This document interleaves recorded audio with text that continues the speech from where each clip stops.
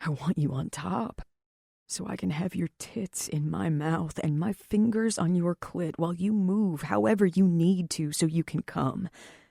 I want you bent over on your knees so I can grab your ass as I work you from behind.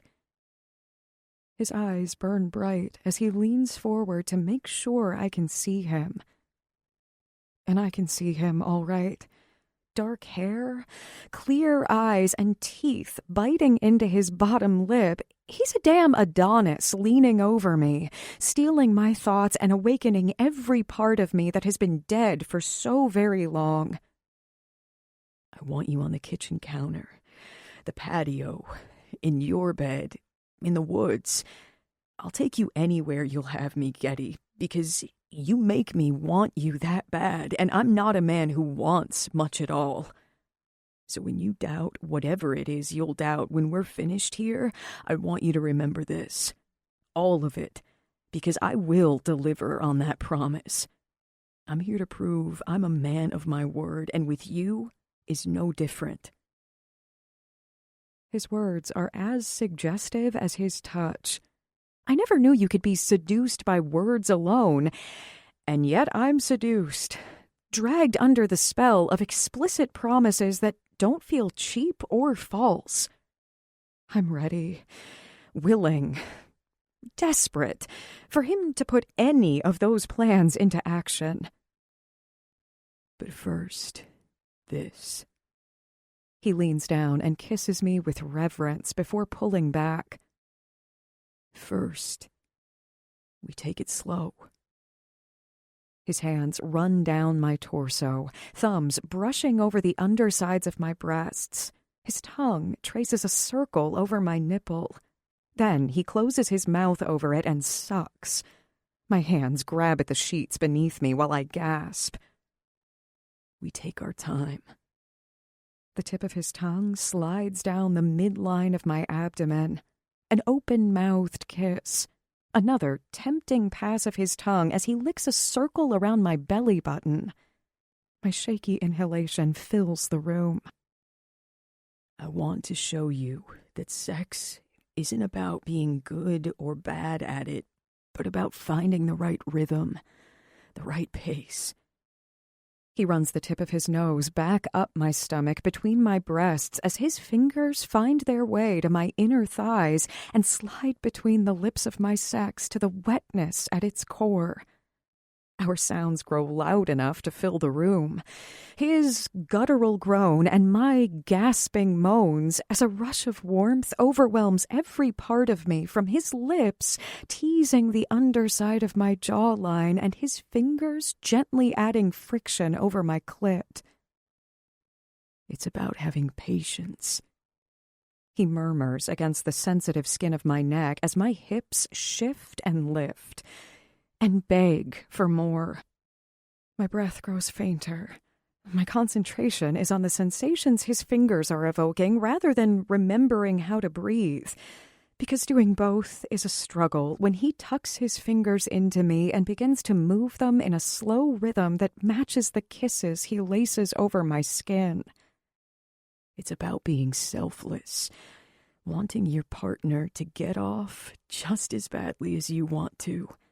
Knowing satisfaction comes in more ways than just the end game. His warm mouth on my earlobe, his adept fingers inside me, the perfect amount of pressure and friction. My head falls back, my legs tense up, my lips part. My mind abandons any thought but him. Xander, and what he's doing to me. Indescribable. Mind distracted from the doubt, body brought to that brink of freefall from his erotic and intimate mix of words and actions. It's about letting yourself go because you trust the other person to take you there. His breath begins to labor against my cheek as his hand moves faster, the one rubbing against my clit. A pleasurable heat begins to burn hotter within me, sears my core, robs my inhibitions, ignites my libido, pushes me over the edge. My hands hold on to his shoulders, fingernails score into his flesh. My legs tense against his knees between my thighs.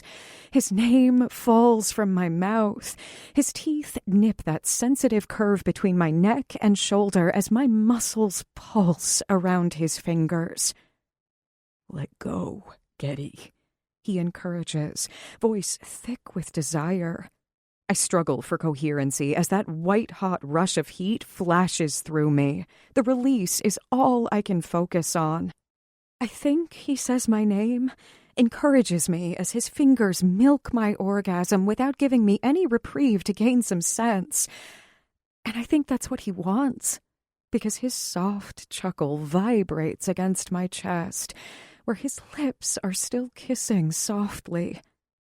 With my body floating high on the orgasmic haze, he allows me only a second to catch my breath before he withdraws his fingers from within me. My soft moan of a protest is smothered as his mouth meets mine again in a kiss chock full of desperate desire.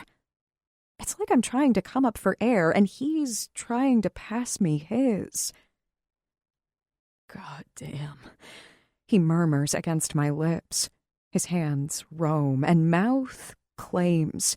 The urgency between us increases, and I want the greediness I can sense in his touch.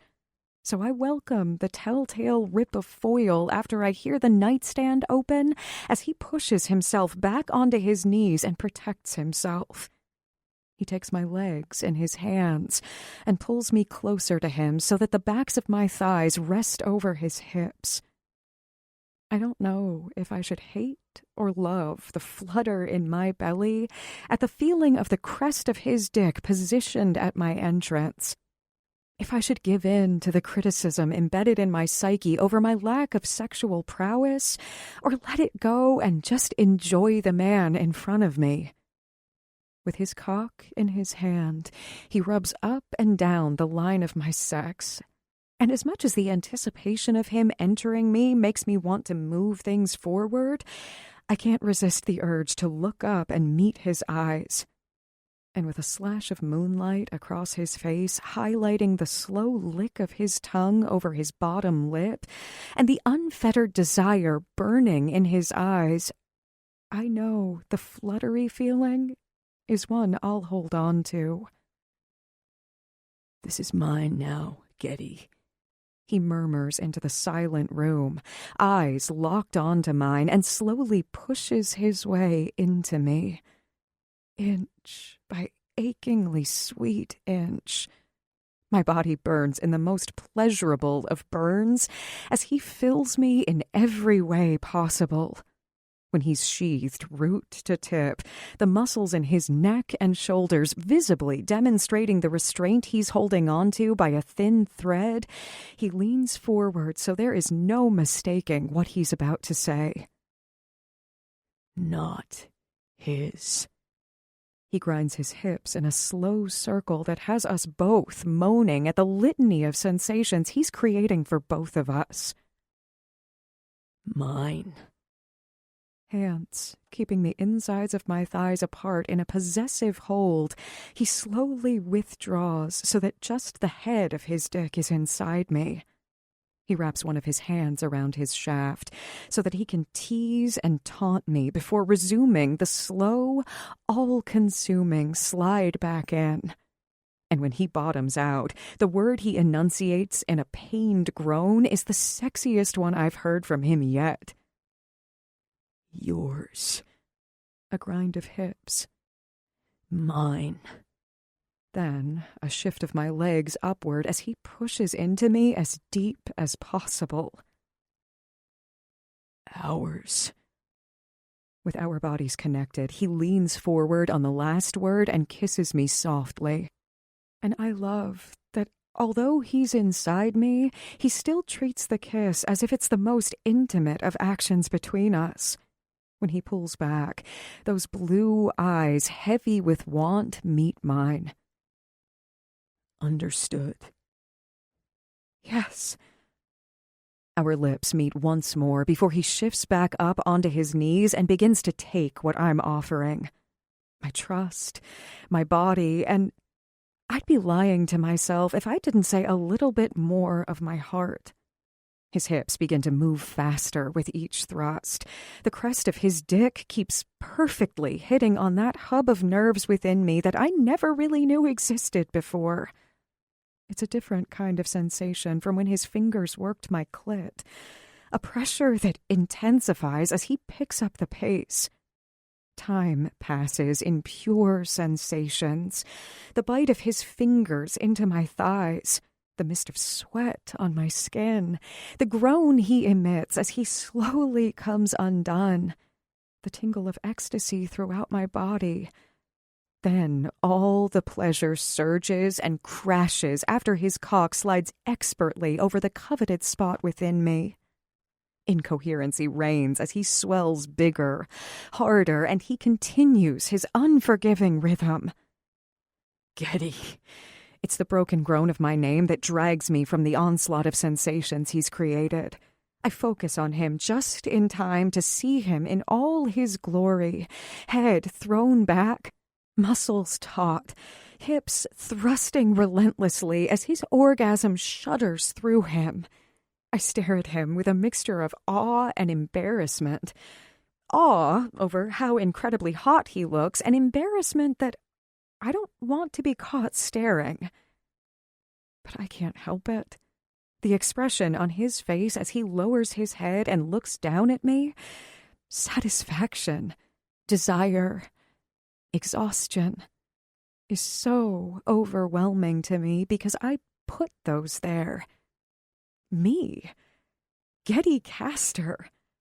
And I don't have much more time to think about it before a smug smile slowly curls his magnificent mouth as he leans forward to press a thorough and lingering kiss to my lips, which causes everything to stir once again in my lower belly. Xander carefully pulls out of me and rises from the bed to clean up. The panicked feeling I expected of what next doesn't come. Maybe it's because I'm almost 26 years old, and for the first time ever, I've been properly sexed. And properly doesn't even begin to describe what Xander just did to me. I'm exhausted and exhilarated and can see why sexual intimacy is so important to a relationship, to cementing the connection between two people, especially when that person has the skills of Xander Donovan. Lost in my scattered thoughts, I emit a content sigh when Xander slides back into the bed and pulls my body against him, my back to his front. He presses a kiss to my shoulder, and tears unexpectedly sting in my eyes, the emotion of the evening overwhelming me. "You okay?" he asks, his mouth moving against my skin. "Yeah." I nod and slide my hands over his arms, wrapped around my waist. "Yes. Thank you." Those words aren't even close to adequate to thank him for the tenderness and sense of security he just gave me, or the little slice of confidence that Ethan just might be wrong about me. "You don't have to thank me," he laughs. "It's not like you're the only one who benefited." The sleep-drugged sound of his voice tugs on my ego, and I let the smile he can't see spread unabashedly over my lips. "And next time, it's okay for you to speak up and tell me what you want, what you need. I can handle being told what to do." He chuckles softly again, the reverberation rumbling against my back. "Don't talk, Gertrude. Your voice distracts me, reminds me that it's you I'm fucking. Next time you talk, you know what happens." I shove the horrible memory from my thoughts. My ex-husband's decrees had previously ruled my sexual experience. But I don't want them to invade this moment with Xander. Ruin this taste of normalcy that I now know I'm entitled to. I will myself to hear the words Xander said instead. next time, and hold on to the knowledge that he wants there to be a next time, that he actually wants there to be more with me. Okay? He prompts when I don't respond. Okay. He says as he pulls me tighter. You don't get to fade away into your doubts again. I'm not going to let you. Today was... He blows a breath. A lot happened today, but I need you to hear me when I say this wasn't a mistake. Every time I touched you, everything we did was because I wanted to. Not because I felt sorry for you or because of your past, but because I wanted to. You don't have to. Inhale confidence, Getty. Exhale doubt. I squeeze my eyes shut and repeat the mantra silently. Allow myself to really accept his words. Let them sink in. Tell myself that the feeling of his body warm and firm against mine isn't a fluke. Somehow, it's fate's fickle way of proving me wrong. That I'm capable of everything I was told I wasn't. I work a swallow over the lump in my throat and correct myself. What were you saying? And of course, it's made that much easier when I feel his mouth still pressed against my shoulder spread into a smile, because he understands me enough by now to know I'm trying to be the Getty caster he's encouraging me to be. Confidence is sexy, Socks. So you better be careful with it, or we might not ever leave this bedroom. Chapter 19. Xander. Goddamn motherfucking shit! I drop the hammer and suck on my thumb. It hurts like a bitch. But that's what I get for trying to replace roof shingles when my mind's elsewhere. Like back in the damn bed, cozied up against Getty in her warm, tempting, sexy as fuck body. I groan, and not because of the pain in my thumb, but rather because images of last night flicker through my mind. The same damn ones that distracted me, and are most likely going to give me the purple badge of honor under my thumbnail. But hell if that badge wasn't worth the pain. I'm standing on the roof in the cool morning air, with the view of the harbor spread out in front of me, but all I see is her. Lips swollen, thighs spread, pussy wet, nipples pink. Down, boy. And yet it's the look in her eyes that keeps coming back to me. A combination of wounded trust and hopeful desire. Plus shy vixen. The last one she doesn't quite see yet, but I sure as fuck can. But it's her eyes that I woke up remembering. As I lay there with our bodies tangled together, I kept thinking about everything she's told me about her past, the half of which I'm sure wasn't confessed. And what kept repeating over and over in my head was how much trust she gave me last night. I grab the hammer and a nail. Pound it with vigor over the frustration I can't shake. The frustration that made me shove out of bed, away from her warm body and hot curves and pillow creases in her cheeks, because I needed distance. Space. I got what I wanted, Getty naked and beneath me. But I think I also got a few things I didn't want, that I can't have, that I don't deserve. Another nail. Another non-cathartic pound of the hammer. She shouldn't trust me. Shouldn't look at me with those chocolate eyes, a warring combination of damaged and innocent, as she puts her mistreated self in my hands, because I'm in no position to make her life better. In fact, I'm just as fucked up as she is, maybe even more so. Slide a shingle over, hold a nail, grab the hammer. It was just sex. Friends with benefits sex. Mind-blowing friends with benefits sex. Wake up and want to do it all over again sex. And then possibly again.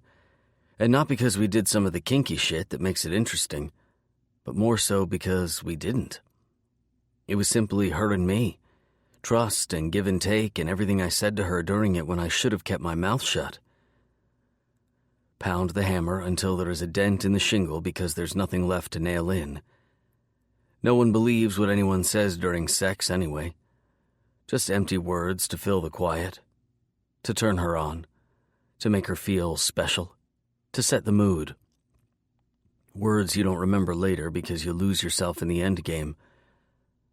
So why do I remember every single thing I said last night? Each and every promise, every last word. Because I meant them. I miss the nail. The hammer thuds into the composite material. Fuck. I grit out the word, scrunch my nose, and squeeze my eyes shut while I blow out a breath. I can't mean them. I have a life to live, a career to pick back up, wrongs to make right. I warned her, told her I couldn't give her more than a few months of fun. Figured that would be enough to lay it on the table before anything happened. You'd have thought that it would have been smart enough to warn myself, too. Seems I forgot that part. But it's not like I could have predicted yesterday. The ride to the lookout, the unexpected confessions, how she stood in the hallway stepping into me with the ocean at her back and desire palpable between us. I'm not a have sex, then get up and leave while the sheets are still warm kind of guy, but I'm also not a let's fall asleep, wake up, have sex again, and figure out how to spend the day together type of guy either. So why was I wanting to do just that? Positioning the claw of the hammer under the shingle, I push down and shove it up. Remove it. Toss it off the roof with a thud. Damn complications. I have an agenda. Face the cardboard box, thank Smitty by finishing the repairs to the house, figure out how to make things right with my family. Riley, Colton, my brothers, the crew, my fans, then actually do it. I'm here to simplify shit, not make it harder. And yet the minute I got exactly what I wanted, Getty spreading her thighs for me, I dove headfirst into complication. And hell if I don't want to do just that again. Hammer, nail, pound the shit out of it. The release I was looking for when I came up here is non-existent. Frustrated, I sigh and roll my shoulders. I need to clear my head, gain some perspective, get away from the house for a bit so I stop thinking about Getty's soft lips and enticing body. Take some time for myself. It's not like I haven't done the friends with benefits thing before, but I've never done it when I'm living with the person. That causes some problems. Like when you want more benefits, all you have to do is walk 10 feet to the next bedroom rather than step back, tell yourself to cool your jets, and either use your hand or wait until you can meet up again. That's gotta be why I'm feeling like this. Because the meet-up is right in front of my face, so keeping my distance is going to be harder. Shit. I'm out of nails. I glance down to the box of them on the sawhorse bench I've set up on the ground. Adrenaline. It's what I need. To remind me I have a career to return to reinforce that my time here is limited, that I need to finish these repairs sooner rather than later, that Getty's just a fling, some hot sex, a friend with benefits, to stop making promises I won't be around long enough to keep. Adrenaline's the cure-all. I'm decided. It clears my head, reminds me of the start of a race when I'm forced to focus on me and only me, which is exactly what I need. Not on Getty. I give up on fixing the roof. I'm going to grab my keys and a jacket and head out exploring. Alone. Might as well see the island, since I won't be here for much longer. Find an empty stretch of road and break the speed limit just for a bit while I'm at it. Get the adrenaline, the clarity I need to put my head back where it needs to be. I take the first step down the ladder. Keep lying to yourself, you pussy. Next step down. If you're not on the roof, you're not repairing it. Move down another rung. If you're not repairing it, you can't leave yet. Almost there.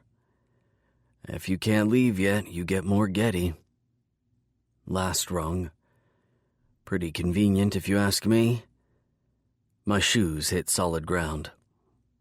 Shut the fuck up, I tell the voice in my mind, the one mucking it up with lies. I'm still shaking my head, convincing myself I just need a little me time when I open the door and walk in the kitchen. I'm irritated, frustrated, and annoyed. And when I lift my head up, the one person who's making me feel that way is standing right in front of me. Her hair is piled on top of her head, cheeks are flushed, eyes wide, and mouth shocks open into an O shape. Damn gorgeous. I snarl and clench my jaw, because the last thing I need is her presence here to cloud my thoughts, give me reasons to want to stay, make me want to walk up to her, back her against the counter and kiss her senseless. Which is exactly why I'm leaving. Right now. Distance, space, clarity. And yet I don't move. Just stare. Both of my heads at war over what they want right now. Keys, jacket, wallet. That's what you want. Get your shit and go. Let's go. What the fuck are you doing? Go? She asks, forehead furrowed in confusion. I stride into the kitchen, grab her jacket off the back of the bar stool next to mine, grasp her hand, and pull her forward. Yeah, you're coming with me. So much for distance. Chapter 20. Getty. We've been driving for 30 minutes or so, mostly in silence except for the low hum of the radio. The terrain around us rises up, becoming more mountainous, the patches of pine trees getting thicker. Everything about this morning so far has been unexpected. Waking up alone in Xander's bed. The flash of hurt he wasn't there. The confusion as to why he was up on the roof. And then the hit of reality. The realization that even though last night was incredible in so many ways for me, a selfless lover, achievement of an actual orgasm by someone else's hand, praise and not criticism. It was probably just run-of-the-mill for him. I'm just another friend among a list of friends with whom he most likely has enjoyed benefits. It was a hard thing to accept as I was lying in his bed, the subtle scent of his cologne on his sheets, and the memory of his hands on my skin and words in my ears. He was everywhere around me, and yet still not really there. Hence his warning, his offer to find the damn lighthouse made perfect sense then. He somehow knew ahead of time that it wouldn't be so simple, that I'd probably develop feelings despite knowing there wasn't a chance of more. But could you blame me? My mind can't help but skim back over the events of yesterday. First, the confessions, and afterward feeling like I finally let someone in. Then, last night, reverent touches and murmured promises and his all-consuming hands on my body. I'd enjoyed being with a man who pulled me close instead of spewing insults while pushing me away, who made me feel beautiful and competent and sexy, the last thing I'd ever thought myself to be. I'd woken up giddy and satisfied with those butterflies in your stomach you read about in romance novels, and expected he was going to be on the pillow beside me when I rolled over. So, what if I've misplaced my gratitude and possibly turned it into feelings for him? Isn't that natural? Asking myself the question, yet again, I stare at Xander, his eyes focused on the road ahead, who hasn't spoken since he told me to put a seatbelt on when he started the car. And the difference is this time, when I ask myself the question, my concern about how this is all going to play out isn't just in my head like it was when I was in his bed. Rather, I'm looking right at him and seeing it for myself. The man beside me is very different from the one I was with last night. He's pensive, quiet, irritated. I sense something is wrong, and all I can figure is that he's had time to think about it all and now realizes we made a mistake. So why am I here then? I'm startled from my thoughts when Xander makes an abrupt turn off the main road and pulls in front of a log cabin of sorts. It's rather large, with green awnings over the windows, and smoke trickling from 2 chimneys. The awnings have some kind of logo on them, but from where we're parked, I can't quite make them out. Come on. It's all he says as he gets out of the car and walks toward the front door. I stare after him, hating that for the second time he's telling me what to do. I immediately want to follow after him, while at the same time I want to know where the hell we are and what his problem is. Eventually, I scramble out of the car and around a few of the others parked in the lot to catch up with him. He waits for me on the steps with the door held open. At least there's that. When I enter, I'm surprised to find a hostess stand and a full-fledged restaurant inside. Ornately carved wood seems to be the theme, and the intricate pieces that adorn the interior are quite incredible. A few patrons dot the place, and yet they seem to be talking across the tables as if they know one another. I turn toward Xander, just as his smile spreads wide on his face at the lady approaching us. She's as wide as she is tall, with silver hair cut short, and a warm smile lights up her face when she recognizes Xander. "Good morning, Xander. Good to see you brought her with you this time," she says, with a slight accent I can't quite place. But I'm more flustered by the knowledge he's been here before and has obviously spoken of me. Hi, Lynn. You twisted my arm. And the patio, please. The warmth in his voice after the chill I got in the car surprises me. And I hate that I kind of resent it a little. She furrows her brow for a moment and then nods. "Sure. Of course. Right this way." I'm a tad dumbfounded as we follow her through the maze of tables, the customers nodding in greeting to us before entering and ascending a short stairwell. All the while, I catch partial snippets of conversation between Lynn and Xander that make no sense to me. But then again, this random cabin in the woods being a restaurant isn't really normal either, so... Any openings today? Xander asks. "Ah, so that's why you're up here, then." Lynn laughs with a shake of her head. "Just can't let go of that need, huh?" It's in my blood. His laugh is sincere, and the expression on her face when she looks back is one of adoration. He's been here, what, a whole month, and he already has women smitten with him. Not like that's hard, though. "Russell will be here at 11, if you guys want first spots." She glances down to her watch as we clear the top of the stairs. We'll take it. And the usual for both of us, please.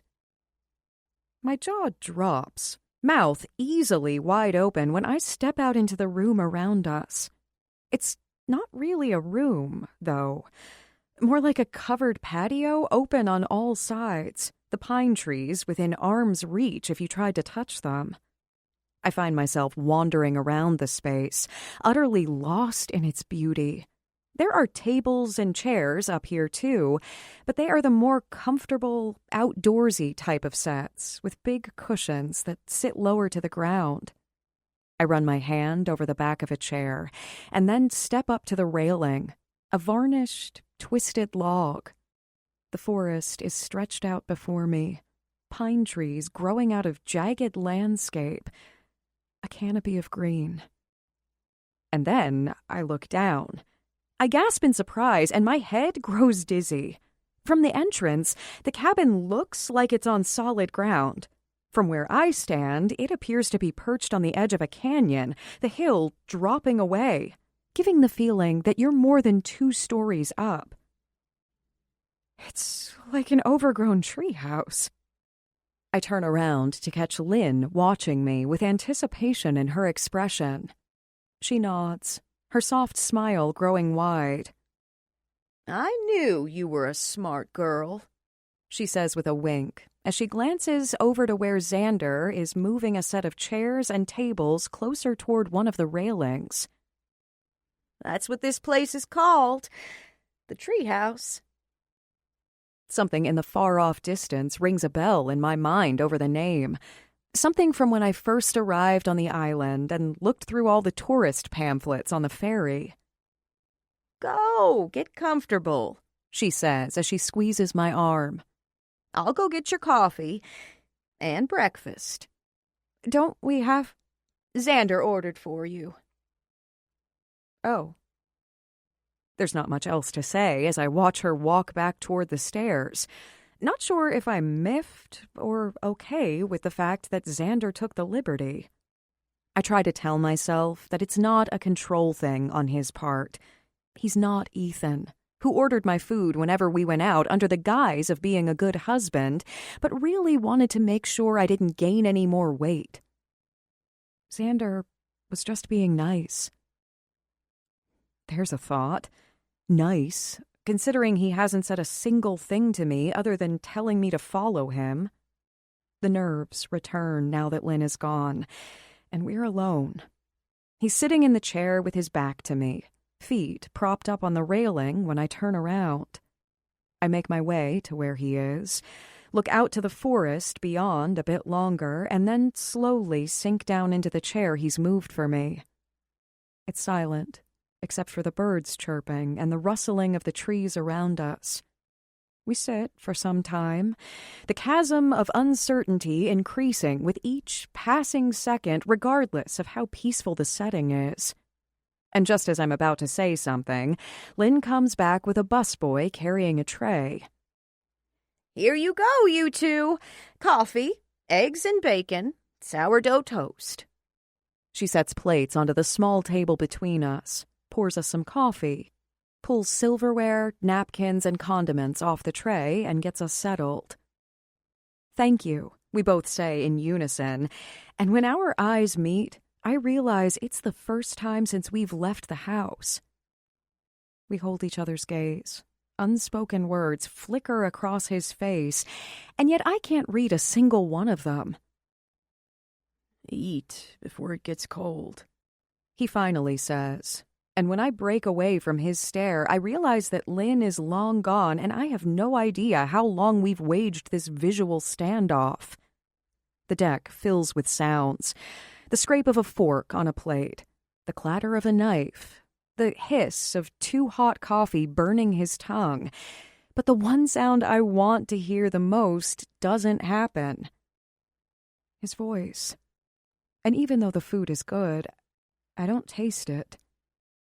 The silence eats at me until I can't stand it anymore. There's too much doubt. I'm feeling like we screwed things up by sleeping with each other last night, and yet I don't think I'd want to take it back if I could. The way he made me feel was too powerful to want to wish it away in lieu of how I feel today. So I glare at him as he takes a bite of toast, a sip of coffee, then another bite of toast, and looks anywhere but at me. Is there a point you're trying to prove with the silent treatment, moody thing you've got going here?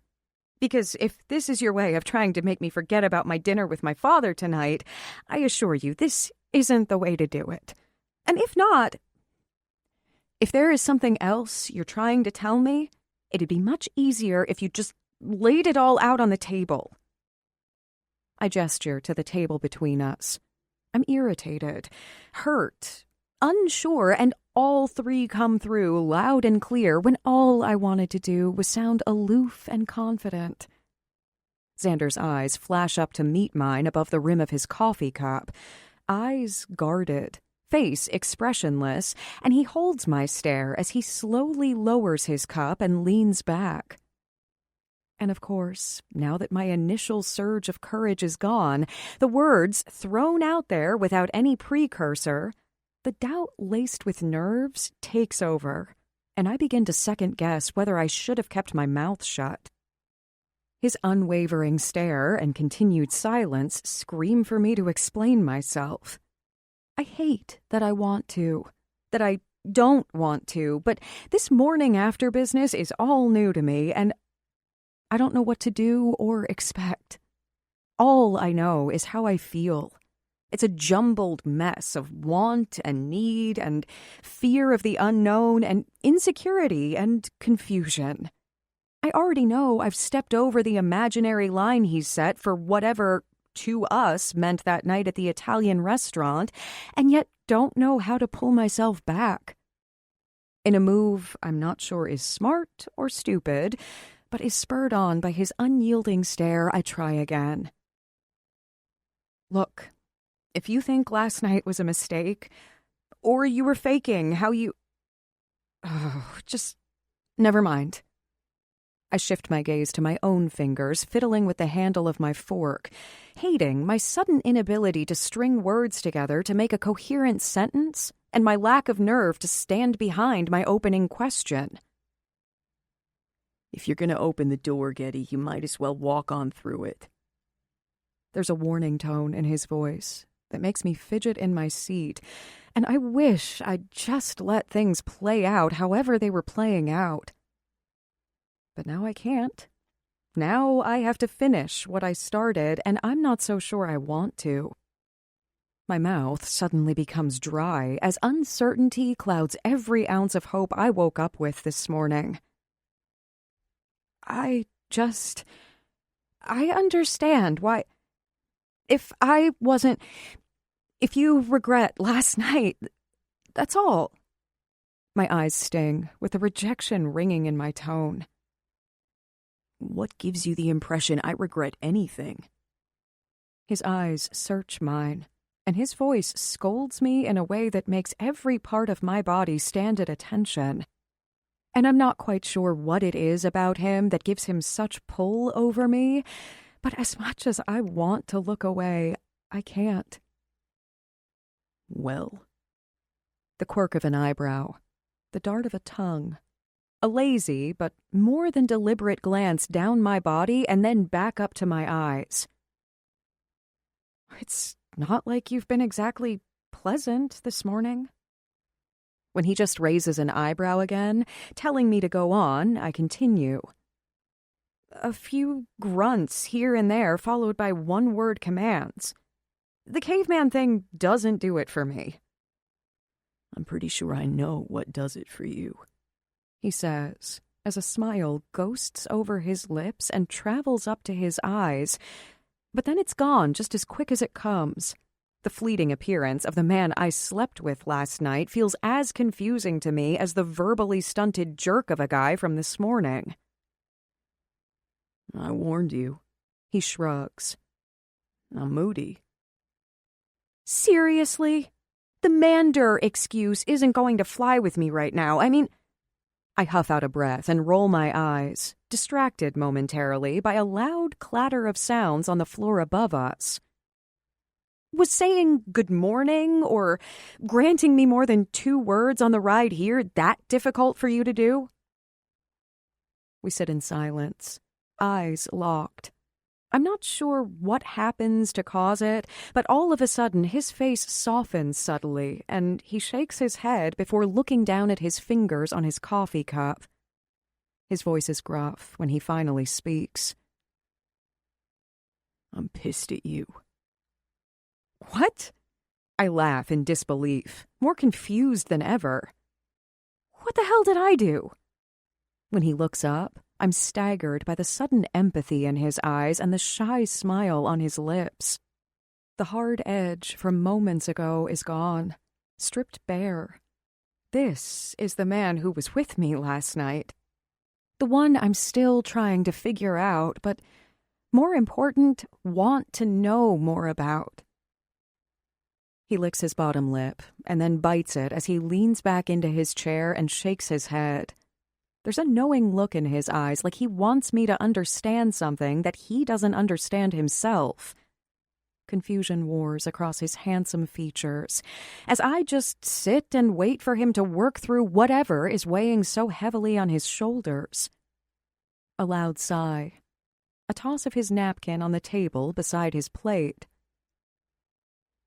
We're venturing into uncharted territory for me, Socks. I angle my head and blink a few times, trying to understand what he means. His toast flashes through my mind. Because friends between the opposite sexes leads to friends with benefits, and that always ends in disaster, and you know what, Getty? I don't want that with you. So let's just say to us. Whatever us may be.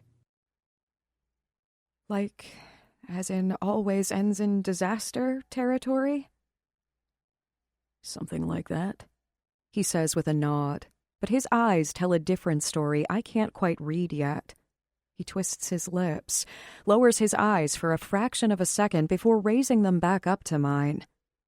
This time, there's a bit more resolve in them. When I left home after everything with Colton, I promised myself from here on out I'd live my life without regrets. That every step I take, every decision I make, everything I do will be with that as a constant in my mind. So, Getty. He shifts forward in his seat, places his elbows on the table so that we are as close as we can be with a table between us.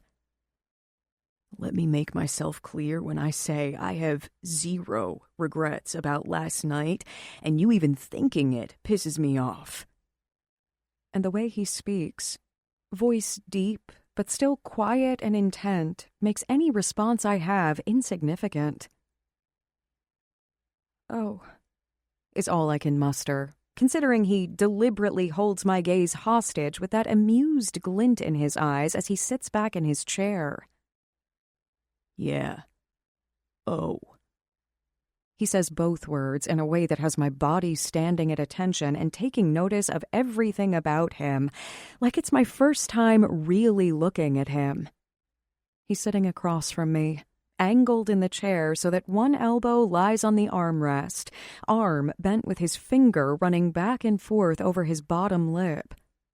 I take in his unshaven jawline, dark hair hidden beneath the lid of a giant's baseball hat, the broad set of his shoulders, and the flex of his bicep.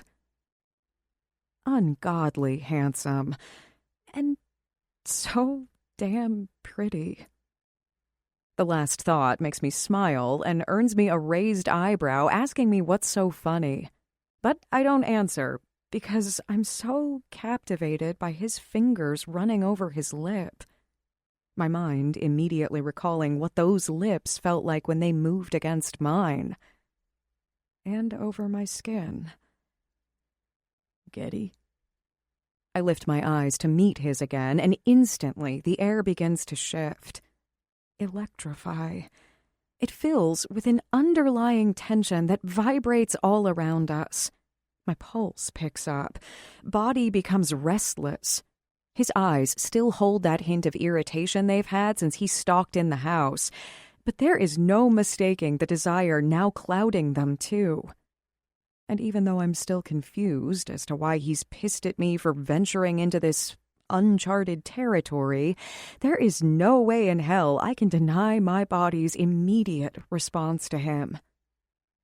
I never thought sexual desire could be tangible, but my God, in this small space of time, it feels like I've just been sucker punched.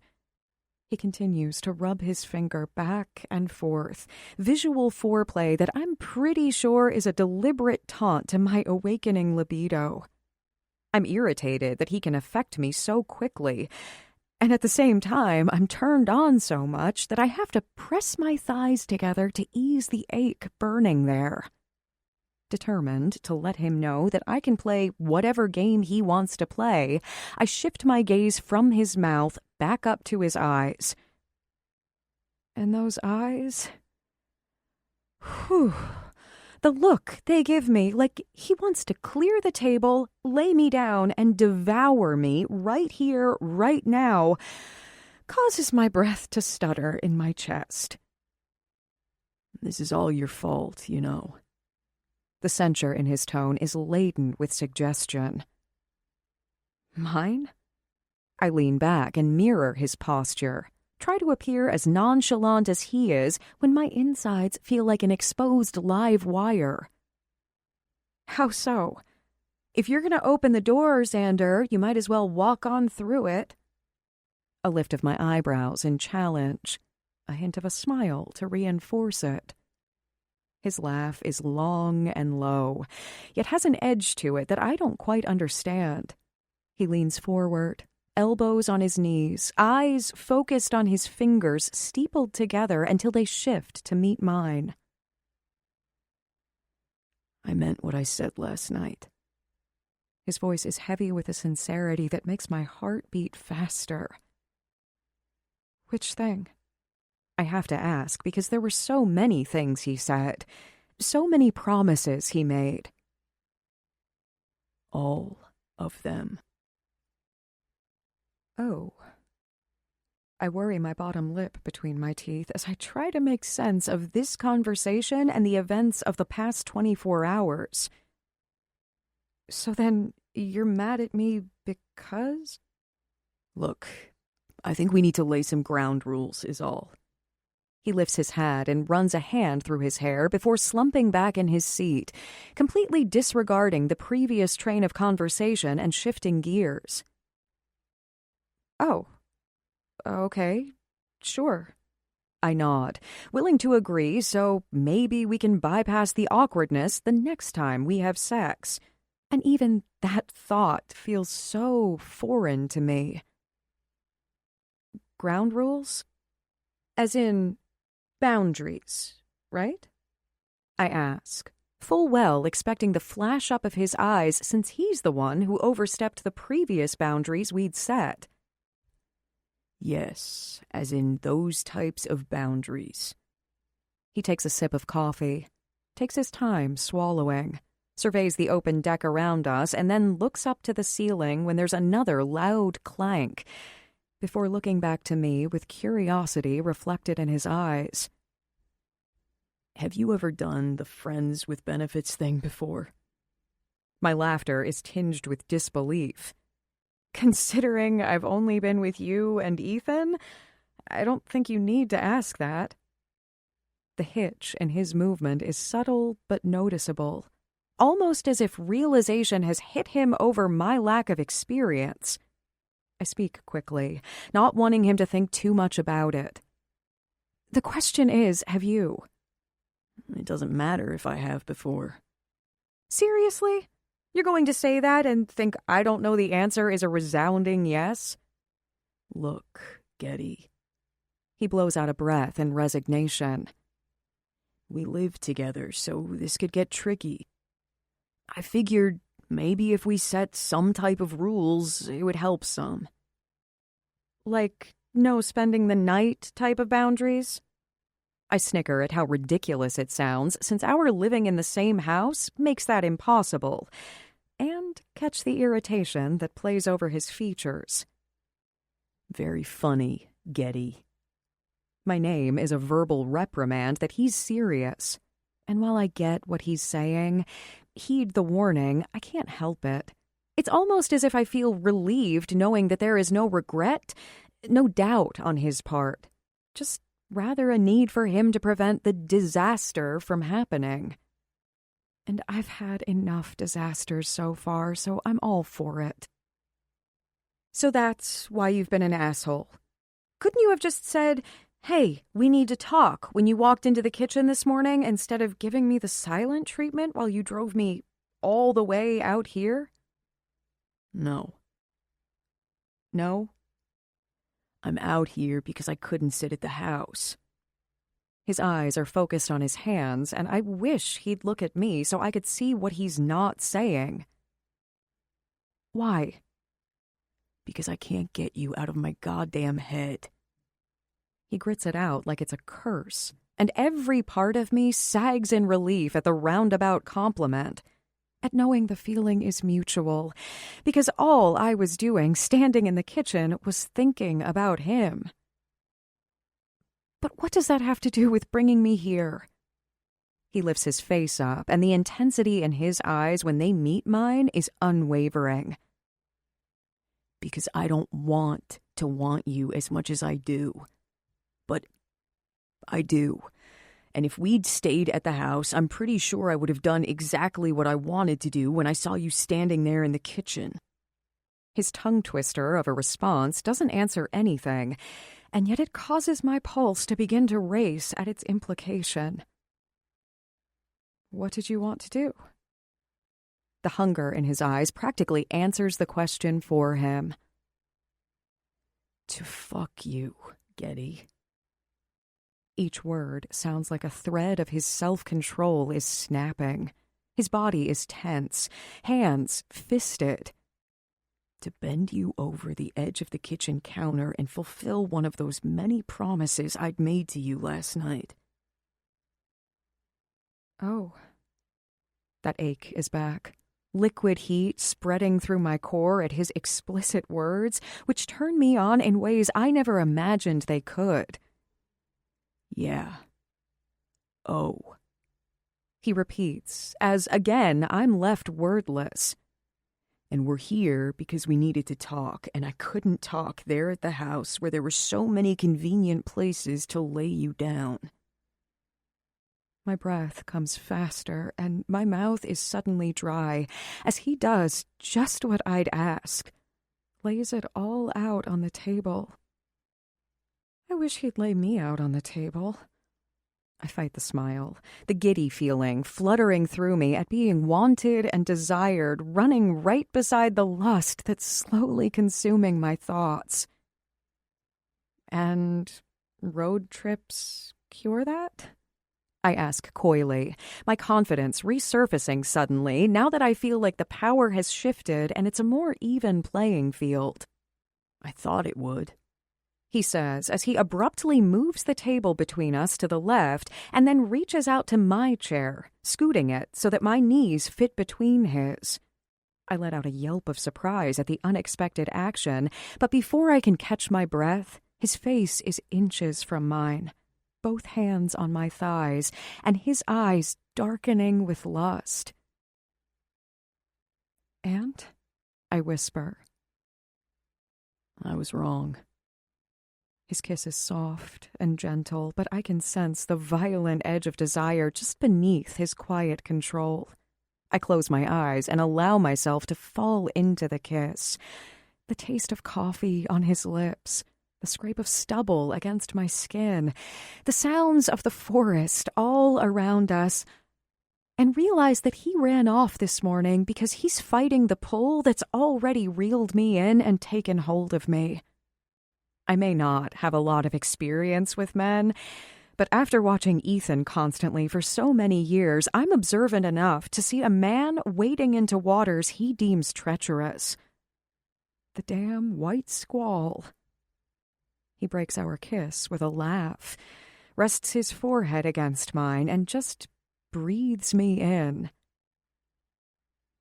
So, boundaries, huh? I feel his mouth curve into a smile against mine. How's that working for you? He throws his head back, his laugh deeper and richer this time, and I feel a tad more settled after this awkward dance of trying to downplay and yet own the attraction between us. You're a little... We're ready for you. A voice booms from the doorway, shocking us apart and drawing my attention over to a burlyish guy. I take in his plaid shirt, worn jeans, and full beard before it registers that he's speaking to Xander and me. Hey, Russ. Xander stands up with my hand in his, prompting me to rise too. Perfect timing. Not from what I can tell, he says with a resonating chuckle before turning his back and disappearing into the stairwell. Come on, Xander says with a secretive smirk and a spark in his eyes that leaves me more than curious about what he and this mysterious mountain man are talking about. What's going? Xander turns around and places a finger to my lips to quiet me. No questions, Socks. You can thank me later. He continues up the flight of stairs with a visible bounce to his step. When we clear the landing, "No way in hell" falls from my mouth, my legs already retreating the way we came as I take in what's before me. But Xander's prepared and grabs my hand to keep me on the platform of sorts. And even though I'm physically struggling against him, my mind rejecting what the contraption and the gear around me are used for, it's his laugh that echoes the loudest in my mind. Carefree, excited, daring. You've taken scarier leaps before. This is a piece of cake.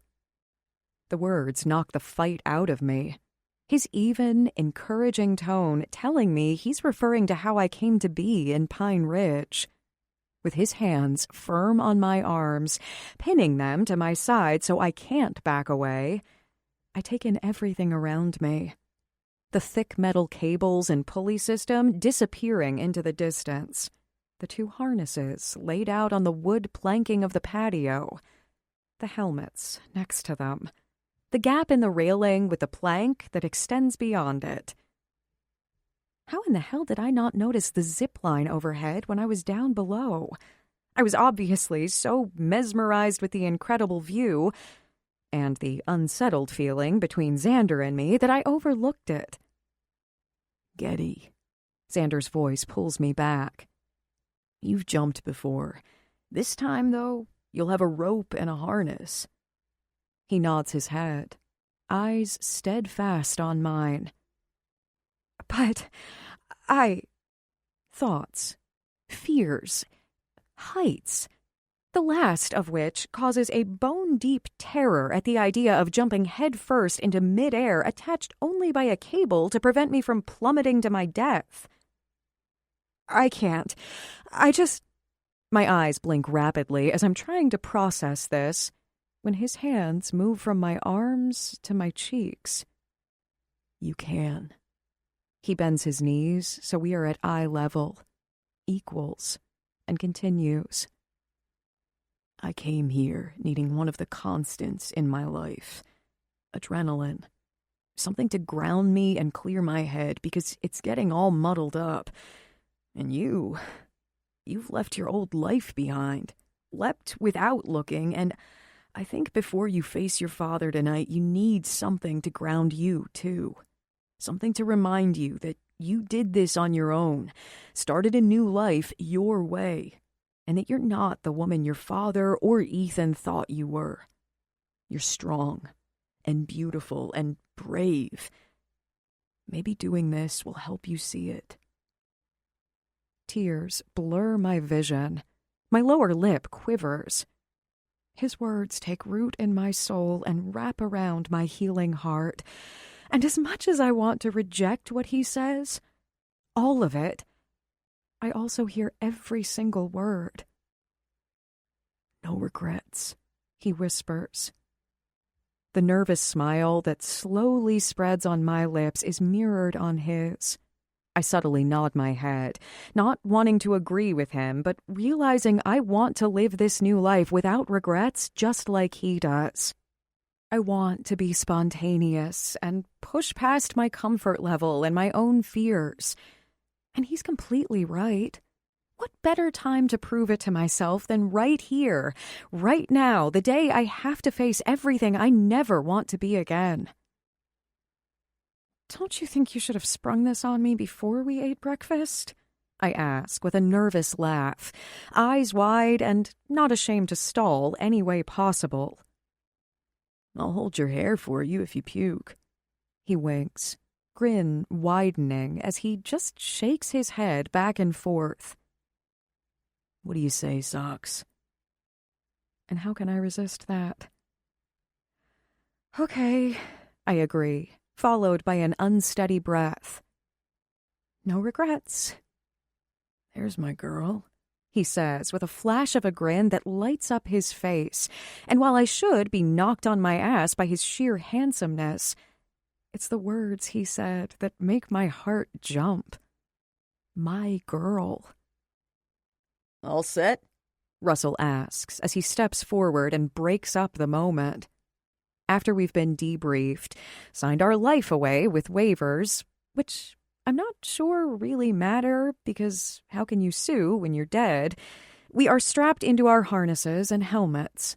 They've explained the 5-tiered zipline course to me. You go from one platform to another, 5 times until you reach the bottom of the canyon. So, Russell says as he slaps his hands together and rubs them back and forth. Doug is on the other end waiting for you. Maybe it hasn't all sunk in yet, But when he says those words, followed by his smug smirk, I can feel the bottom drop out of my stomach. I thought I was fine with it after the safety rundown. I really did. I listened to Xander laugh as he retold a few funny stories about some of his previous ziplining experiences.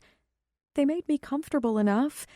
I even opted to go first after much internal debate. I know myself well enough to know that if I was second, I probably wouldn't step off the platform without Xander standing behind me. The nerves kick in. My hands tremble, and my legs test my weight against the thick cable I'm tethered to as I question my sanity. I refuse to shift my gaze from Xander to look forward at the forest valley, above which I'm standing about 1 foot from the edge of the deck. Come on, Socks. You know the first step is always the hardest. My heartbeat is so loud in my ears. Goosebumps cover my skin, pinpricks of awareness that I'm alive.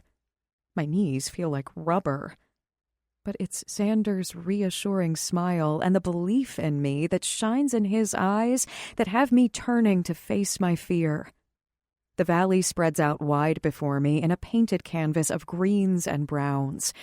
The cable runs from above my head all the way to a platform I can barely see in the distance. It's breathtaking. It's terrifying. Don't look directly down. My slow, deliberate exhalation, like audible courage, fills the space around us as I talk myself into this and take the final step forward, toes perched on the edge. I hear the clank of Xander's harness a beat before his hands squeeze my shoulders. Let go, Getty. Just jump. Just jump.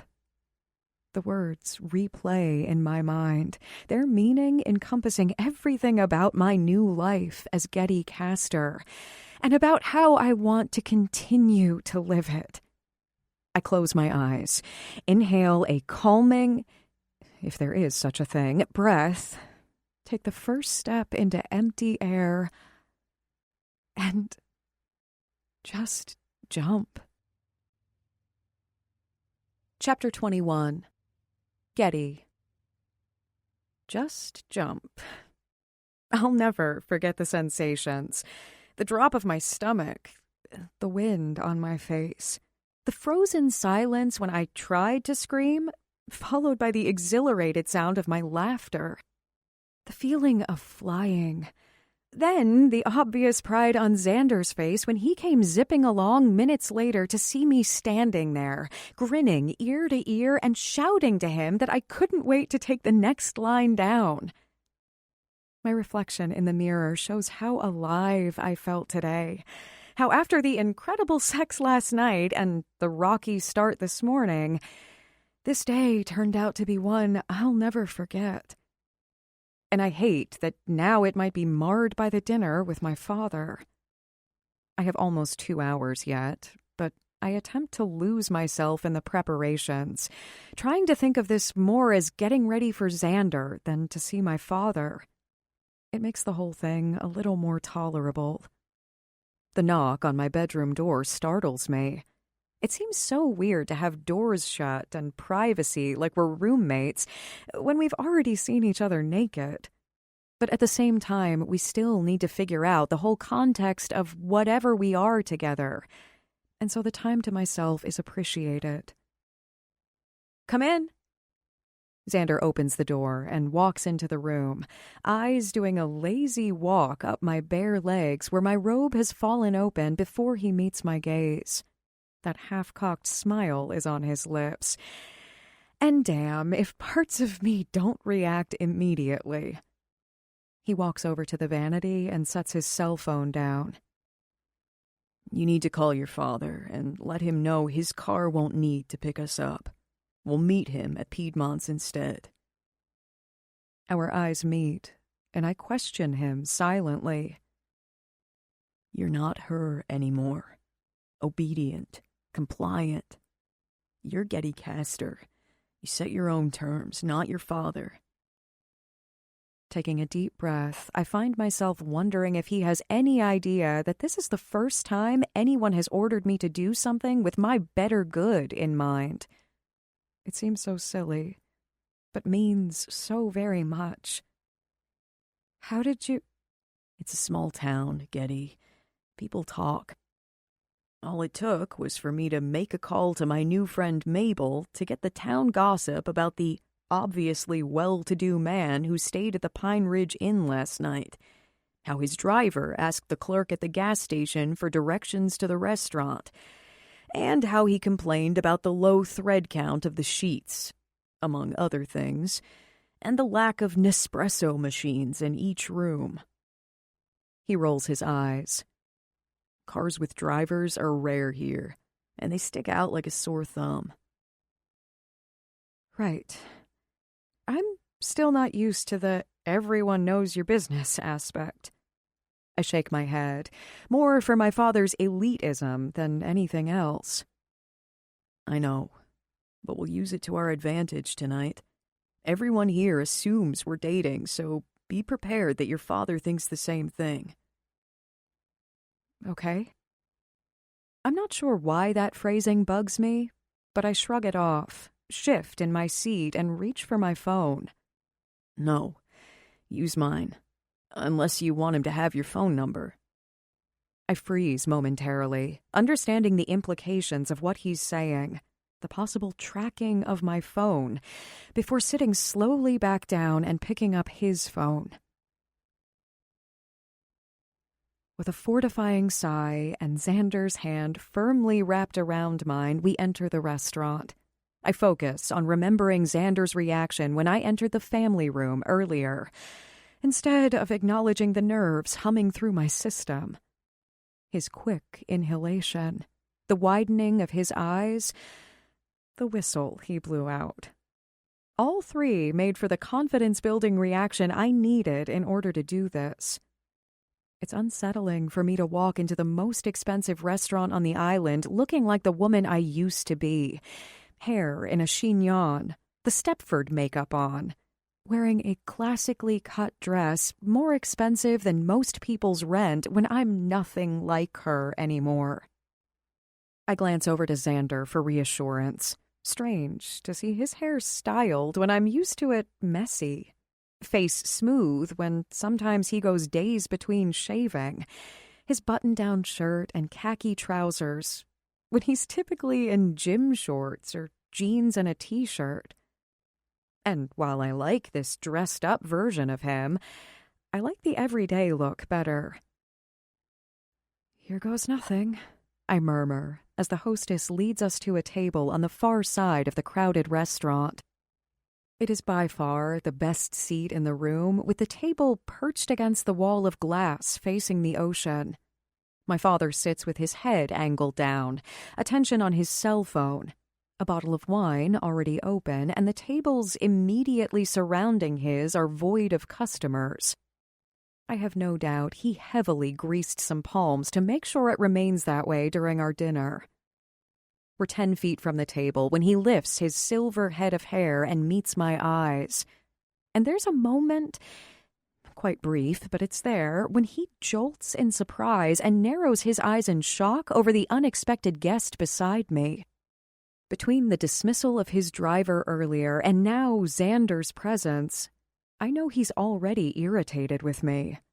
Displeasure owns his expression as he shifts his gaze back to me. That subtle sneer I know all too well gracing his mouth. "Gertrude?" he says after clearing his throat as he stands up. Always the polite gentleman. "Father?"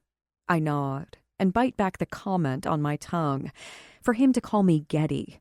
Because as much as I want him to acknowledge the new me, I also don't want to have the memory of his voice saying my nickname in that tone of utter disdain like he does my birth name. I hate that for a split second. I still want him to be the father I remembered him being when I was a little girl. Smiling, cuddly, caring. But that was before my mother died. And I think I'm remembering even those times through the eyes of a child wanting her father's unconditional love, desperate for his affection. When I really look closely at him, his hand motioning me to have a seat without any overtures to hug me after he hasn't seen me for months, a small part of me dies. One I hated anyway for wanting that gesture from him. You can go now, he says to Xander with an indifferent flick of his wrist and without so much as looking at him. Please, Gertrude, take a seat. My lips pull tight, and before I can gather an acceptable response for the formidable Damon Castor, Xander responds for me. Xander Donovan. He reaches his hand across the table in an open-ended offer of a shake. And thank you, but I'll be staying for dinner. My father looks down to Xander's hand and then back up to his eyes while they have a silent battle for control of the situation. As the seconds stretch out, my heart pounds like a freight train. My body is so riddled with adrenaline that I have to clasp my hands to prevent any trembling from showing. Sitting down, without shaking Xander's hand or saying another word, my father makes a show of sharply snapping his napkin and placing it in his lap. Xander turns and places his hand on my back. A simple gesture of warmth as he ushers me into the chair he's pulling out farthest from my father. As I step past him to sit down, we make brief but reassuring eye contact. His smile is encouraging as he mouths, "Just jump." And I welcome that subtle reminder that I can, in fact, face my fears. When I look up to my father, he's directing his glare solely at me. Thank God you still know how to dress like a lady. I was afraid you'd lost all sense of class and your responsibility to uphold the Castor name when I saw you in that disgraceful outfit yesterday, Gertrude. Well, if someone hadn't manipulated my accounts, there wouldn't be the need for me to have a job that requires a uniform. I shrug, finding strength to stand up for myself with each word. Beneath the tablecloth, Xander's hand rests on my knee and squeezes ever so slightly in silent support. Hey, I kind of like the socks, Xander says with a smirk, eyes darting to my father with an unapologetic lift of his shoulders before he returns his look to mine.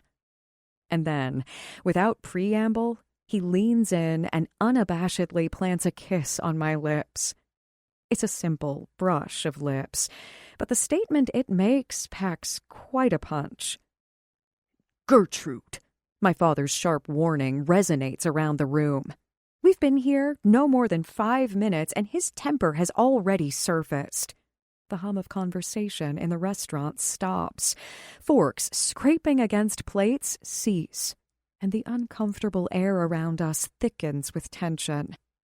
And while everyone else around can sense the underlying and unapologetic rage in my father, including me, Xander fights back the sarcastic smirk playing at the corners of his mouth.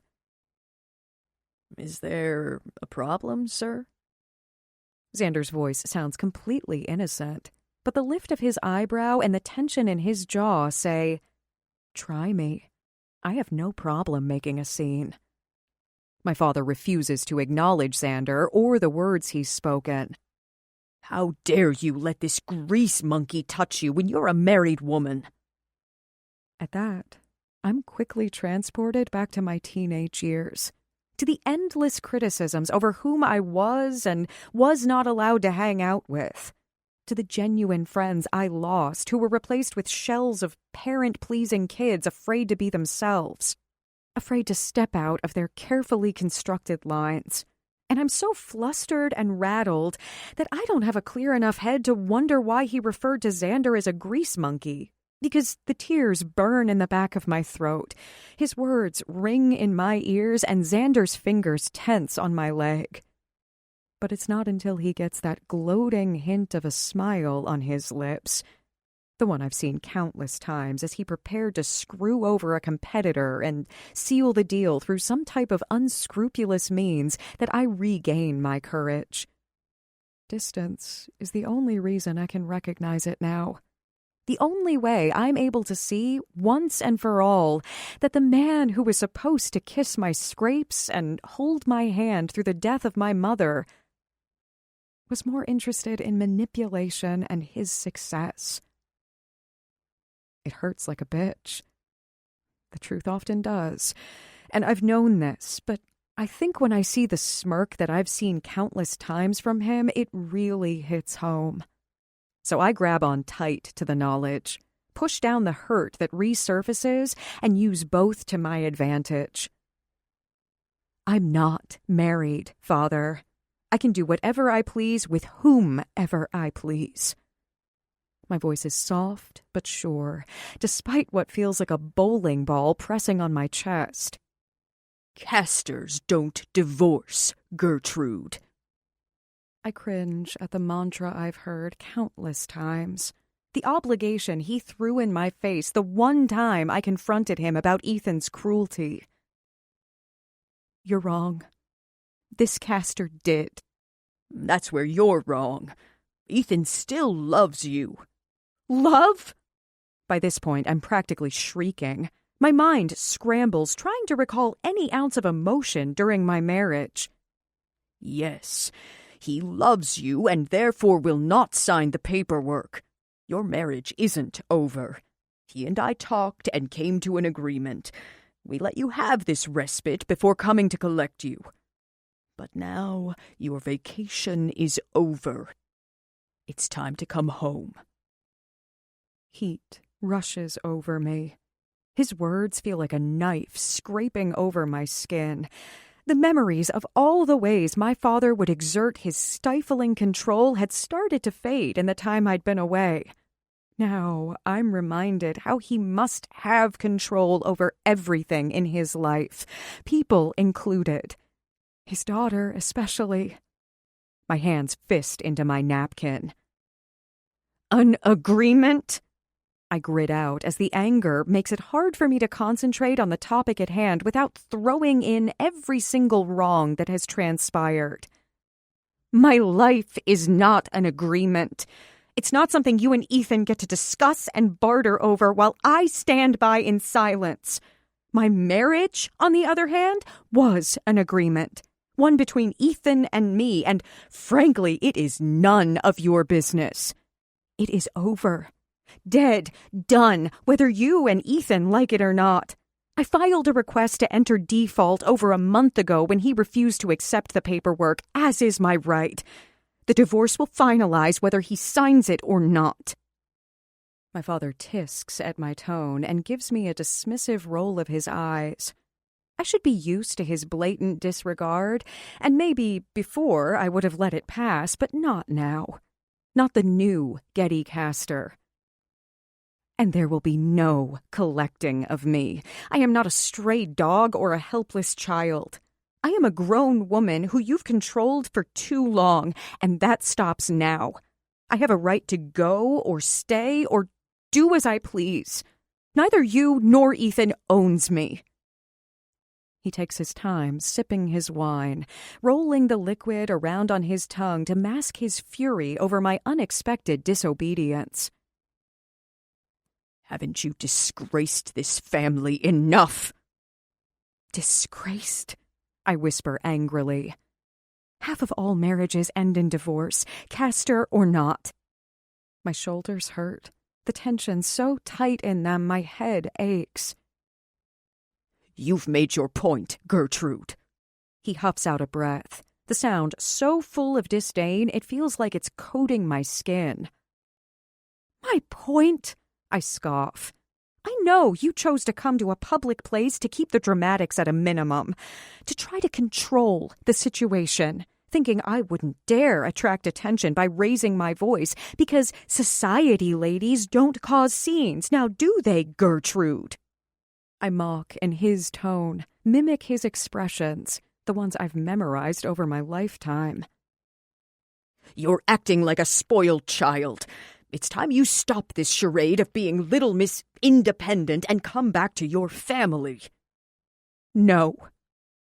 Do not test me, Gertrude. Xander's fingers tense on my leg at the sound of my father's hinted threat. Or what? My voice is just as even and spiteful as his. I've shocked myself by now at the conviction with which I speak to my father. With perfect timing, the waiter appears and sets salads down in front of us. Thank you, my father says stiffly, although by the expression on his face and his rigid mannerisms, it's clear he thought I would acquiesce to his demands without much of a fight. Let me guess. The gentleman ordered already for everyone? Xander says sarcastically, noticing something my scattered mind has overlooked. Yes? The waiter says, cautiously, his eyes looking to each of us in turn, noticing the obvious tension at our table. Control at its finest, Xander says with a laugh and a shake of his head, leveling a challenge at my father with his glare. I may be a ball of bundled nerves, but there is something comforting, a relief almost, in knowing that I'm not the only one going head-to-head with my father tonight. I'm not alone, and I can't remember the last time I didn't feel like I was alone. Maybe since my mother died. My shaky inhalation goes unnoticed because Xander, feeling like he's made his point, turns back to the waiter. Thank you. We'll take the salads, but you can cancel the main courses. We've had something come up unexpectedly and won't be staying long enough to eat. The waiter nods his head and shuffles away quickly as Xander returns his glare to my father. It must be devastating to not know your daughter anymore. But then again, I don't think you ever took the time to really see her. Rather, you used her as a pawn to secure the future of your empire. My father turns his full attention toward Xander for the first time. The vein in his neck is bulging, his jaw set, and his eyes burn with a vitriol I can't remember ever seeing before. Xander chuckles long and low. Oh, yes. I've done my research on you, Damon. He leans across the table and lowers his voice as if he's telling a secret.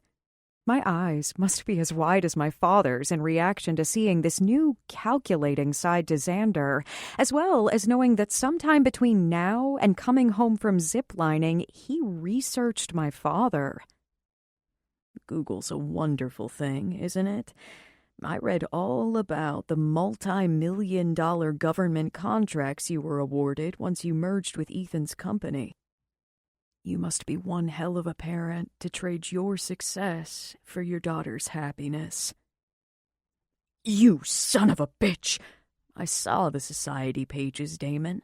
The pictures from their perfect storybook wedding where all the captains of industry attended. How rumors flew that palms were greased and...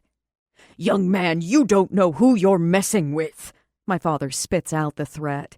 But Xander stares at him, unfazed with a cocky smirk on his lips. My heart pounds, and my head is spinning. When did Xander find all of this out, and how did I not know about it? You were controlled, Getty, that's how. When you live in a bubble, he who controls the amount of glycerin can also constrict the size of the bubble around you and what it contains. I'm so grateful Xander is here, and more than astounded at how hard he's fighting in a battle that's not even his to fight. I link my hand with his, fingers intertwining as he continues. I know exactly who I'm dealing with. You think I'm scared? You think this grease monkey is scared of you? Yeah, I noticed you sitting across the street while I worked on the car the other day. His words connect the dots for me. Yet I'm too mesmerized watching Xander stand up for me in a way no one has before to react to the revelations. In a way, I've never seen anyone stand up to my father. How's it feel to have to sit behind the tinted windows of your town car parked on your daughter's street to find out about her life? But if you ask my opinion, I'm not really sure you care. You've washed your hands of her well-being for years. So why change now? Ah, but you were controlling her in those years, weren't you? And now, you're not. So you sat there and you took in the weathered house and the blue-collar guy under the hood of a car and made assumptions just so you could pass more judgment on her. You have no clue what she's been through. But I guess I shouldn't expect anything less from you, should I? She's just the collateral damage in your empire, and how dare she fight for herself for once, because she might leave a stain on your pristine reputation. Silence descends around the table. Tension so thick it could be cut with a knife. Both men are frozen in a silent standoff. My father breaks it first, striving to get the upper hand in a situation he clearly has no control of. I'm not going to sit here and listen to your immature and unfounded bullshit any longer. My father throws his napkin down, the picture of flustered fury. And I don't think I've ever seen anyone ever get to him like Xander has. Stand up, Gertrude. He shoves his chair back, where it crashes into the wall behind him as he raises his hand to summon the waiter. What? Reflex has me saying the word. Shock has me rising to my feet without me even realizing I'm following his orders. Rather, I'm so stupefied over his audacity that he'd think I'd want to go with him even now. It's time to pack your things and get you back home where you belong.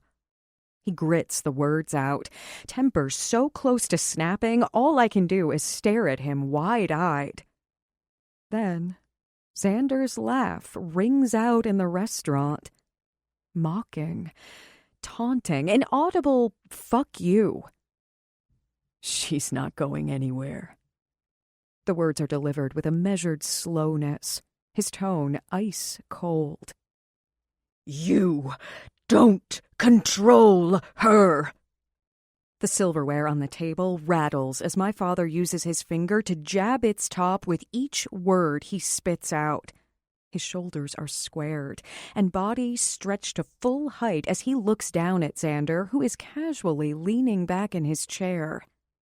Xander flashes a smarmy smirk, but his eyes are dead serious when he stands up, now clearly at a height advantage. He leans forward, voice quiet but powerful. Neither do you. My father glares, jaw ticking, before shifting his gaze back to mine. You have a soft heart, Gertrude, and in this cruel world it's a major weakness. Falling for this man is proof of it. He'll take advantage of you, and you'll come running home broken with your tail between your legs, I have no doubt. My eyes burn. My heart hurts. My head spins. Having a soft heart in this cruel world is brave, not weak. But you wouldn't know the first thing about bravery, now would you? And without another word, Xander links his hand with mine, and we walk out of the restaurant together. This isn't over, my father calls after us. But all I can think is that it was over a long time ago. Chapter 22. Getty. The hammering begins before I take my makeup off. Loud, forceful blows echo through the house and feel resoundingly similar to the way my father's words felt when he spoke them. Impactful, relentless, damaging. And as much as I want to go and ask Xander why, right now, of all times, he's working on the deck, I don't. I need a moment to myself. Time to decompress. Sitting in front of my vanity, I stare in the mirror and go over the events of the day.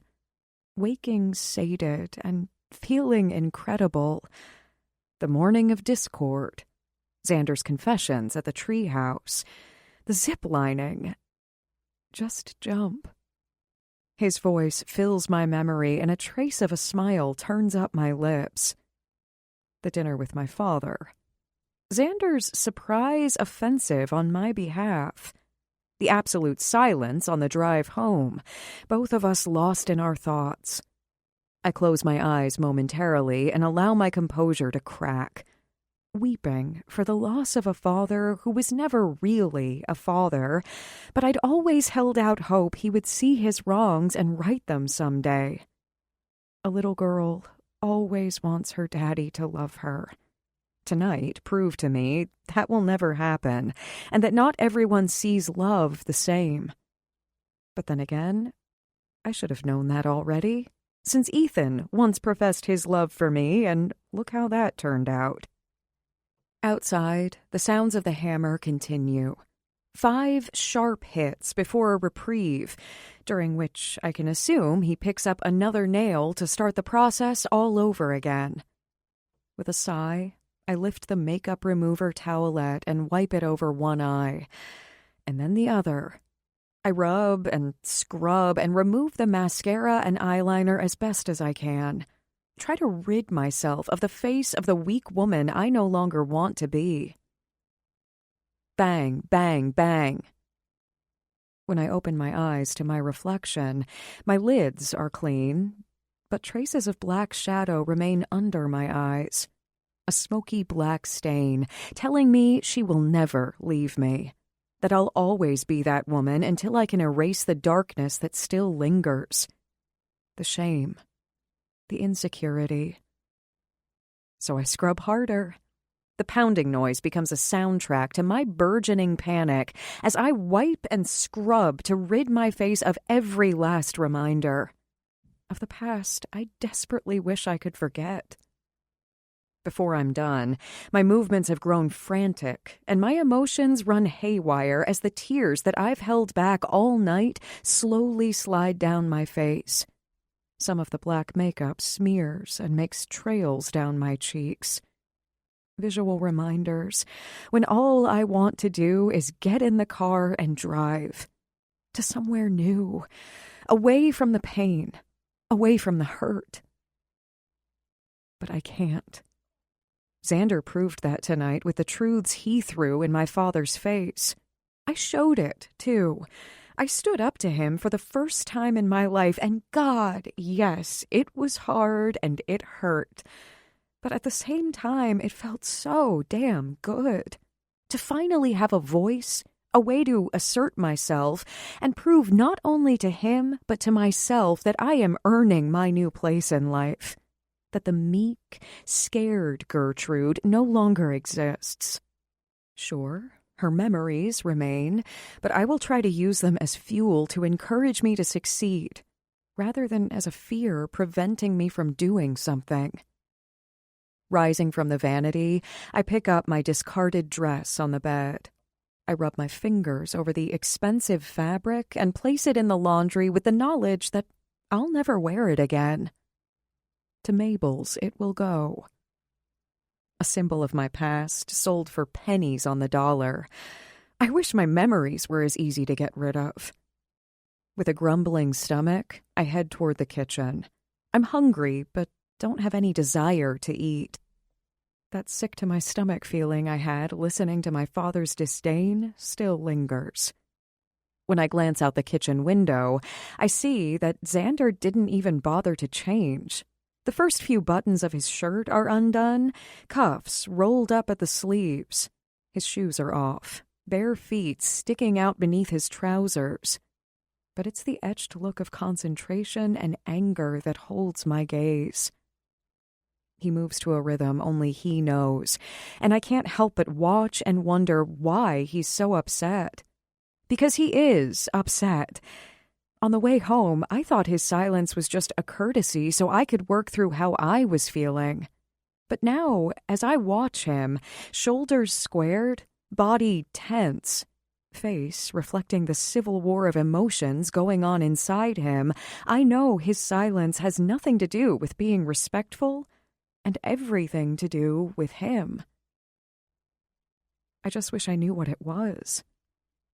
There's a precision to his actions that's mesmerizing and probably best explained as controlled fury.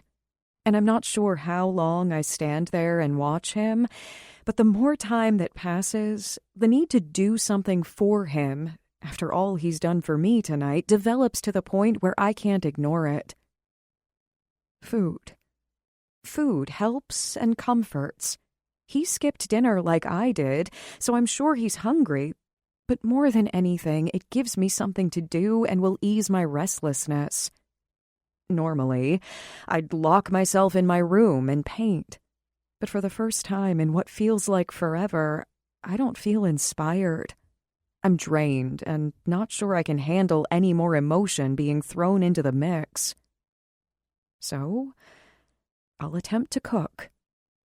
The flashbacks come out of nowhere while I'm rummaging through the cupboards and the refrigerator to see what ingredients we have on hand.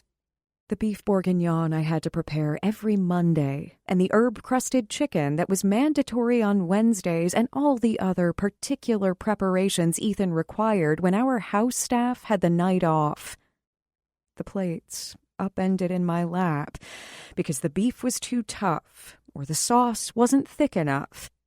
My answering scramble to hopefully fix what I could so I didn't have to give him the proper apology he'd deem fitting for the infraction. The sound of the hammer pulls me back to the present. Never again, Getty. Never again. I look back to all the offerings in the kitchen and struggle with what to make, slightly amused that while I can cook 4 rather complicated meals to perfection, I really have no idea how to cook anything else, since Ethan never accepted any variation. Settling on the one meal I can't screw up too horribly, I opt for eggs, bacon, and toast.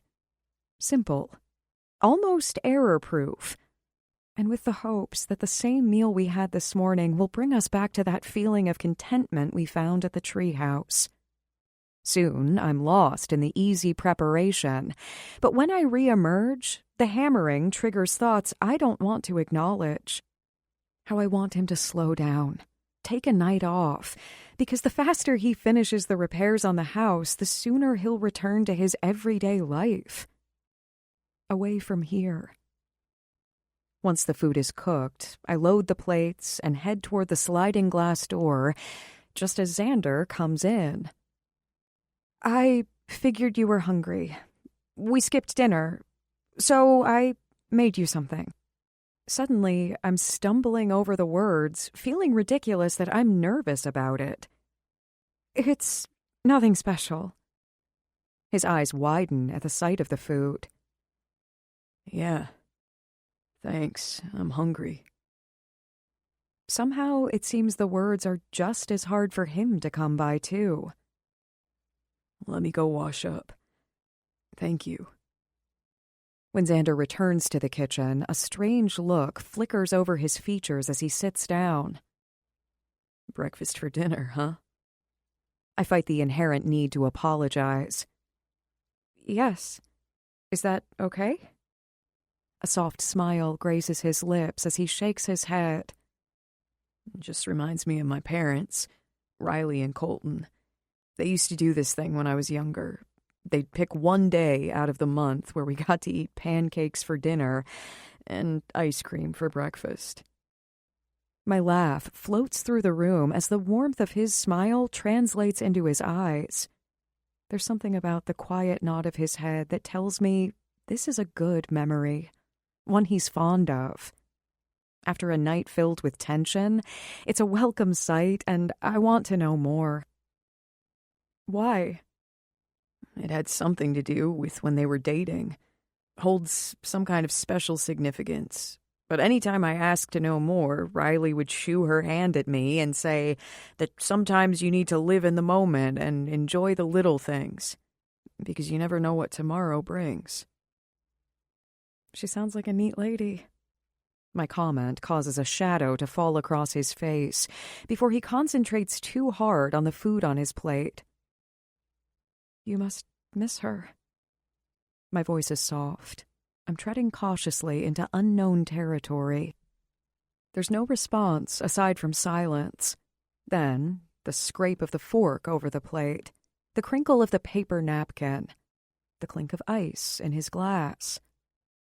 So, we sit and eat in the quiet of the house that only moments ago was filled with the angry noise of the hammer. Now we both seem loaded down by the weight of our solemn thoughts. It's good. Thank you. He finally says with a nod of his head, but he still doesn't meet my gaze. And I'm left wondering what exactly he doesn't want me to see if I look too close. My vague response earns me a lift of his head so I can finally see his eyes. How are you doing? After earlier. Tonight, I mean. And I know he's serious, wants to know, but there's a sadness in his gaze that has me wanting to delve further into what's going on with him. I only wish I knew how to go about it without him feeling like I'm crossing those boundaries of his. I shrug, listlessly, scoot my eggs around on my plate as I try to figure out the answer. I'd be lying if I said I wasn't hurt. Everyone wants their parents to love and approve and want the best for them. Something flashes in his eyes and disappears just as quickly. But at the same time, what was shocking for you to hear was my everyday reality. I'd assumed some of those things were true for so long. And then hearing you say them out loud, throw them on the table, was a double whammy. Recognition and hurt, all in one swoop. And his reaction, his lack of response told me it was all true. Shit, Getty. He blows out a sigh and runs his hand through his hair. Sounds apologetic. I'm sorry. For what? Because it was your battle to fight, and I couldn't help myself. I stepped in when I shouldn't have. Because sometimes there are truths you know deep down, and it's only when someone else says them aloud do you really hear them. Those are the ones that hurt the most. His voice is barely audible. I know he's not just talking about tonight, but rather his own life, too. So, I'm sorry. No, don't apologize. Don't you get it, Xander? I hold his stare for a moment before I continue. You're the only person who has ever stood up for me in as long as I can remember. And you're right. The truth stings when you hear it validated by someone else. When someone else who has known you for a whole 5 minutes sees it clear as day. But do you know what that meant to me? Knowing that my feelings mattered to someone enough for them to stand up to one of the 2 people who have disregarded me for so long. Tears well in my eyes. The ones I promised I'd never shed again when it came to my father. He nods ever so slightly, lips twisting and eyes closing momentarily in thought. You deserve to have someone fight for you, Getty. My heart swells at his soft-spoken words. We all do. He opens his mouth several times to say something before stopping himself, and even without words, I can see his vulnerability. His need for more from me, and yet what that more is, I'm not sure. Without warning, he shoves his chair back and averts his eyes as he grabs his plate and brings it to the sink. It was good. Thank you. He repeats. You cook a mean breakfast. His voice is gruff, the chuckle he emits strained.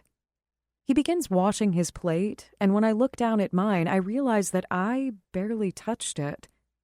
Well, except for the bacon, because, hello, it's bacon. But the rest of my food just looks spread around. The food I fixed for comfort, now seems to have done anything but that. At a loss, I clear the table in silence and wipe down the counters I already cleaned before we ate. I keep busy while I try to put my finger on what has upset Xander. When I set my plate next to the sink, his wet hand reaches out and grabs onto mine. Startled, I look up to him. His eyes are intense, angry, all-consuming.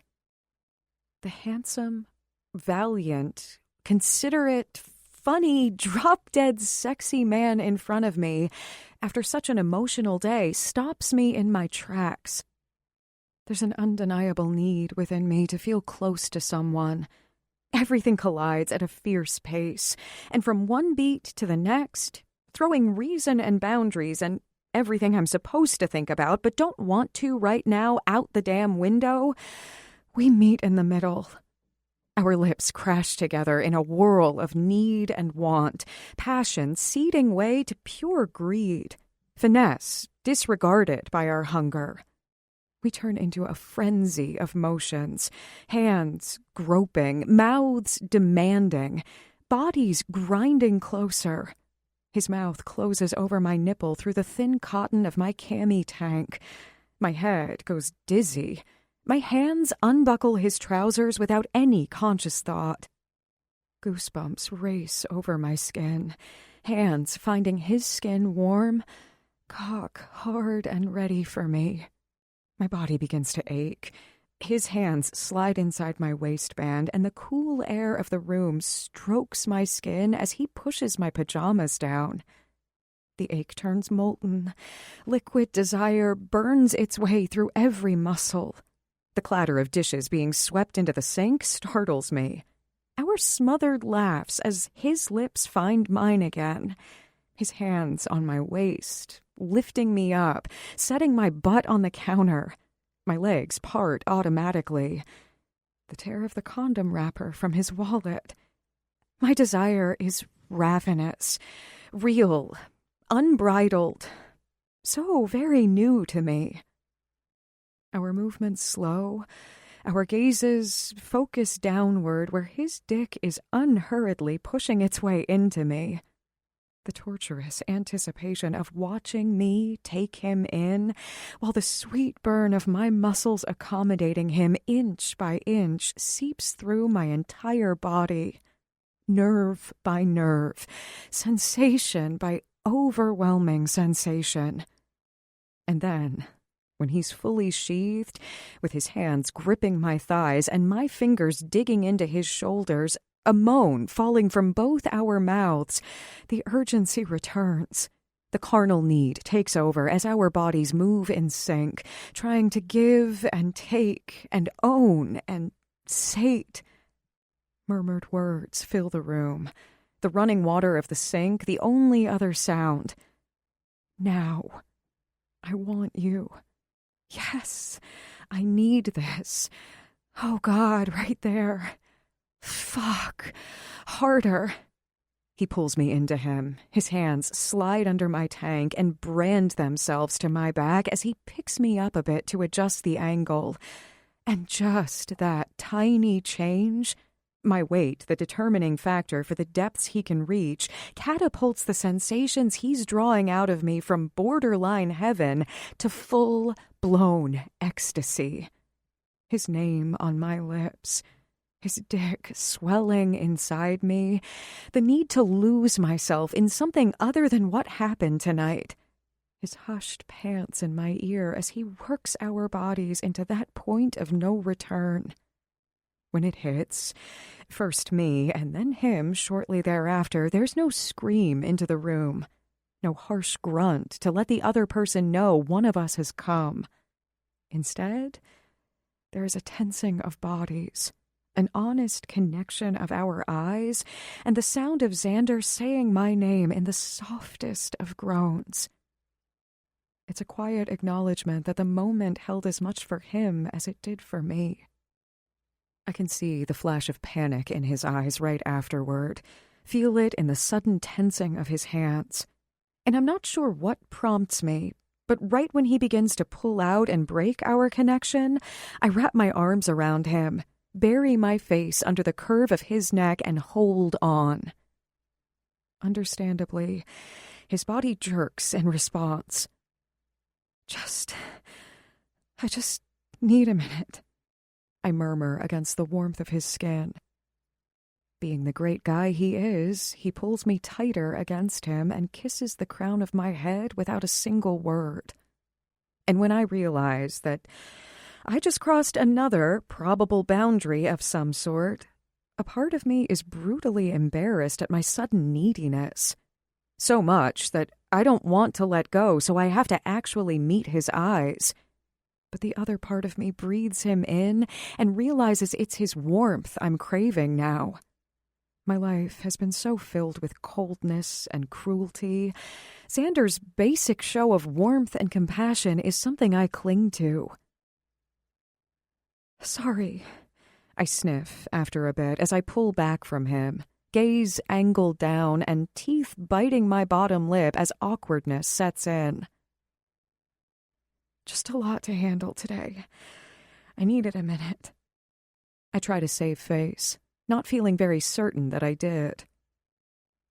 I understand, he says as he slips out of me, both of us unsure what to do. Yes, our lust is undeniable, considering we just screwed like rabid rabbits against the kitchen counter, but it's that something else, that almost palpable shift between us that's causing this sudden uneasiness.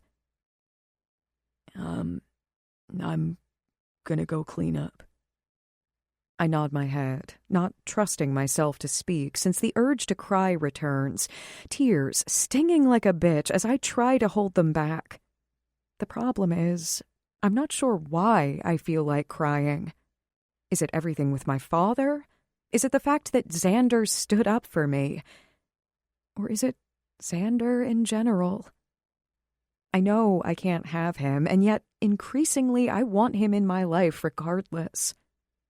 I'm left sitting on the counter, pajama pants hanging off one foot to ponder the answer as the pipes creak when Xander turns on the shower. And I still haven't figured out the answer over an hour later as I lie in the darkness of my bedroom, surrounded solely by the warmth of my comforter. Too chicken shit to face Xander after his shower, because I'm overwhelmed by this feeling that I need to explain myself, apologize. I don't know what about my sudden moment where I needed more from him than just friends with benefits. Maybe I just needed the friend part. But the benefits part was pretty damn good, too. And therein lies the crux of the problem. I want more already when I know that's not an option for him. His movements around the house carry through the 2 inches of space where my bedroom door is cracked open. I purposely left it ajar, not wanting to feel cut off from him after everything that happened between us today. My ears trace his footsteps down the hall and into his bedroom. More footsteps. Then they hesitate this time, and I swear he stops right outside my bedroom door. But just as I convince myself I'm right, the steps retreat down the hall toward the kitchen. There's the rattle of the rest of the dishes being loaded into the dishwasher, the telltale sound of his MacBook turning on, his exhalation that's loud enough to travel into my bedroom. There's a comfort to the sounds, to not being alone, and I hate that as much as I don't want to face him, I also want to go out into the family room, sink down on the couch, and just watch him do whatever he does on his laptop. It's only 10 o'clock. I'm tired, but I can't sleep. There's some laundry to fold. I'm still hungry. I run the list of reasons through my head over any excuse why I should get up, but when I hear his voice, I freeze. Hey, man. I know. I've missed you too. There's so much affection in his tone, I can hear it all the way down the hall. There's a pause while the other person speaks. I'm glad to hear that. I'm proud of you. Is Mom there? I sit up in bed in reflex, surprised, intrigued, curious. He's calling home. To his mother, to his real life. The one without me in it. The notion stings, but I'm so transfixed by the fact that he's calling home for the first time that it overrides the hurt. Riley? His voice is cautious and solemn. It's good to hear your voice, too. I just wanted to call to let you know that I'm all right. I'm doing well, actually. He laughs in a way that sounds like it's hard for him to believe his own words. I know you deserve answers. Apologies, a whole shitload of things.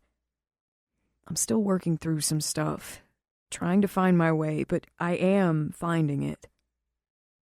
He murmurs in agreement to something she says. I called because I know.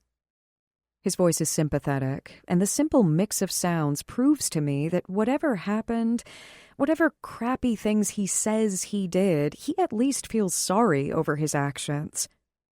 And that says a lot to me about the measure of the man. I'm sorry I can't give you a time frame. I know the season is almost...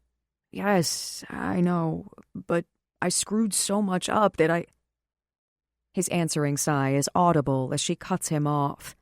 I hate that as much as I want him to go put things right with his family, I'm also selfishly happy that he didn't put a finite limit on his time left in Pine Ridge. I know you're not pushing, Rye. Yeah, I get it. I wasn't going to call. Not until I had my head straight, but something happened tonight that put things in perspective. Made me realize how much you two have always stood behind me. And so I wanted you to hear my voice, because I know how much you worry. His laugh again, a little more relaxed this time. And with the sound of it, a picture starts to emerge for me. The angry hammering, his need for the physical release, in the work on the deck and in the unapologetic, no-holds-barred sex in the kitchen. I smile softly to myself, thinking about the differences between last night and tonight. How last night I was seduced, pleasured, placed on a pedestal that left me feeling swoony, compared with tonight's bruising pace that left me feeling recklessly desired and utterly exhilarated. The thoughts circle in my mind as I focus back on the silence in the kitchen, waiting for him to speak again. No, I can't. The distress is back in his voice. Shit. I don't have a reason why, other than I made promises I need to keep before I talk to him. Yep. Uh-huh. I've got to go, but I just needed to call. He says something else I can't hear, but it's obvious to me by his sudden backpedaling and defensive tone she asked if he wanted to speak with Colton. I love you too. Bye. Silence descends on the house once again until I hear the creak of the floor in a pattern that sounds like he's pacing. As I sink back into my bed, guilt over eavesdropping on his private conversation ties my hands from comforting him. My mind replays his comments, homing in on the notion that his meeting with my father tonight triggered something in him. Did he see how callous and cruel my father was, and realize that his family isn't half as bad as he thought when he left? No. He already admitted he screwed up and hurt people. But maybe tonight just reinforced that for him. The knock on my door startles me. You awake? I murmur, trying not to sound obvious that I'm in here concerned for him. The door creaks open farther, but the light from the hall is off, so I'm left with his shadowed figure in the darkened doorway. He stands there for a moment, and somehow I can sense his need to talk across the distance. Can I come in? His voice is quiet, but gruff. Yes. He crosses the few feet in silence, and the mattress dips as he sits on the edge. But he doesn't stop there. He surprises the hell out of me when, without another word, he pulls back the covers and slides into bed beside me. Strong hands reach out and pull me firmly against him, my back to his front, before he wraps his arms tight around me. I'm shocked, surprised, and every other adjective there is to describe being thrown for a loop from his actions. And yet I try not to let my body relay that to him. "This okay?" He murmurs, his chin moving against my shoulder where it rests and the heat of his breath on my ears. Coherent thoughts are hard to come by, so I do the best I can with a murmur of agreement. "I just need a minute." He whispers my own words from earlier back to me. Okay. I sink against the firmness of his body, that warmth I craved earlier seeking me out this time. I can all but hear his mind turning next to me, his silence more powerful than a scream. I know we both want to say more, but instead we let the magnitude of the moment, the unspoken admission that he needs me, eat us whole, devour our insecurities, gnaw at our doubt, consume us with emotion, relish in the connection, create potential. For what? I can only hope we're moving toward something. After a bit of time, my nerves feeling more alive than ever from the body-to-body connection, and my mind overthinking the situation, I realize how much he is missing out in his life by being here. His family, his passion, his job. I hate the thought as soon as it fleets through my mind, but I still can't deny that the quicker he confronts his past, the sooner he can decide when he wants to return to that normalcy. And while that means I'll be here alone again, I can't hold him tight for my own selfish reasons. But oh, how I'd like to. I break the silence. If you want me to help you go through the box, I will. I can hear immediate rejection of the idea in the subtle hitch of his breath, but he doesn't speak, just pulls me in a little tighter, giving the idea time to settle. "I think I'd like that. Thank you," he murmurs, to my surprise when I thought he wouldn't respond. "I can't promise you I'm not going to be a moody jerk over it, Getty. And I'd like to think I should do it myself. Because, boundaries." I feel his shoulders shrug, and the reverberation of his soft chuckle against my back makes me smile. Boundaries, huh? How are they working out for you right now? His laugh grows louder and joins mine. It's a comforting sound in the quiet of the room, but he doesn't answer the question. I don't know what I expected, but this wasn't it. Xander curled up behind me, his breath evening out and his muscles falling lax. Seconds turn to minutes, and minutes to an hour as we lie in a tangled mass of arms and legs. Him asleep and me awake, while I wonder what just happened. We've created a day-to-day routine, and after tonight, we've knowingly added our pasts to the equation. Thoughts, hints of more, flicker and fade. My pulse accelerates. My mind tells me to shut down, to fall asleep, to stop thinking how nice this feels. But it proves impossible. So the digital clock on my nightstand shows the passage of time, when I just want to stay right here in this moment. Chapter 23. Xander.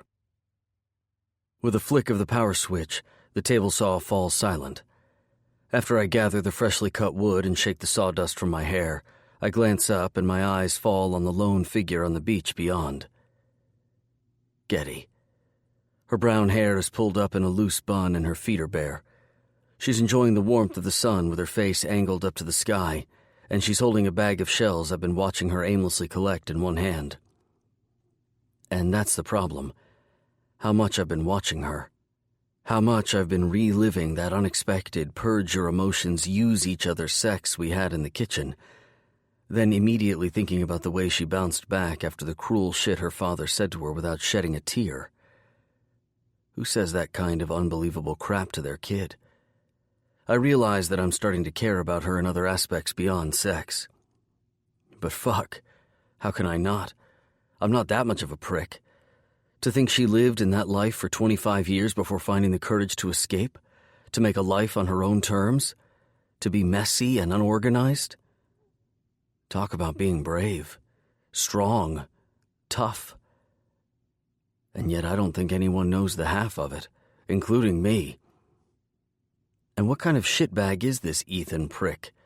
To go right along with her father's plan, treating her as less than worthy? Although I have a feeling his treatment of her was a whole lot worse than I'm allowing myself to think about. My blood boils. Distant memories of my own mom and dad return, and I wonder just how bad it was for Getty. My eyes veer back to where she's bent over petting a jogger's dog. I didn't know she liked dogs. In fact, there's a lot I don't know about her, and suddenly the idea of finding out more is very appealing.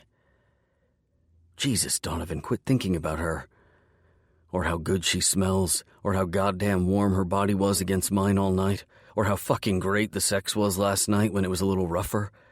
And oh, how I'd like to show her just how fun rough sex can be. Or that little sound she made when she grabbed me tight and didn't let go. Any more oars and you're gonna need a damn boat to use them. My laugh rings out. I'm fucking losing it. In more ways than one. I lift my hat and run my hand through my hair as she bends over to pick up something from the sand. And I hate that she offered to help me go through the box. Let someone in instead of shutting everyone out. Colton's words echo through my head, cause pangs of guilt that I couldn't let it be him. Or Riley, or anyone else close to me for that matter. But last night... Fuck. Last night, watching Getty's piece of shit father treat her like she was his pawn, it not only pissed me off, but made me step back and realize how goddamn lucky I was. I was so angry at myself for not seeing it sooner, at Damon for not giving that to Getty, at the whole fucking world, that I just needed a minute. Some time on the deck with a hammer in my hand to work through my thoughts, my aggression, because I have a feeling Getty's had enough taken out on her over the years that she didn't need any more from me. And what did I get in return? Her taking the initiative, her reaching out to me when she probably felt so exposed after what I saw at the restaurant. How she needed me. For sex. To work out the emotional overload. To just be held. And of course, I'm the asshole. The one running away from his family because they care about me, when she'd probably give anything to have what I have. A loud, interfering, patient, meddling, intrusive, chaotic family that lays down the law only because they love me, not because they want something from me. Talking to Riley and my little brother Ace last night only solidified that for me. Reinforced that regardless of the bullshit I pulled and the hurt I caused, they still missed me and wanted me back home. Only wanted the best for me. Even after the stunts I pulled, acting like a goddamn prick so lost in myself that I couldn't see the forest for the trees. Couldn't ask for help, an ear to listen, an explanation to dispel my assumptions, anything. Because it was so much easier to feel the rage than accept the vulnerability that came with it. For a man, showing weakness, letting people see the one thing that will instantly knock him to his knees when he's supposed to be standing tall on his feet, isn't an easy thing for him to do voluntarily. Myself included. And yet, why the fuck am I willing to let Getty see what my past holds when I wouldn't let my own parents know about it? The thought lingers, feeds my train of thought, creates ideas that I shouldn't even be entertaining. Like the type that made me slide into her bed last night and pull her against me simply because she understands without me having to say a single damn word. The 2x4s in my hand begin to get heavy. A reminder of what I should be doing, finishing the damn deck instead of thinking about her. Paring down the to-do list. Not Getty. Fulfilling my promise to Smitty, to Colton, to my fans, instead of sitting here with scattered thoughts. Not knee-high socks. Overthinking shit that should be simple. Not a certain mini-blind, wand-wielding female. I miss home, but at the same time I have a perfectly good reason here as to why I'm not headed there just yet. And all points lead to Getty Castor. The woman I can't get out of my damn head. Collector of seashells. A breaker of boundaries. Painter of stormy seas and broken sunsets. And one I sure as hell like having in my bed. Or hers. Chapter 24. Getty. Repair list. Replace front step. Third one. Done. Replace missing roof shingles. Wet is only good in one place. Done. Back deck equals death trap. Fix lock on patio door. Sorry, Mr. Axe Murderer. Fix bathroom mirror. Done. Clean out and fix rain gutter spouts. Done. Repair shutters. Done. Add handrail to front steps and paint. Connect internet, for God's sake. Done. Boat shit I don't understand.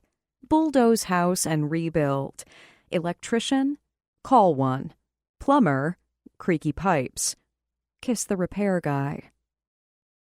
As my eyes skim the list, it's a visual reminder that Xander's time left here on the island, with me, is limited. And while the new addition at the bottom of the list makes me smile, I'm also preoccupied in adding up all he has left to do and calculating how much time that might mean. Push it away, Getty. Carpe diem. My new motto. It's one I decided I needed to adopt while I lay in bed with Xander the other morning. He was snoring quietly beside me, one of the rare times he wasn't up first, and I realized that every day that passed was one fewer I'd be able to spend with him. So my decision? I was going to seize the day, enjoy each moment with him, and then worry about tomorrow when tomorrow happens. Heartbreak is okay, because at least that means my heart was full enough to feel love. And I don't think I really ever knew what that felt like before. Get a grip. It's called lust, Getty. Hot sex with a hot guy. Let's not jump the gun here. Easier said than done, I murmur to myself, because I know full well the difference, and I'm still trying to deny it. Setting the to-do list back down, I lift my head to peer out the window to the sunny beach outside. I can't help but smile. Things seem to keep getting better and better. Sure, the disastrous dinner with my father from last week still lingers in my mind, but I'm dealing with it. I'm moving on. I didn't expect him to change with a miracle about face, so I'm focusing on reveling in this new life I'm building. In the handsome man who has been ignoring his boundaries by sharing my bed with me most nights. In my creativity that's resurfaced and has me picking up my paints again. In the beautiful day outside that I plan to take advantage of while Xander is on the boat meeting a mechanic, since my shift doesn't start until tonight. My good mood still has me smiling hours later when I'm running my fingers over items in Angelique's Antiques on Main Street. I've been in to see Mabel, to just chat, had a pedicure, sat on the boardwalk watching the tourists fret over sunscreen and optimal sun-to-sand towel positioning, and even ventured to the craft store to look at replenishing my supply of paints. Then, just as I was about to head home, an idea came to mind. I wanted to buy something for Xander. A thank you for fixing my car. It's the least I can do, since he refuses to let me pay him for his time or the expense of the repairs. When I open the antique walnut humidor, I'm surprised and pleased to find it doesn't smell of cigar smoke. The rectangular box strikes me as dark and masculine. It's in perfect condition, fits into my price range, and is the perfect size for what I want to use it for. Just as I meet the store clerk's eyes to tell her I'm going to take it, the bell on the door rings. "I've been looking all over for you." Xander's voice fills the small shop. The smile is automatic as I look over to him, immediately stepping away from the shelf with the humidor, hoping my eyes don't look as panicky as I feel in almost being caught. "Hi." And I can't help that my heart stumbles in my chest when I see him standing in the doorway, wearing a t-shirt and board shorts, a Donovan Racing Team baseball hat low on his head, and a smile wide enough to light up a room on his lips. "I ran into Mabel. She said you were out and about on Main Street." He shrugs shamelessly over the fact he was asking about me.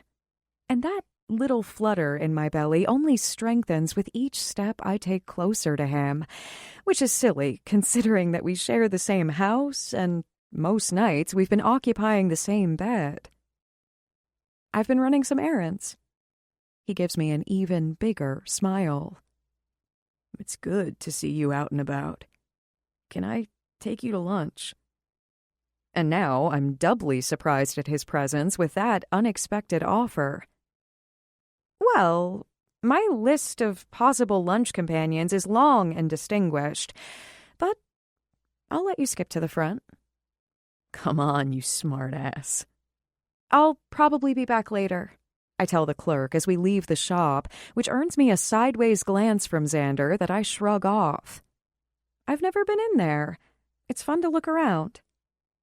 I'll never understand women and their never-ending need to buy useless crap. Not useless, I correct. Sometimes it's fun to just look. What did the mechanic say? A lot of shit. He's running some diagnostic tests. I'm gonna head back in an hour or two and see what he finds. You like chips and guacamole?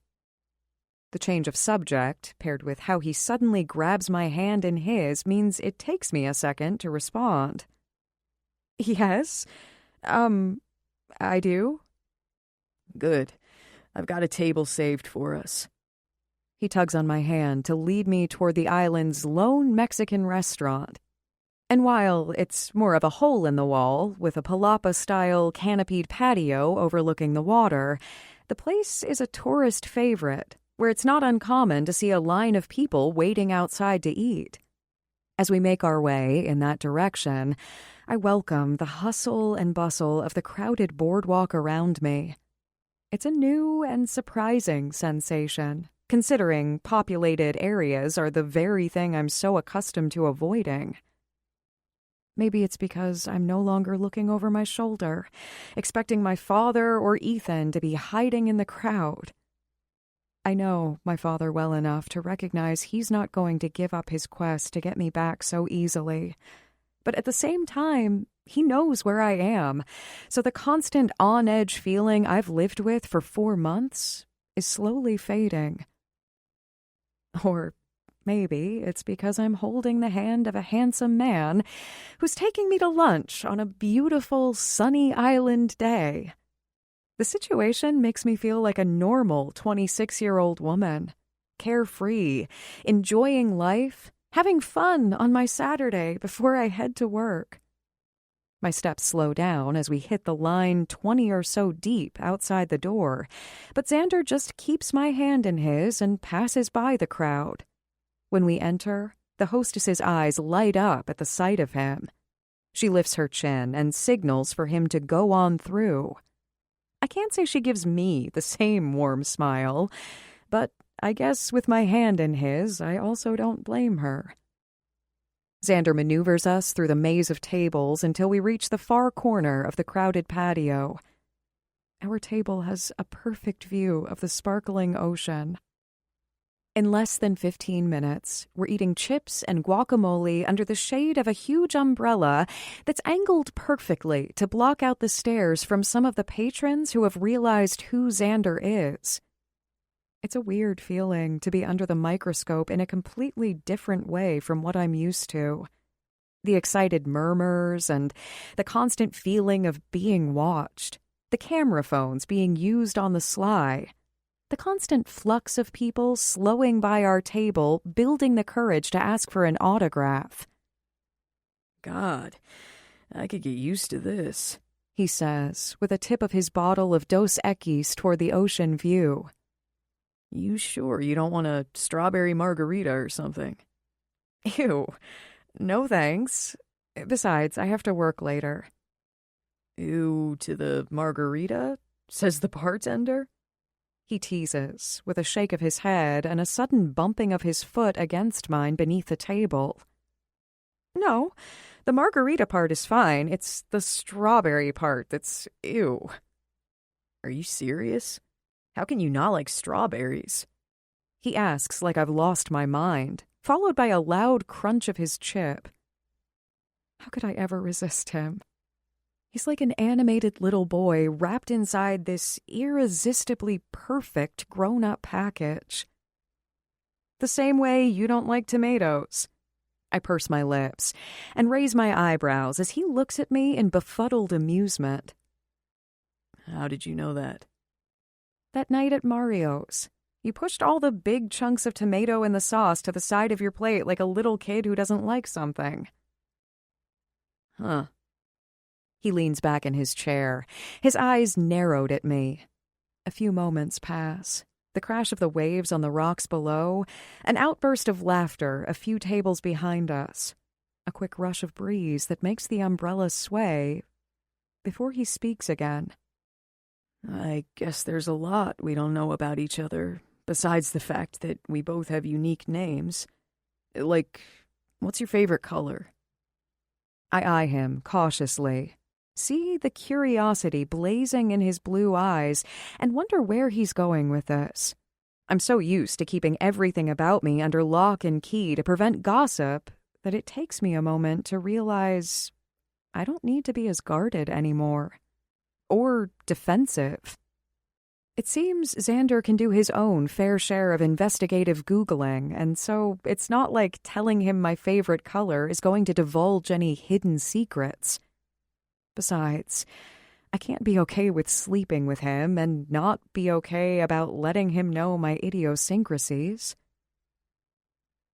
Orange. Yours? Black. Nope, that's no good. Black technically isn't a color. Pick again. I know I'm being a smartass, but by the lift of his brow and the curl of his lip over the edge of his beer bottle as he nods, he's accepting my challenge. Blue, then. He raises both eyebrows, as if to ask me if his answer is acceptable.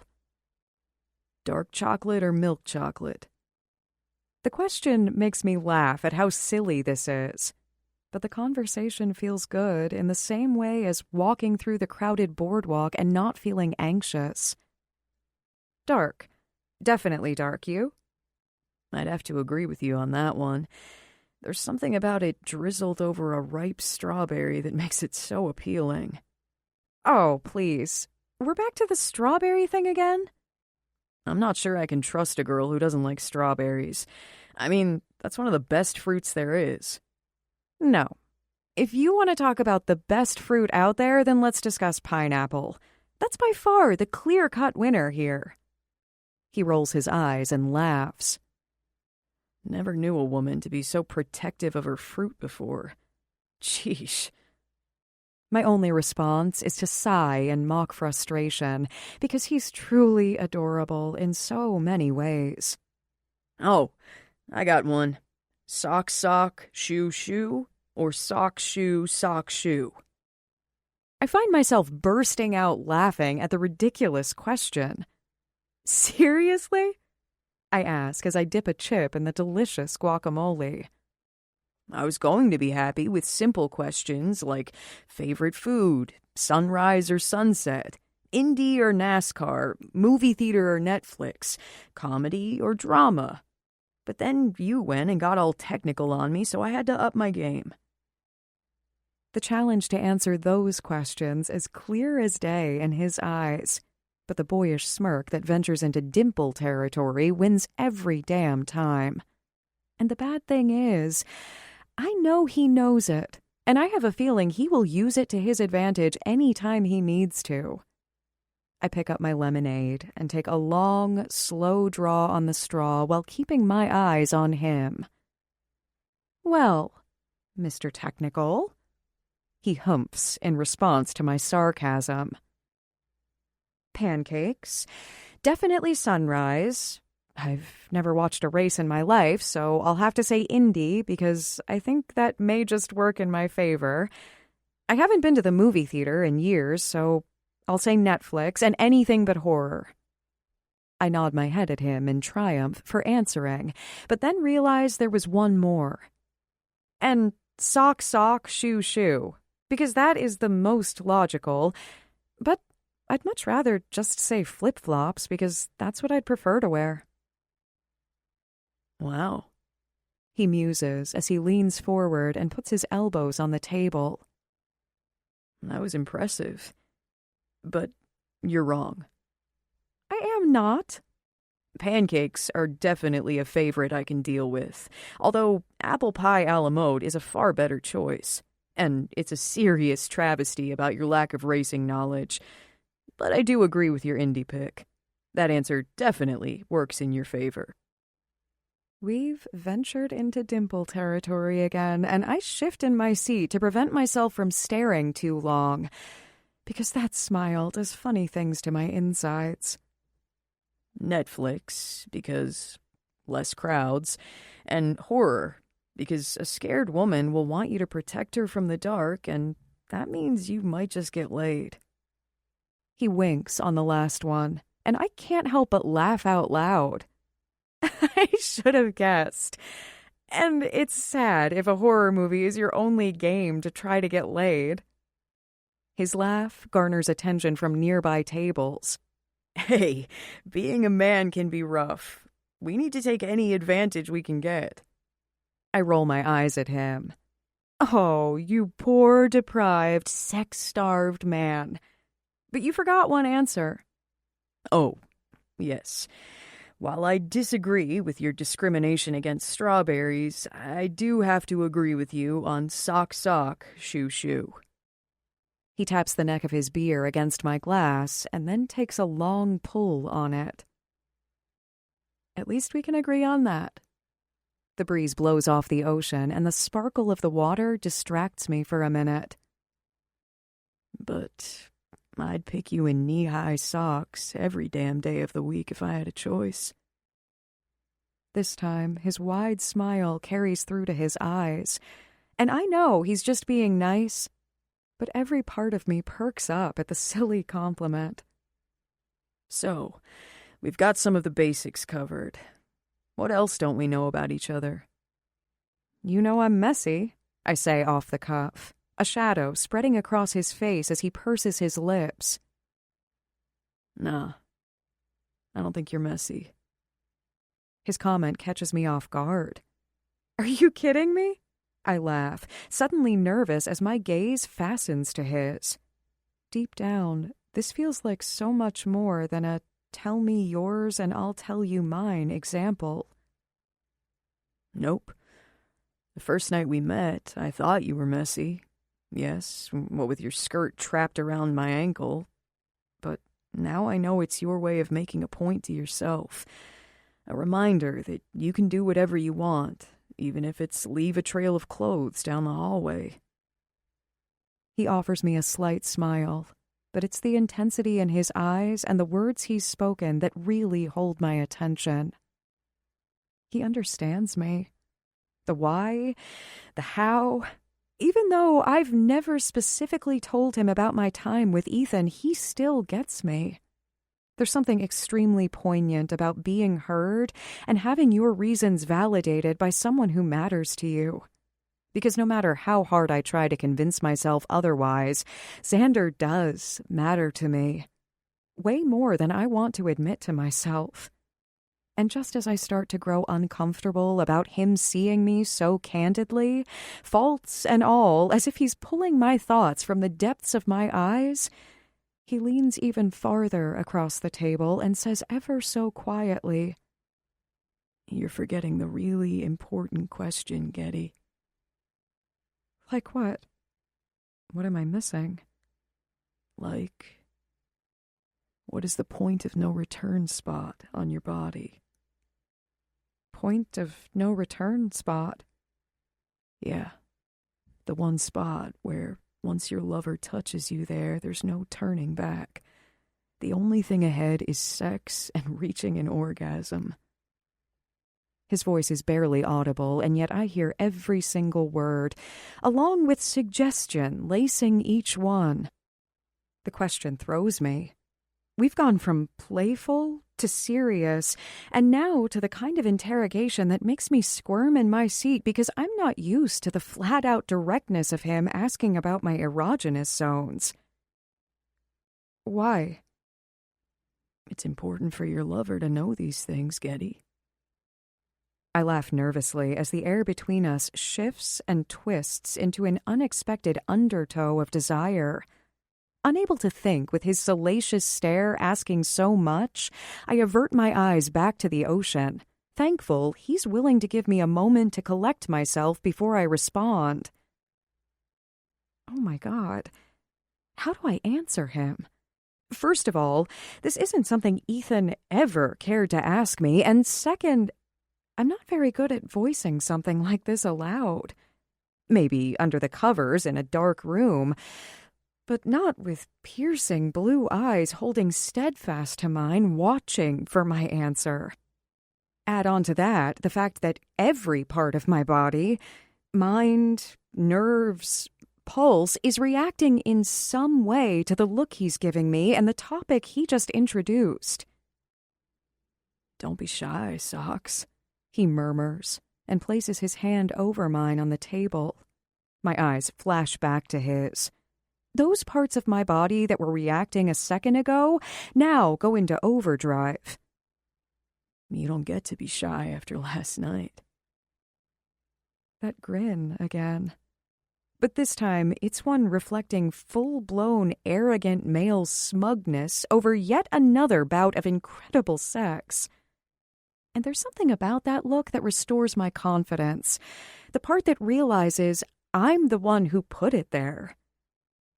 So I take a fortifying breath before looking back at him.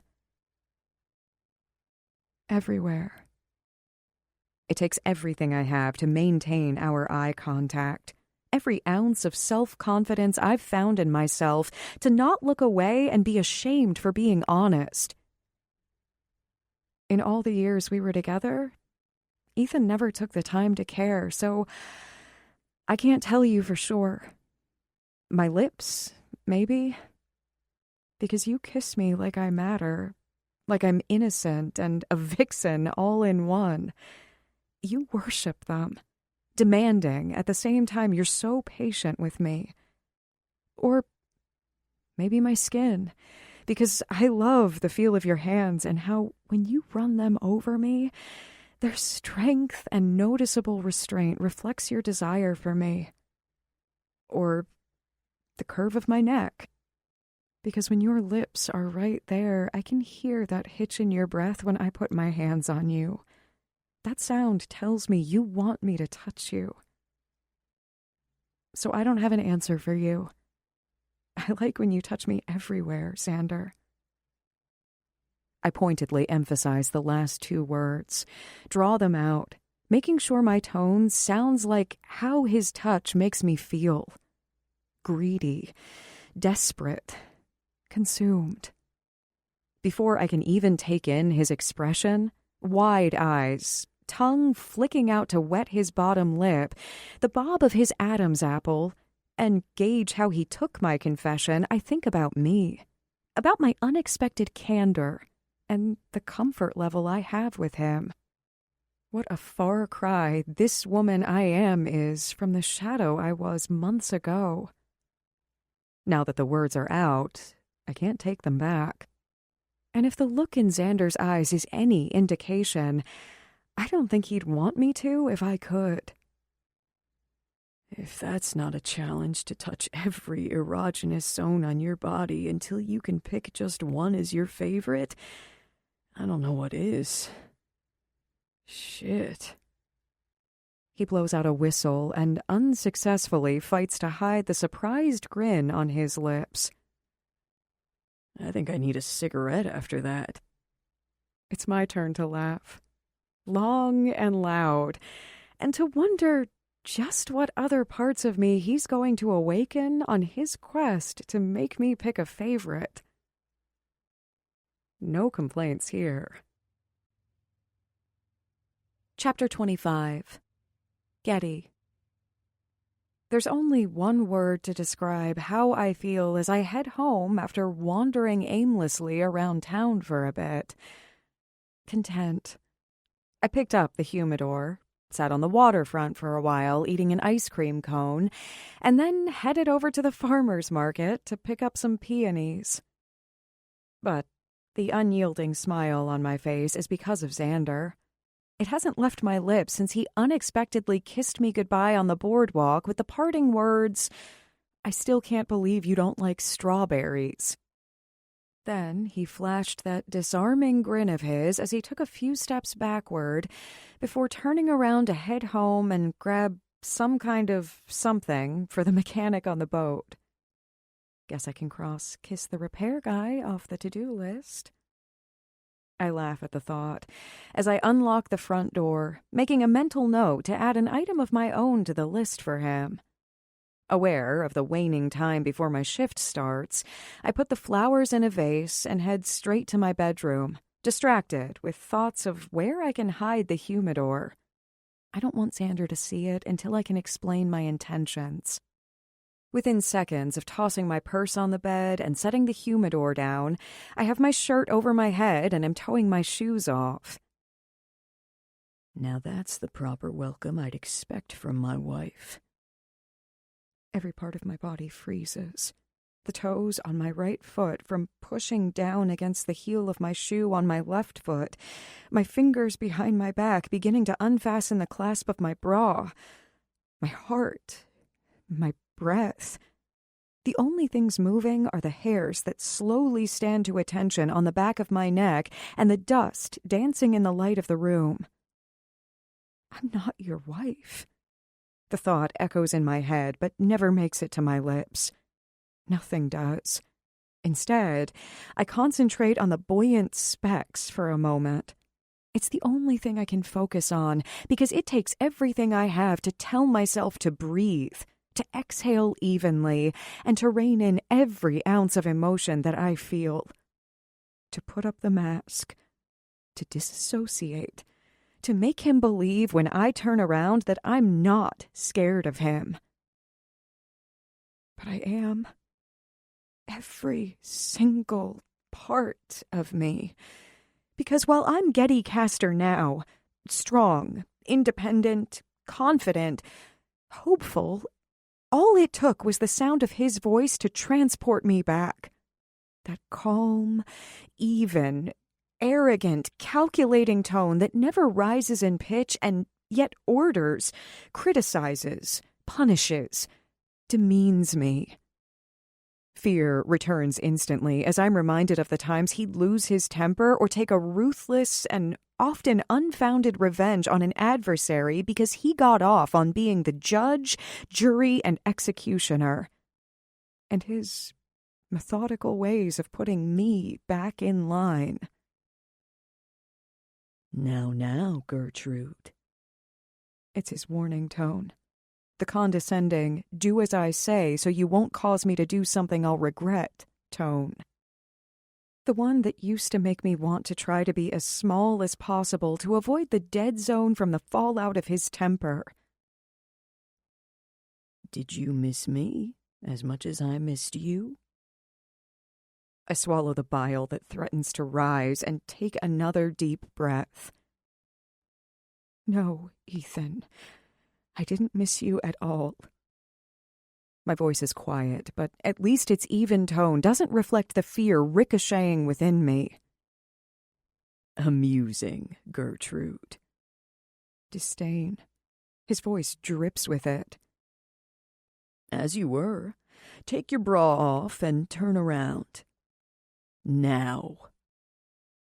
My eyes flick around the room, to my purse on the bed with my cell inside. I wonder if Nick would be able to hear me scream next door through the closed bedroom windows. The rush of blood is so loud in my ears, I can't hear anything but its whoosh as I answer, "No." His hand hits something, a loud crack of a noise. At the same time, his voice thunders, "Turn around!" I physically jump at the sound, and the dead calm in his voice is even more frightening. And as scared as I am with him at my back, my mind trying to calculate how far away he is from me or where he is in the room, I also don't want him to think I'm obeying him. Or that I fear him, because those two reactions will give him the one thing I refuse to give him ever again: power over me. Don't be scared, Gertrude. It's just me. Your husband. His chuckle grates on my nerves. Just jump. The thought comes out of nowhere, but it is exactly what I needed to fortify everything I've learned about myself in the months since I left this asshole.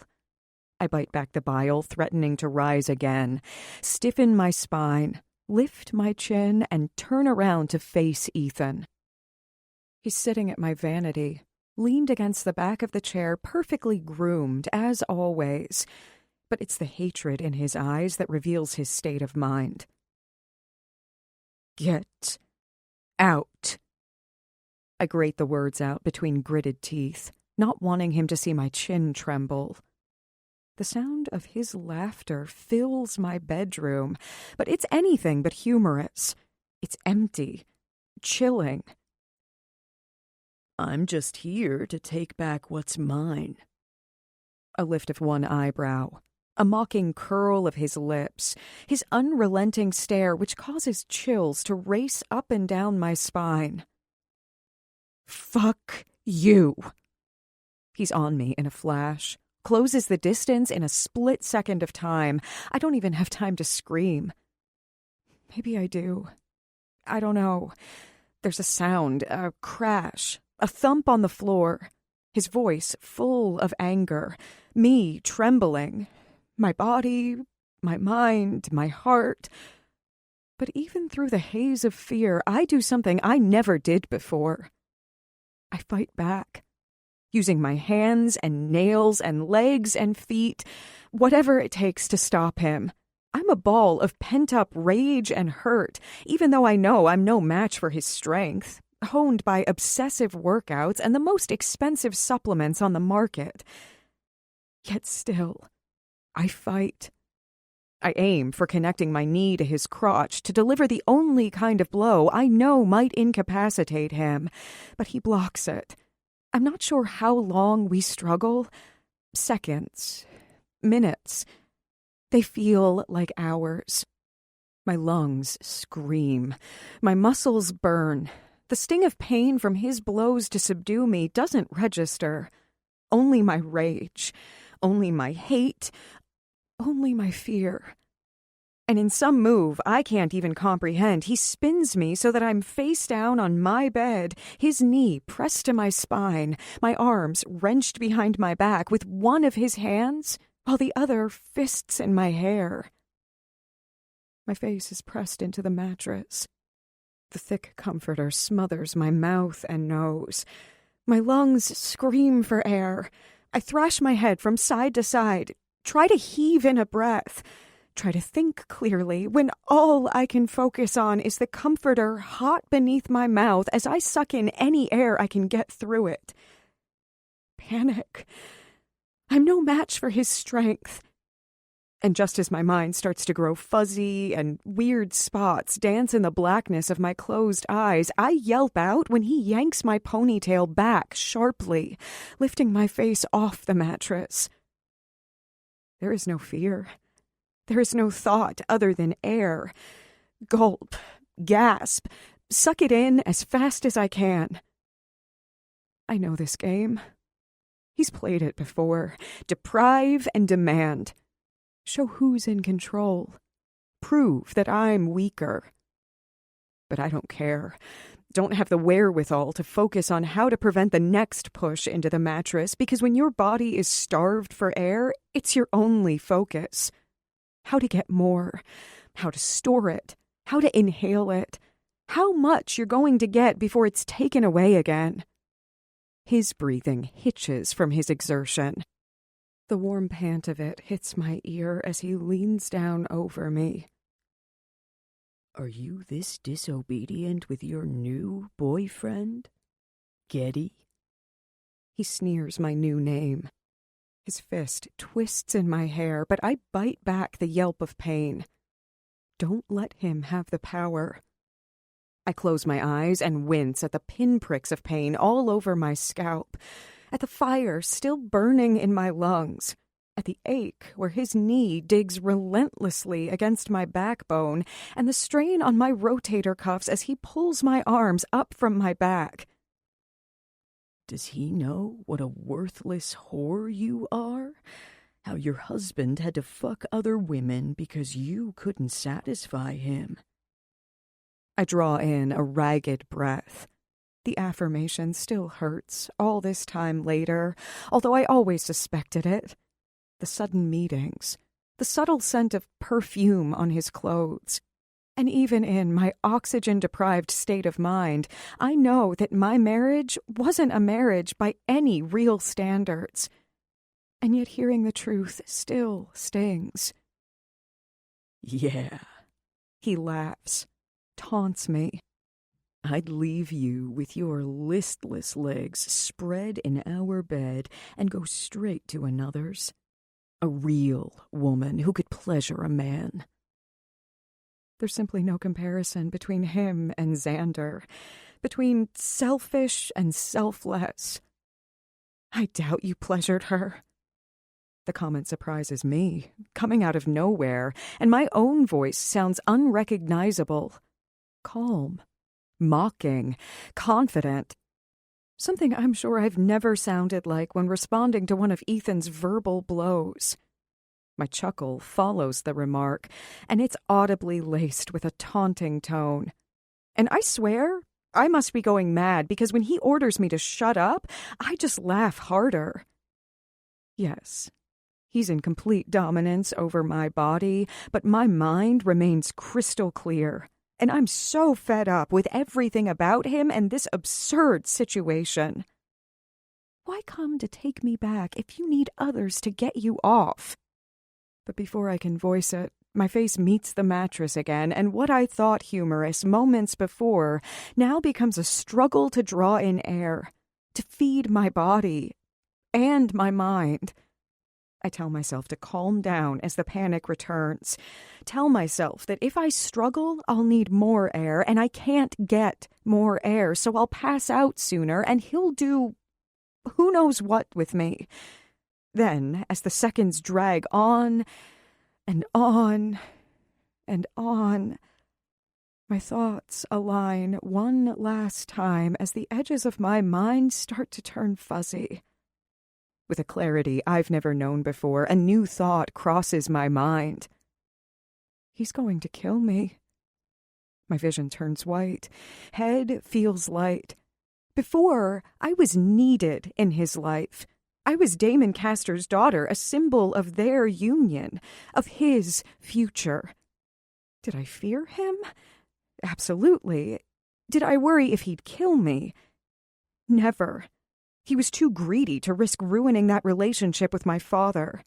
I was the glue in their business dealings, the flag raised in victory, the mascot for their world domination. And now that I've walked away, I single-handedly prove to them that their relationship is solid without me, that I'm not needed. My limbs are heavy. My chest has a wildfire blazing inside it. My thoughts fade. The sharp pull on my hair as he yanks my head up means oxygen. It means another chance. Tears sting my eyes as I gasp like a fish out of water. And when he hauls my body up to a standing position, the removal of his knee from my back opens up more space for my lungs to expand. My legs are rubbery, my head still woozy. Was this his plan? Make me weak, find the submission I refused to give him by starving my lungs and forcing me into our old roles? When I open my eyes, he's face to face with me. His hazel eyes hold the fraudulent apology he's given me so many times over the years, the one I believed in at the beginning of our marriage. How I owned the guilt he placed on me when he said my disobedience made him do it. There was a cycle of my acceptance, his apology, then his promise never to do it again. All the while, there was also shame that would eat me whole, gnaw at and erode my self-esteem because I knew I was never at fault, that he didn't really mean his apologies, that he was to blame. He was always to blame. The apologetic look went hand in hand with his actions that broke me, as a human, as a woman, from feeling worthwhile. It was the catalyst that stole so much from me, the me that I'm trying to get back now. So I find strength in the memory, find myself clinging there, holding on tight to her and meeting him stare for stare. Why, Ethan? My voice is hoarse but steady. If I'm such a horrible wife, then why do you want me back? His jaw pulses as he tries to wither my resolve with his stare. Because image is everything, Gertrude, he says, running the back of his hand down my cheek. And the Castor name is the ticket to getting it. As prepared as I am for his kiss when he leans forward, I can't choke back the disgust. I thrash my head, but the unforgiving twist of my hair makes me freeze as his lips bruise mine. Revulsion ripples through me. The bile returns. Do you believe the lies he tells you? He whispers against my ear. He holds my hair hostage so I can't look to see what he's doing. Does he tell you you're beautiful and smart and funny? I close my eyes momentarily, shutting out his words, not wanting Xander anywhere near Ethan in my mind. All lies, Gertrude. He sing-songs the words in a hauntingly childlike tone that creates goosebumps all over my skin. His free hand haphazardly hits against my lower belly. Then I hear the telltale sign of a belt buckle jingling as the end goes through the loop, the metal clasp hitting against itself. No. Does he promise you things only I can give you? The sound of a zipper being unzipped. Mind shutting down. I choke on the rising bile, knowing what comes next. Panic returns. Hatred so strong, the thought of having to touch him makes me physically ill. I deserve a proper apology, Gertrude. My mind disassociating from this reality. No. I swallow over the lump in my throat, fight back my fear, prevent the tears from welling in my eyes, try to hold on to Getty Castor as he attempts to strip her away, layer by layer, until she becomes Gertrude Castor Adams again. Weak, compliant, fearful. No is not an option. Our eyes war.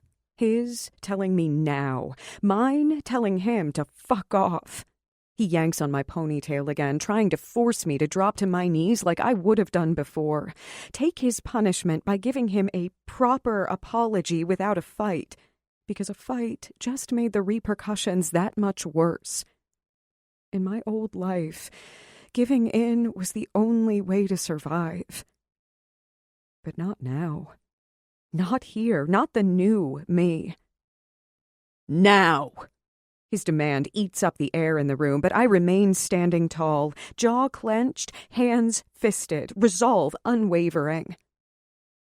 No! It's the only thing I can say without betraying my courageous facade with the fear and panic and desperation overwhelming me internally. Pain radiates as he tugs harder than before on my hair. I yelp automatically, but this time he steps up against me. Yes. You remember how to do this. You'll get on your knees. You'll suck my dick. You'll take it all the way to the back of your throat. You will not gag. You will not move. He uses my silence to his advantage, to emphasize what he expects, to draw out my fear, to unnerve me, to let me think long and hard about what I know from experience will happen next. It's not my problem if you can't breathe, Gertrude. You just proved to me you can hold your breath an awfully long time. So, no excuses. But be warned. He chuckles maniacally, letting me know he's really getting off on this. The next punishment hurts a hell of a lot more than my dick blocking your throat. Chapter 26. Xander. Your head's in La-La Land, Donovan. Better get it the fuck out of there quick or you're gonna forget a hell of a lot more than just your cell phone next time. You ask a woman what her point of no return spot is, and the answer is supposed to be simple.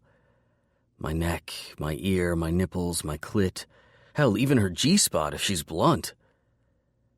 But then there's Getty, answering me with a sweet expression and innocent body language, casual as can be. But her words, fuck, they were a seduction all their own, a verbal striptease, giving me an answer but then telling me so much more than a simple location on her body. Instead, she told me how it made her feel. Fucking feelings, man. They'll get you into trouble every damn time. No exceptions. Good thing I like a little trouble. My mood's pretty damn great with my mind full of ideas of exactly how I want to touch her when she gets off work. The exact spots where I'll tempt and test. The decision I'll force her to make after I tease her mercilessly. Maybe edge her out, withhold her climax until she decides on her point of no return. Damn, the options are endless. Lucky fucking me. I glance at my watch as I jog up the front steps. 8 minutes. Not bad time. The mechanic can't be too pissed for the short delay. After all, it's his fault he doesn't remember the replacement engine parts Smitty is already having delivered, so he'd know which ones he needs to order. But I do. On an email. On my phone. The phone I left on the kitchen counter, so he can bitch all he wants about the 20-minute round trip for me to go back and get it. It's a hell of a lot more convenient to wait the 20 minutes rather than eat the cost of shipping for duplicate parts he's supposed to remember. Just where I left it, I murmur as I grab the phone and head back to the door, surprised Getty's not home getting ready for work. Maybe she's already come and gone. There are flowers on the counter, but there's no perfume. No barely there scent like after she usually sprays it. The thought lingers, bugs the shit out of me as I start to close the front door. It's not my problem if you can't breathe, Gertrude. The words ring loud and clear right before the door shuts. Instinct takes over at the sound of the unfamiliar voice down the hall. I've never heard it before, but know instantly whom it belongs to. Hold your breath. I need to get to her. Getty. Be warned. His laughter. The next punishment.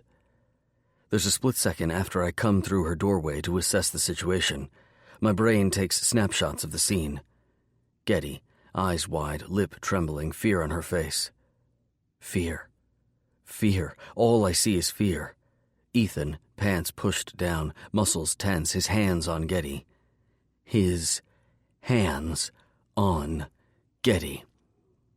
My only coherent thought. Then rage. Blood red. Let her Go. My voice, but I don't recognize it. Don't care because my only focus is getting him away from Getty, his hands off her. All I feel is the sting in my knuckles as my fist connects with his cheek, his head snapping back. Getty cries out. The lamp crashes to the ground. And all I can think is, more. Again. Avenge, retaliate, protect.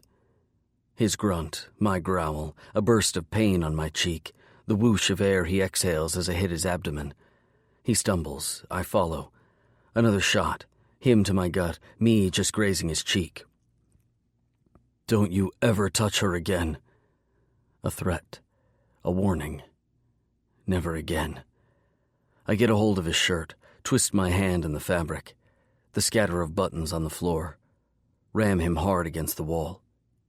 His laugh, arrogant, uncaring, unaffected, like she's nothing, a pawn. You can have the frigid bitch. His words hit me, threaten to confuse me, but the rage is louder, drowns out reason, blinds me, fuels me. Only a spineless son of a bitch sends his father-in-law to fight for the girl. But by the way you treat women, I guess chicken shit is pretty common in your world. His grin, maniacal, taunting. Finish this, Xander. My fist flies forward, the click of his teeth, the crunch of his nose, the warm spray of blood on my arm as his head swivels, the thump as his body hits the floor. Touch her again, and I'll kill you myself. The words are out before I even think them. The threat is more real than anything I've ever said before in my life. But he's knocked out. We'll never hear it. We'll never know how real it is. Seconds tick by. My knuckles throb. My body vibrates from the adrenaline. My thoughts clear. Getty. Desperate to see her, to feel her, to make sure she's okay, I turn around. And there she stands. Time slows down. Seconds stretch out. Hair a mess. In her bra and shorts. One shoe on. Her brown eyes are wide. Her lips parted. They quiver. But it's the look she gives me that steals every last part of me. Oh, Getty. It's all I can say, all I can think as I cross the room. I'm okay, she says, and just as I reach her, she collapses in my arms, against me, into me. So I do the only thing I can. Hold her, breathe her in, feel her heart pounding against mine, the warmth of her breath under my neck, and I repeat her name again, over and over, to tell her I'm here, that it's over, that she's okay. I'm okay, she repeats, but I know differently, can feel her body trembling, can hear the hitch of her breath, how her fingers dig into my biceps. Let me look at you, I murmur against the crown of her head as I breathe in the scent of her shampoo one more time before I take her shoulders and hold her away from me. Getty, Did he hurt you? My gaze roams over every single part of her, checking, looking, making sure. I forgot my phone. I didn't know. I would have... No. She repeats again, shaking her head, trying to stop me from blaming myself, but good fucking luck with that. I'm okay. It wasn't that bad. Wasn't that bad? Is she fucking serious? The fury returns again. The need to make him pay returns with a vengeance. But something flickers in her eyes. And suddenly I'm struck with a memory of my mom with that same look, the same response. It's hard to swallow after that. Hard to think. Hard to breathe as my worlds collide. My hands are on her cheeks, eyes trained to hers. There are no tears. There is no show of emotion other than her fingers gripping my arms tight, telling me to not let go yet. I can't help myself, though. I need to touch her, feel that she's safe, to know she's really okay. I brush my thumbs over her cheeks. You could have told me, Getty. I have to say it. Have to let her know I understand. I already knew. And it's okay. About what? The aversion of her eyes, dodging the question, the shifting of her feet. I would have understood. About him, about the abuse. I realize I'm walking a thin line in this moment. One she can no longer deny after what just happened. One I suspected all along. He's never hit me, Xander. Her words are rushed, panicked, denying the obvious. But I also see the shame, the fear I'll see her differently after knowing the truth. And it kills me. Fucking wrecks me that she'd think I'd put the blame on her. Gently, proceeding cautiously, I use my hands to direct her gaze back to mine. To make sure she sees my eyes when I tell her what she needs to hear, what she needs to know, what she needs to believe. You don't have to hit to leave bruises, Getty. Stubborn fucking woman. She ignores me like she's done since she got here, despite my constant glares from the far end of the bar. Just like she did when the cops left with Ethan in cuffs and I told her I'd already called Liam and she wasn't going into work. Our conversation replays in my head. I'm going, she stated, voice defiant, while pulling one knee-high sock up. No, Getty. I explained to Liam that something came up. He understood. My frustration grew as she picked up her second sock. What happened was serious. You need time. And then she leveled me with a look. The same one she'd been giving me since we called the cops. The I'm fine, the it's not a big deal. I know that look hides all the emotion she's trying not to show, but it wasn't until she finally spoke up that her reaction knocked me flat on my ass. No, I don't need time. I need to get to work. I don't want to sit here and think about it right now. I want to be busy. But no, Xander, don't you see? This was my life. For years, this was all I knew how to do, how to cope. Tears weren't allowed. Something like this would happen, and then I'd have to paint on a pretty mask, go to some event, and pretend I was okay. Her breathing sounded shaky. I had to fight every instinct I had not to pull her against me, because that statement made me see the brutal truth of how she'd lived for so long. Not lived. Survived. I'm putting on my mask, Xander. Let me do the only thing I know how to do so I don't fall apart. If I fall apart, he wins. And goddamn if her words don't break parts of me that I never even knew I had. They tamed my temper, made the order to stay home I was going to say next die on my lips. I had to switch gears.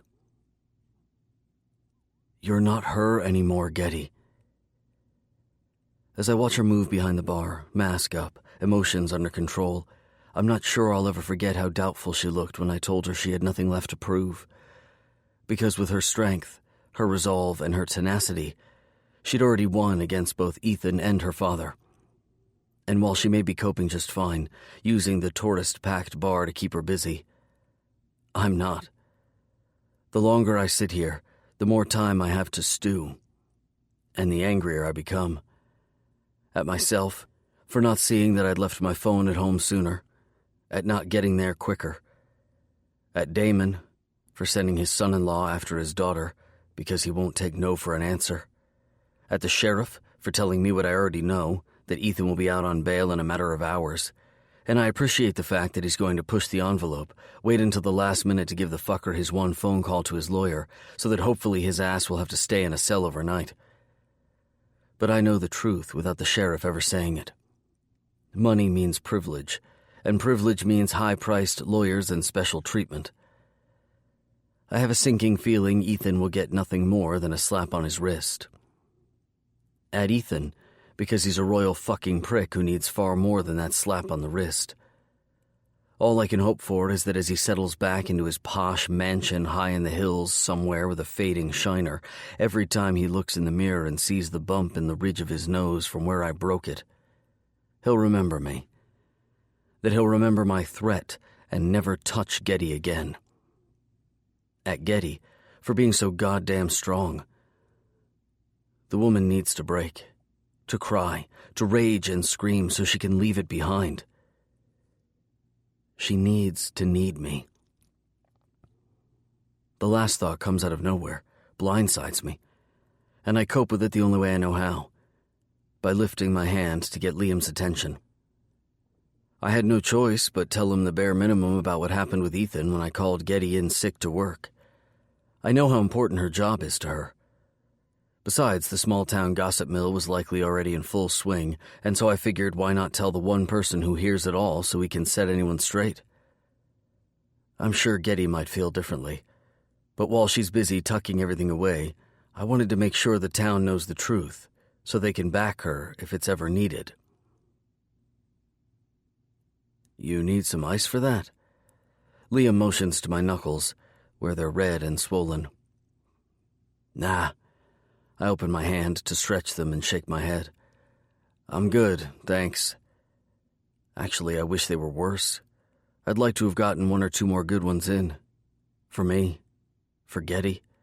Because he deserved so much more than that. For your cheek, then? Did he hit my cheek? Shit. Never even thought about it. When I open my mouth and stretch my cheeks, sure as shit, there's a burn of pain. But I just shake my head again and sigh as I glance back over to check on Getty. She's still ignoring you? He laughs and lifts his chin toward Getty. There's concern in his eyes, very different from the surprise that was there when Getty waltzed in an hour after I called to tell him she wasn't coming and took her place behind the bar. When he went to tell her to leave, that he'd covered her shift, the look I leveled stopped him dead in his tracks. And thankfully, when I explained she needed to be kept busy, that I'd pay the extra set of wages if he needed me to, all he did was nod his head, point to an open seat near the end of the bar, and ask me what my poison for the evening was. Definitely a good guy. Yep, I sigh as my eyes find her again. Stubborn damn woman. Liam laughs again as he lines up 2 shot glasses and takes the top off the Jägermeister. You know what they say. What's that? I'm distracted, eyes staring at the door to the storage room Getty just disappeared into. Men wear the pants in the relationship, but it's the woman that controls the zipper. I throw my head back and laugh. The rebuke on the tip of my tongue that we're not in a relationship remains unspoken because the stress relief is more important. Very true. I tap the top of my glass against his and toss back the shot. The burn is quick, but I welcome it. It's real. That and the laugh Liam offered by trying to lighten the mood. This time, when he goes to help another customer, he leaves the bottle for me. Smart man. I relax back in my chair as soon as I see Getty come back into the bar. She pulls a pint for 2 men in front of her, chats them up, laughs, appears normal, but I can see the strain under the smile. It wasn't that bad, my ass. Her words echo in my mind, cause fury to beat through my veins, make me think of my own mother again. Wonder how often she put that mask on to protect me, let me think everything was okay when she was bruised inside and out. Turn it off, Sander. Another day. But I can't push away the train of thought. I realize I haven't thought about the box or the bullshit it's caused in my life in days. All the noise that had been screaming in my head fell silent. Why is that? Because of her. Beautiful, brave, goddamn Getty. For the first time in the 3 hours we've been here, her eyes meet mine and hold across the distance. All she gives me is a soft smile and a subtle nod in acknowledgement. But it's the words she mouths that sucker punch me harder than anything. Thank you. 2 words, so damn simple, and yet they could be for so many things. For helping her, for being patient, for letting her put her mask on, for being here, for showing her not all guys bruise women. I nod back, completely tongue-tied with a woman, and I'm not even close enough to speak to her. Her attention is pulled elsewhere, but I can't get the one thought out of my head that keeps circling. I threatened to kill a man tonight. For her. The woman with the knee-high socks, the soft brown eyes, and the laugh that you can't help but smile at. Funny thing is, I feel absolutely zero remorse for how much I meant my threat. Does that make me more my father than I ever thought I was? Another shot. To kill the thought. To drown out the comparison. But then I look at Getty and I can't help but think back. To my mom, my dad, to what happened. And all I can think is that maybe somehow I righted a wrong tonight. Made some kind of amends in my fucked up universe. I sure as hell don't know what Ethan's intentions were, but if Getty was somehow forced to go back with him, isn't that the same? Her smile, her laughter, her confidence, her spirit, her sexuality. He'd take them all without thought, and wouldn't that be just the same as killing her slowly? Parallels. They're fucking everywhere all of a sudden. There's no escaping them. Me to my dad, Getty to my mom. And yet I don't want any of that. I just want whatever this is here on a clean slate. Getty needs her new life. I need to get over my old life. That makes what I came here to do all the more important. For Getty to see why this isn't her fault. And for me to realize it wasn't my fault. Goddamn parallels. Chapter 27. Getty. The summer of storms. That's what Liam has deemed it. The continual onslaught of wintry-type weather hitting the island has taken a toll on the tourism-dependent economy. And by the looks of the sky, another one is about to rattle the island. Good thing my shift is over, and I'm free to watch the storm snuggled on the couch looking out the windows of the family room. After walking home from work, I pass my car parked in the driveway on the way up the front path and have to smile that the sight of it brings such a different response now. Before, the blue heap of metal represented the liberty to make my own choices, an escape, a chance at freedom. Now, a week after Ethan's appearance, all it signifies to me is a means of transportation. A way to get around the island if I want to explore. And I also see Xander, because this car is a reminder of the moment I started to fall in love with him. Running my hand over the fender, I'm tempted to try to deny it. But no, it's no use. I knew what I was getting into when we started this friends with benefits thing more than a month ago. I just thought I'd be able to keep the emotions in check. But in retrospect, it was this car that started it all. When I stepped out into the alley behind the bar to find this old car in front of me, and Xander, the handsome and unexpected stranger beside me, who would have thought I'd remember that moment the most? Yet every night when I lie in bed with the sound of the surf beyond the windows and his soft snores beside me, it's the one memory I keep coming back to. The one I can pinpoint as being the moment when I started to fall for him. When he fixed my car, gave me the chance to run, and I chose to stay. Because he gave me a choice without ever knowing it. The thunder claps above. I jump at the sound, a part of me taking it as a warning that I'm only going to be hurt in the end. But at the same time, what I'm feeling is a first in my life. And you never forget your first, so I'm glad, in a sense, my first real love was Xander. Carpe diem, Getty. Carpe diem. I shake off the thought and enter the house, feeling tired and hungry. Once I shut the door, I listen to the silence for a minute, just to make sure. It's been over a week, and I know Ethan's not here, but I'm still a little freaked. Blowing out a sigh, I toss my purse on the counter and purposely don't look at the to-do list, slowly losing items on the counter next to it.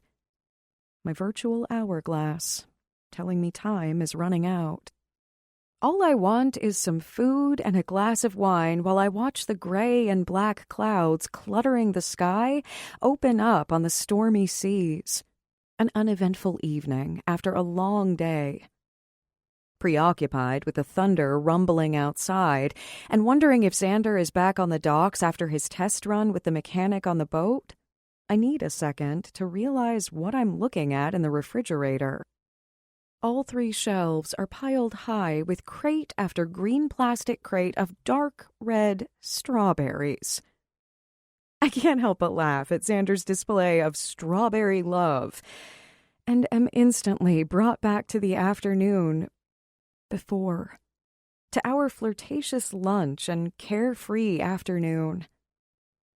Leave it to Xander to think of something like this, to bring back that feeling that had been subdued and replaced with phone calls to lawyers and the formal filing of charges and restraining orders. I reach out and touch a crate with a big smile. When I shut the fridge door, I have a strawberry in my hand, determined to try it one more time. For Xander. The funny thing is, I seem to be trying all kinds of things because of him. A hand brushing hair off my face startles me awake. I look up, eyes wide, heart racing, and meet Xander's amused blue gaze. "You're safe."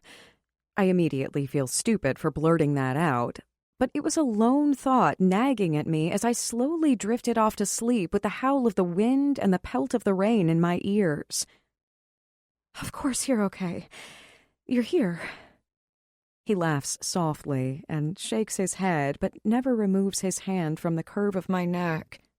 And normally, I'd shove up to a seated position so I could face him where he's sitting on the edge of the coffee table in front of me.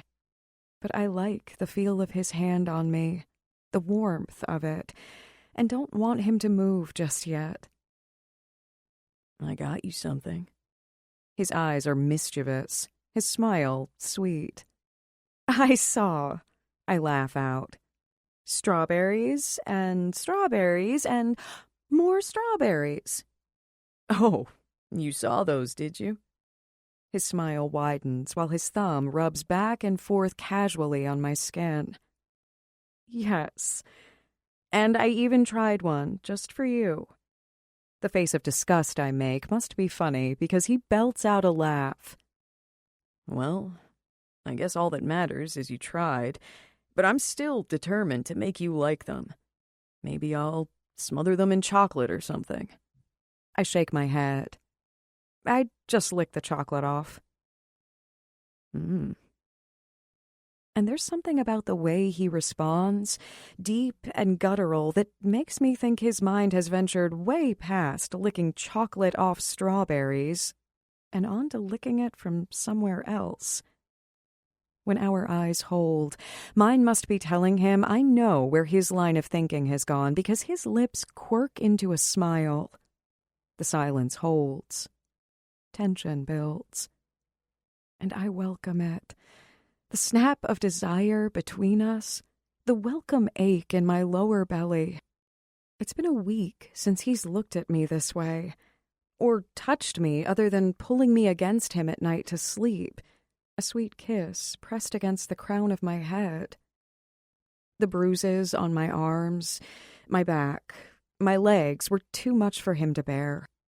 So I've allowed him to hold me at arm's length, with kid gloves, when all I've wanted was to lose myself in him again, and to let him make me feel.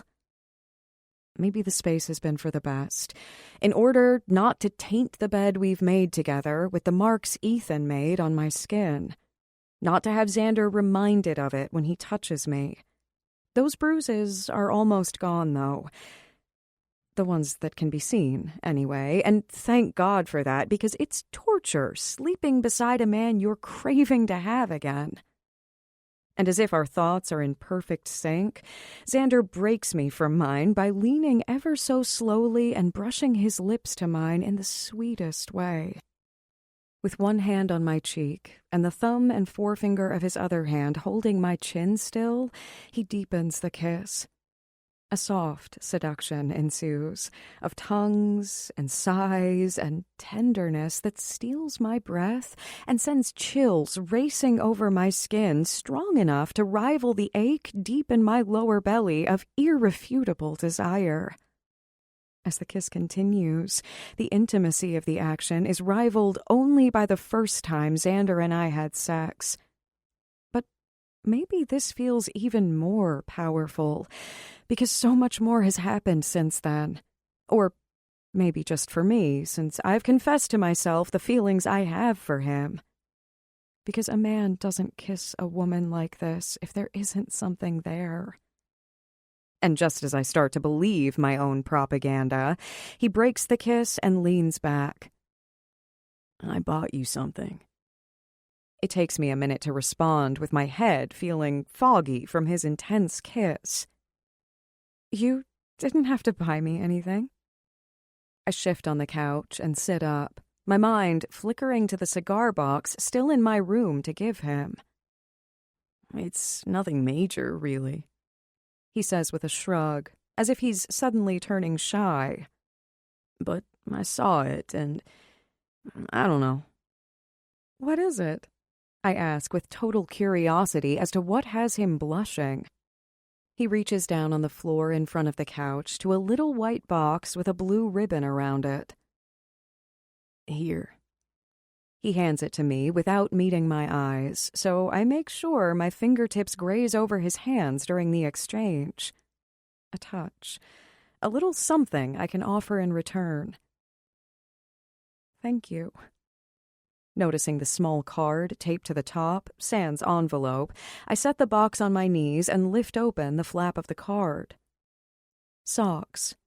Just in case you ever want to be found. Xander. My eyes flash up to his, and all I see is complete kindness in his gaze. All I feel is the sincerity of his gesture as my mind returns to that conversation we had weeks ago. Even before I untie the ribbon and open the box, I already know what's inside. And when I do open it, the brand new iPhone sits nestled in the packaging. He's given me a way to ask directions if I should ever want to be found. The importance of this moment, his words, the gift he's offering.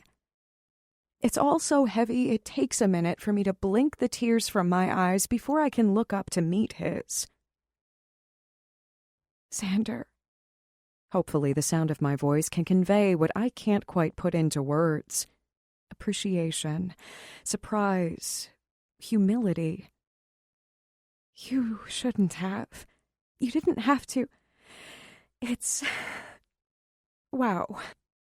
His face breaks into a dimple territory smile. There was this great promotion. Buy a phone and get 2 years prepaid for all services, so I couldn't resist. Xander. And I know he's lying. No, he's trying to save my pride and my budget by prepaying for the service and the phone. Thank you, but I can't accept this. It's too expensive. He takes the box I hand to him and sets it down before grasping my hands in his. This isn't about money or pride, Getty. This is about me being a man, and... He looks out to the storm outside. And knowing that if you need help, if you're lost, or, as the card says, if you want to be found, you can be. Only if you're the one finding me. I swallow over the lump in my throat, wondering in this small world of friends without long-term possibilities if he gets how much his words mean to me. Like maybe he wants there to be a future for us. And then I realize I'm getting this all wrong. The damn to-do list. The one I refused to look at earlier today. Well, now I desperately want to know how many tasks are left to complete, because this gift suddenly seems like his way of telling me the end is near, that he's going home soon and he wants to make sure that I'm okay when he leaves. I fight the immediate panic, the urge to reject the gift, because if I don't take it, then he can't leave. And instead just meet his eyes while he's completely oblivious to the silent war of emotions going on inside me. So I do the only thing I can. Nod my head, try to take the gift for what it is, and not read too much into it. I just want you to be safe, okay? So please accept it. On one condition. I love the quirk of his lips and the lift of his eyebrows. If you accept a gift I have for you. He starts trying to refuse immediately as I rise from the couch. I don't need any gifts. I got it last week, I tell him over my shoulder as I enter the kitchen, my eyes immediately glancing toward the list as I walk by the counter. But I mask the sigh of relief and scold myself at my ridiculous melodramatic panic when I see the list has only 2 more items crossed off than it did last week. He still has time. The thought runs over and over in my head with each footstep down the hallway. Getty. The way he says my name is equivalent to an exasperated toddler throwing a tantrum. Defiant. Resolute, wanting what he's not supposed to want. Hush! It's the last thing I say before I enter my bedroom and head for my closet, where I hid the humidor. Luckily, its package went unnoticed on the bed in the melee with Ethan. Did you just tell me to hush? His chuckle reaches my room, telling me he followed me. Hush! I repeat with a laugh. And, of course, I'm bent over, ass up in the air, so I'm sure he's taking his time enjoying the view. Nice socks. Enjoying the view, indeed.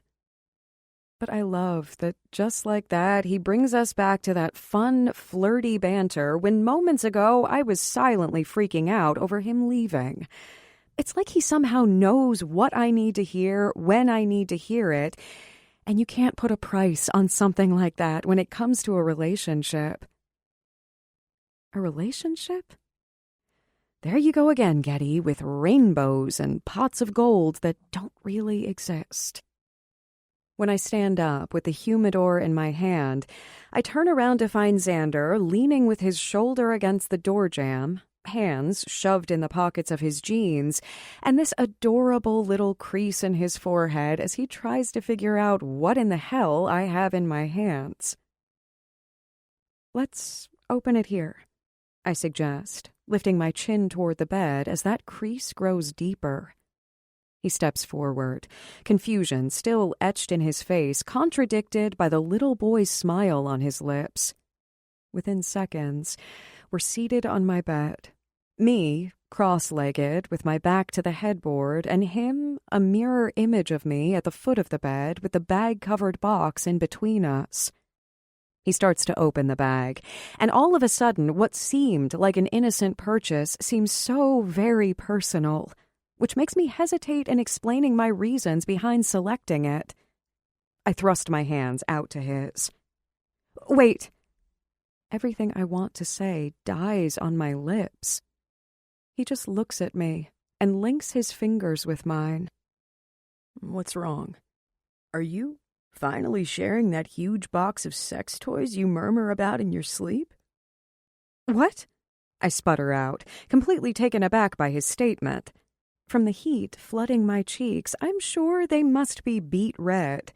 And all he does is sit in front of me, a stone-cold expression staring at me blankly. A nervous laugh falls from my lips as I shake my head in a rapid denial, immediately rejecting his comment. What? Are you? His face transforms instantly. Smile wide, head thrown back, hand to his stomach as he laughs so loudly it echoes around the room. He falls onto the bed, trying to stop laughing, except he can't. Your face. Oh, Getty, that look was priceless. I reach for the pillow closest to me and hit him with it before he can duck out of the way.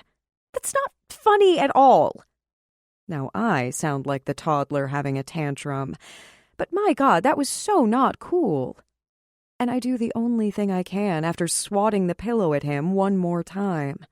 I cross my arms over my chest and pout and glare at him.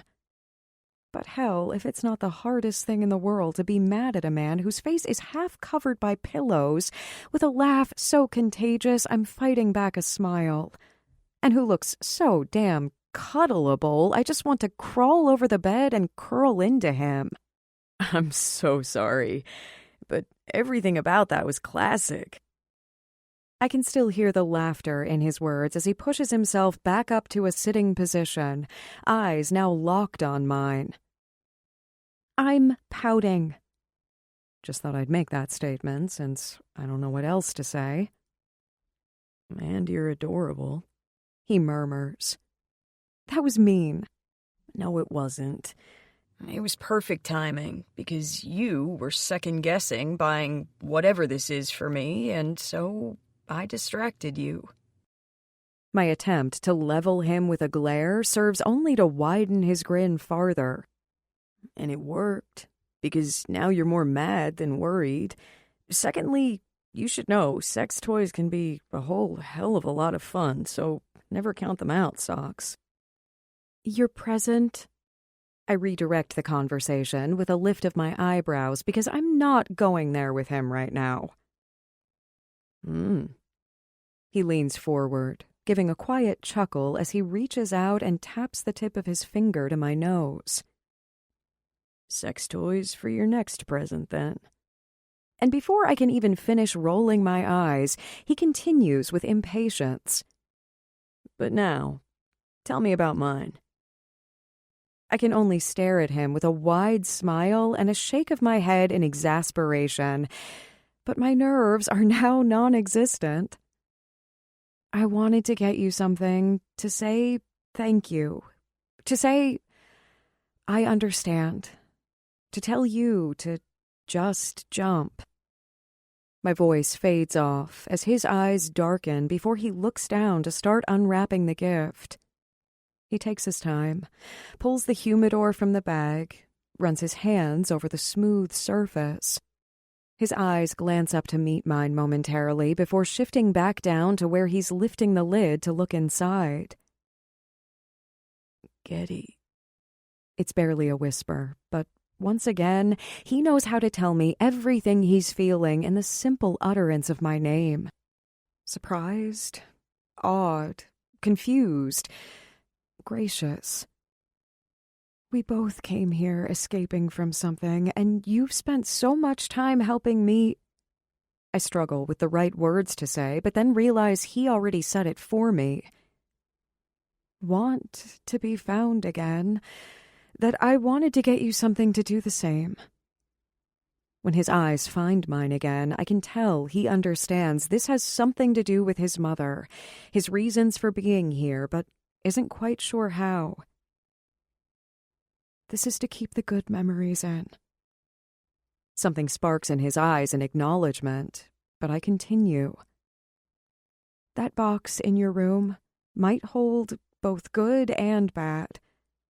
And when you choose to go through it, I wanted you to have somewhere to put the good, a safe place, a new home. That way, when you leave here, you can leave the bad in the cardboard box behind you and bring the good home with you in something new. I struggle with getting all the words out. Too much emotion for him. Too much sadness, thinking of him leaving me. But when he reaches out over the box and cups a hand to the side of my face without speaking, his eyes, swimming with emotions I can only assume are similar to what I feel inside, I know I did the right thing.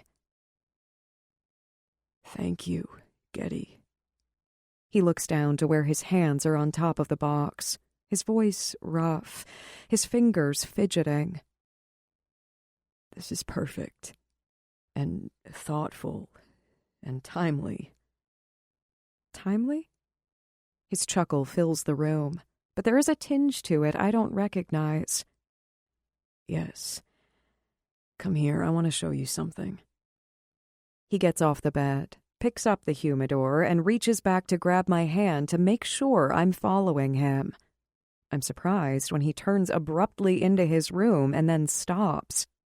But the confusion lasts only for a second because the cardboard box sits squarely on the center of his bed.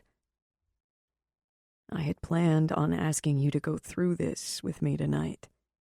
He twists his lips, eyes focused on a seemingly innocent cardboard box, except I know it's something that holds so much power over him.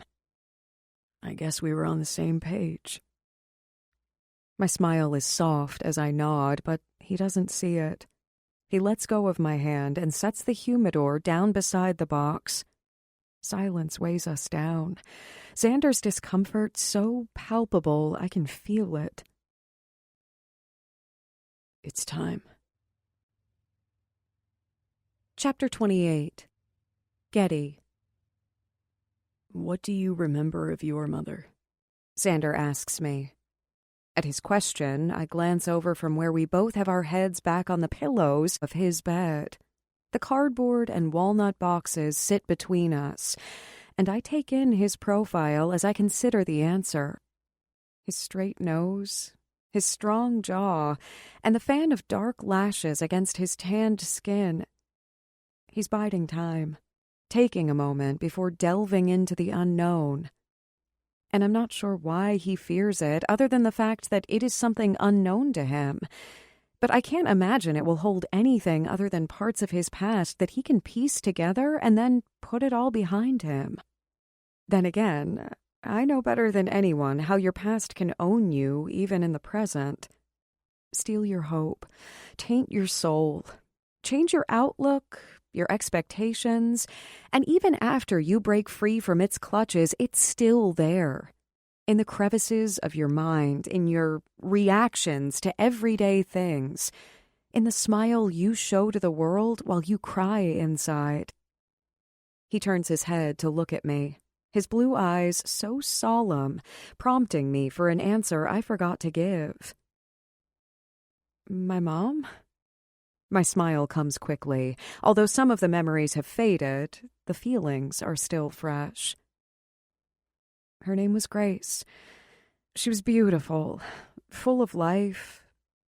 She was everything. Quietly, I sigh, hating that there's doubt now when I think of her because of what I've experienced. I bet you were her life. His voice is nothing more than a murmur, but I can tell he knows I'm struggling with the truths I've come to learn as an adult.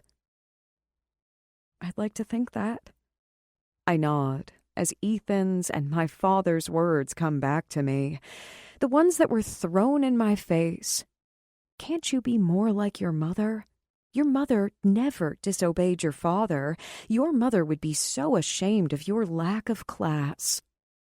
But now I wonder if she really was as happy and perfect as I thought, or if she was just putting on a show, hiding it all to protect you, he adds. I nod, a lump lodging in my throat as distant memories hint of the truth. Of her taking me out for our special dates when my father would rage. Of impromptu sleepovers at the Four Seasons to pretend we were Eloise. Of carefully applied makeup or large-lensed sunglasses she'd even wear inside because she had migraines for a few days. Yes. My voice breaks, and he reaches out and links pinkies with mine in the space between us. I have a feeling, looking back with what I know now, that she played the part perfectly, but hid so much, mostly from me. You were her truth. The way he says the simple statement, quiet, matter of fact, like it's the most obvious thing in the world, nearly undoes the waning composure I have left. But at the same time, I think it's exactly what I needed to hear. It lights some of the darkest places within me to know that as much as I loved her, wanted to be just like her, I think she'd be proud that now I don't want to be anything like her. I was her truth. My smile returns. I can handpick the memories to hold on to the best times with her, to shut out the bad. And a reminder for me to live a life on my own, void of big sunglasses and sleepovers at the Four Seasons, because she couldn't. And because I want to make her proud that I did. Nodding, my mind overloaded with emotion, I curl my pinky a little tighter around his. He shifts some, the mattress moving as he reaches past us. The nightstand drawer opens, closes, and then he's handing something to me. I take a stack of about 10 pictures from him. It's obvious they are old, the clothing and car dated, but it's the people on the paper that hold my attention. A brown-haired boy with skinned knees, a dusting of freckles across the bridge of his nose and the tops of his cheeks, and blue eyes that seem to express a mixture of happy and weary.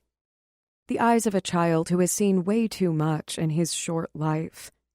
He has a baseball glove in one picture, makes a funny face in another. Items that should denote a normal childhood, but the backgrounds of the pictures reflect something different. A 5- or 6-year-old Xander stands on the grass in front of a run-down house. One window boarded up, the other with metal security bars over it. Xander, with a stuffed dog clutched tight to his chest, sitting on a stained couch in a darkened room. A small section of the coffee table is visible in the shot. It's littered with scraps of tinfoil, 2 bent spoons, a child's looped belt, and the discarded caps of syringes. I stare until I can't stare anymore at the surroundings to try to understand as best I can the things he wants to shut out. It's not very hard to comprehend. The one bright spot in the stack of pictures is the woman who accompanies him in some of them. She has long brown hair, an olive complexion, and blue eyes identical in shape and size to Xander's. And I notice the only pictures where she seems happy are the candid ones where she is paying attention to her son. Her smile is magnetic, expression one of complete adoration. Then there's the man in the photos. Standoffish, arms always crossed, a cigarette habitually dangling from the corner of his mouth.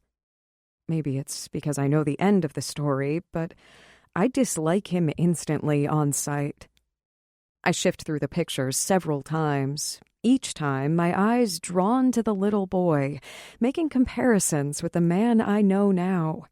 And when I finish, I turn my head and meet the intensity in Xander's gaze. She was beautiful, Xander. You look so much like her. He nods his head ever so slightly, one ear on the pillow, the white pillowcase in such a stark contrast to the dark shadows across his features. I'm sure you think I'm being a pussy about this. His bluntness surprises me and leaves me clamoring for the correct response. No. This is your past, Xander. Your history. There is no judgment on how you're handling it or the pace at which you're choosing to. Sometimes looking back is so much harder than looking forward. Just remember that while whatever is in that box may be a part of your history, it doesn't define the man you've made yourself to be today. Unless you want it to. I hear his shaky inhalation as his eyes flicker on the pictures in my hand. One of him and his mother rests on top. His Adam's apple bobs, and he exhales a sigh of exasperated confusion. Until this box arrived, I didn't have any pictures of my mother other than my memories. I shift some to sit up so I can face him, let him know that I'm listening and ready for whatever he needs from me. I keep telling myself that no matter what else is in the box, this is enough for me, that this is more than I had before. I angle my head to hold his gaze, my mind turning, transforming the thoughts I had previously. When he first told me about the box, I thought it was just the idea of it that freaked him out and reopened old wounds a little boy had managed to forget. But now, with the way he's so apprehensive, I'm realizing it's so much more than that. What does he think is in the box that has him so worried? I hope there are more good memories in there for you, Xander. His chuckle is soft, exasperated, self-deprecating. Well, considering the only other thing I pulled from the box and looked at says I was the one who killed my mom, let's hope you're right. His words startle me. Wait, what? My hands are in midair between us. He's thrown me so thoroughly for a loop that it's like my gestures and my thoughts are in two different worlds. Xander doesn't say anything, he just stares at me, and I'm not sure if he's waiting to watch my reaction or if he's testing me to see how I process the ridiculous comment he just made. But the longer he searches my eyes, the more I see that he really believes what he's just said. It's in the quiet intensity of his eyes, the gritted clench of his jaw, the unflinching tension in the muscles of his neck, and the overall deflated sadness that I'm watching slowly sap the vibrancy from his expression and posture. Needing to make a physical connection with him, I carefully move the pictures out of the way with the mind to cross the small space separating us. But before I can finish, he shifts suddenly so that he lies sideways across the bed, head in my lap like a little child, face toward my stomach and one arm hooked around my back. My heart breaks and swells all at the same time. "Talk to me, Xander," I murmur softly. My fingers run through his hair on reflex. His breath is hot through the thin cotton of my shirt. His fingers cool beneath the hem of it at my back. Contradictions. Everything about him right now tells the same story. A grown man struggling with the memories of the little boy he can't quite remember being. And so I do the only thing I can. I give him time to find the words to speak. He's been flying on broken wings for so long, I'm sure it's going to take him a minute to figure out how to land so we can repair them and make him whole again. I thread my fingers through his hair, over and over. Soothe, comfort. Let him know I'm here. "The first thing I pulled from the box," he begins, voice thick with emotion, and I just keep doing exactly what I'm doing. Fingers through hair, body relaxed, thankful for the trust he's bestowing upon me. "It was her autopsy report. I don't know why I even looked at it. It's not like I didn't know how she died. I was there, for fuck's sake. How could I ever forget that?" The break in his voice breaks me too. "What was her name?" I speak softly, wanting to bring him back to the important thing. To her, not the blood that I can imagine stains his memory of her. Because, yes, while we both know the pain of losing a mother isn't something that can be quantified or compared, Xander, by far, has had the tougher of our situations.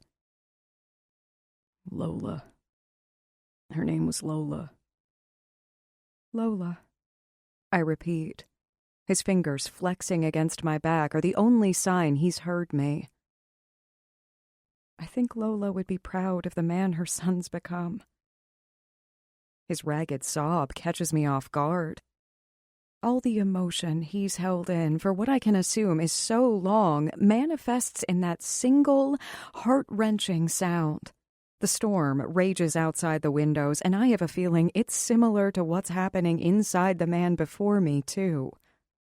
All I can do is sit here, wait it out with him, and hope to be his lighthouse this time around. I remember her lying there, blood everywhere.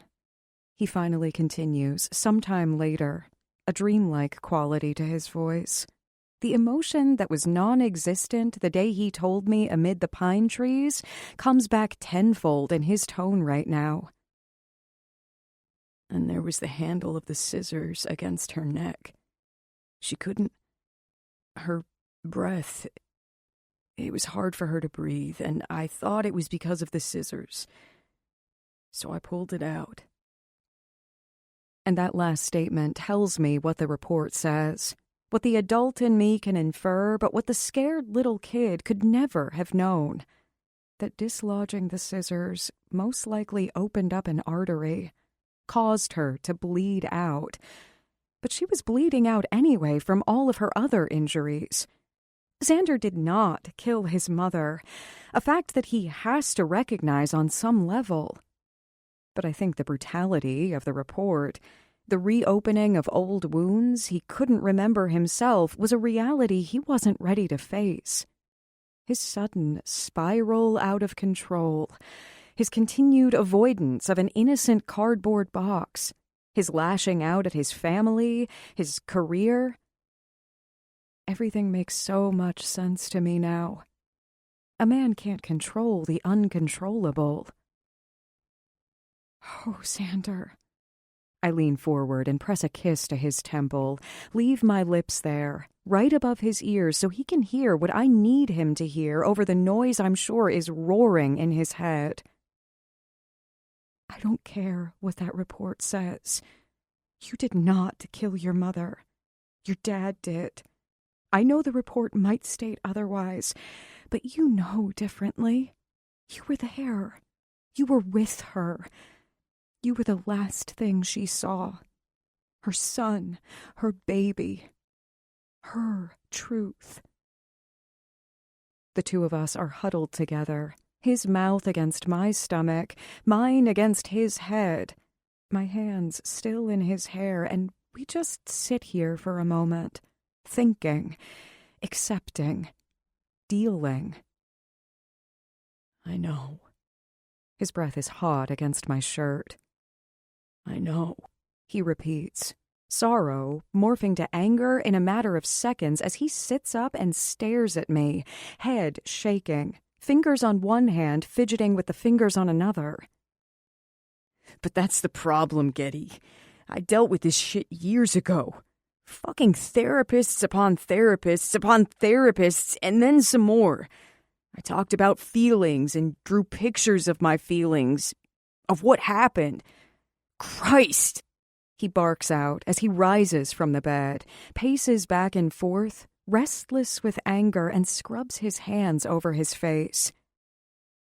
I'm supposed to be over this shit. The memory of my mom shouldn't fuck me up, and yet it did, and I'm so goddamn angry that it did. All this time later, and something I fucking lived, breathed, and dealt with did it again. Took a hold of me. At first, I thought my anger was at not knowing this, at how it was kept from me by Colton and Riley, so that's why I lashed out at them. But then, when I came here, I had distance, time, space. I realized I was just angry because it shouldn't affect me at all, and it does. And I can't stop it. I get how a grown man can be so angry at being blindsided, at fate's way of proving he's weak when it's all he's bucked against his whole life, at feeling like you've overcome something only to have it resurface later and beat you back down, make you question what you always knew to be the truth. Xander, I say his name, watch his feet falter, his eyes full of duress and emotion lift to meet mine. You want to be angry? I would be too. I'd be fucking furious, shouting and screaming and hating the world. There is no shame in that. There is no brushing her under the rug. She was your mother, your everything. If this didn't affect you, I'd be worried. Silence. The thunder rattles the windows. The robe I wear? The ridiculously expensive one you noticed? That robe was my mother's. It's the little piece of her I get to touch every day. I slip it on and feel close to her. It's silly, Xander. It's a reminder of the pain and a memory of her all at the same time. But sometimes we have to take the little things we are given to help on those days when all you feel is the hurt. I look down to the box on the bed with me and then back up to him. My robe is your box. It's brought you both so far, the good and the bad. His brow furrows, lips twist as if he's having a hard time believing what I'm saying. I don't know what to say. The lost look in his eyes is so hard to handle, and yet I can't look away. My love for him is so strong that I can't deny it anymore. The need to pull him into my arms and take all the pain away is so powerful. But he's the one who takes the step forward. He's the one who takes a deep breath, a forced swallow, and reaches out to slowly open the top of the cardboard box. I watch him, methodical in his movements, but his face a sea of emotion, and hope that my comments aren't pushing him to do something he's not ready for yet. And in the same breath, I think he needs to face this, because until he does, the unknown will eat him whole. He unfolds the flaps of the box, then moves the humidor beside it and opens the top. He picks up the stack of pictures he let me see earlier and places them gently in the humidor. The sight is bittersweet. A first step toward closure. When he lifts his eyes, they are the brightest of blue and hold so much turmoil. But it's the words he says that tell me he's ready to do this. Just jump. Chapter 29. Xander. Hurt till it hurts no more. 20 years is a long time to suffer. Getty's right. It's always going to be there, even if just a whisper of the pain. How come she can simply tell me it's okay to be angry and I already feel better? How is it she can break through the bullshit clouding my head and make me really hear her? Validate my feelings with a simple statement? Let someone in instead of shutting everyone out. Sometimes it takes a new ear, a fresh voice to put things in perspective for you. Colton's words come back to me. Son of a bitch. How'd he know? I glance up to Getty, the faintest of memories coming back to me. Of after my mom, being at the house, the boys' home where I was Riley's charge. And I'm not sure if it's from hearing them tell my little brother Ace the story of how they met that's created the memory, but it's there. Riley helping Colton overcome the trauma of his past.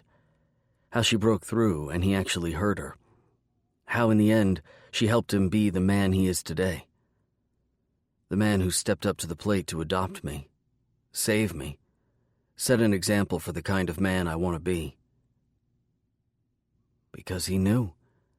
I murmured to myself as I stare out the window, my mind fucked, my emotions disjointed. Who knew? Getty asks from behind me, where she sits on the bed sorting through the papers. Nothing.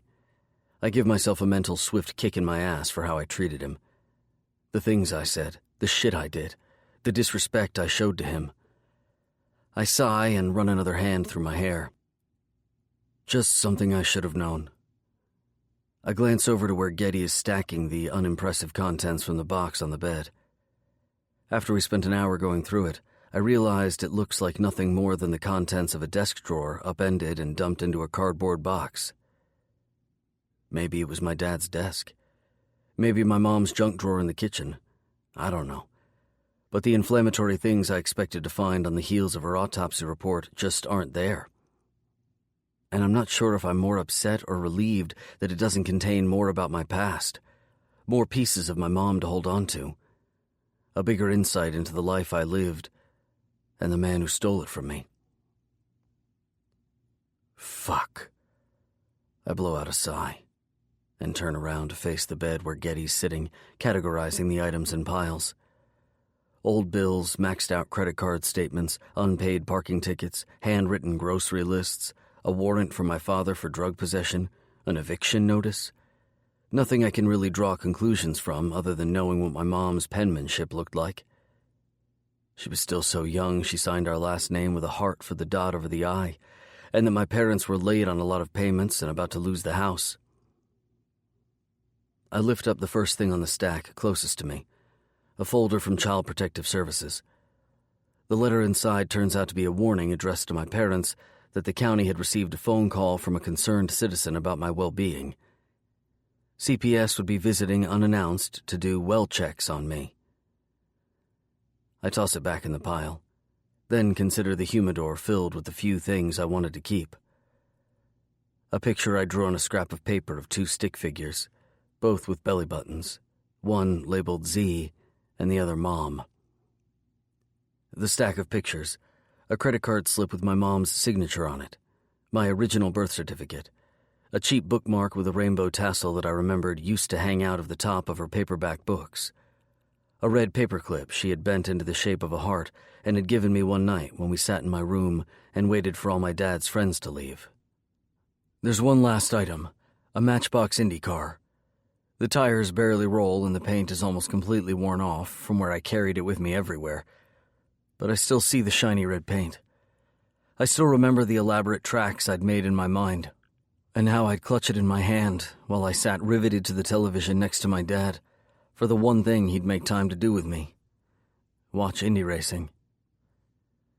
Tears unexpectedly burn my eyes as I stare at this little piece of my past that somehow became such a huge part of my future.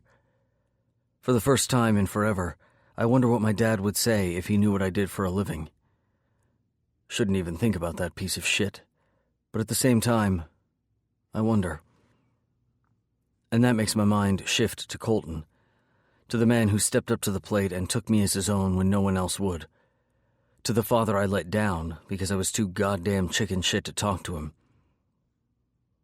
I set the old car back down beside my other mementos in despair at the depressing amount of things I have to represent the first 7 years of my life. "You okay?"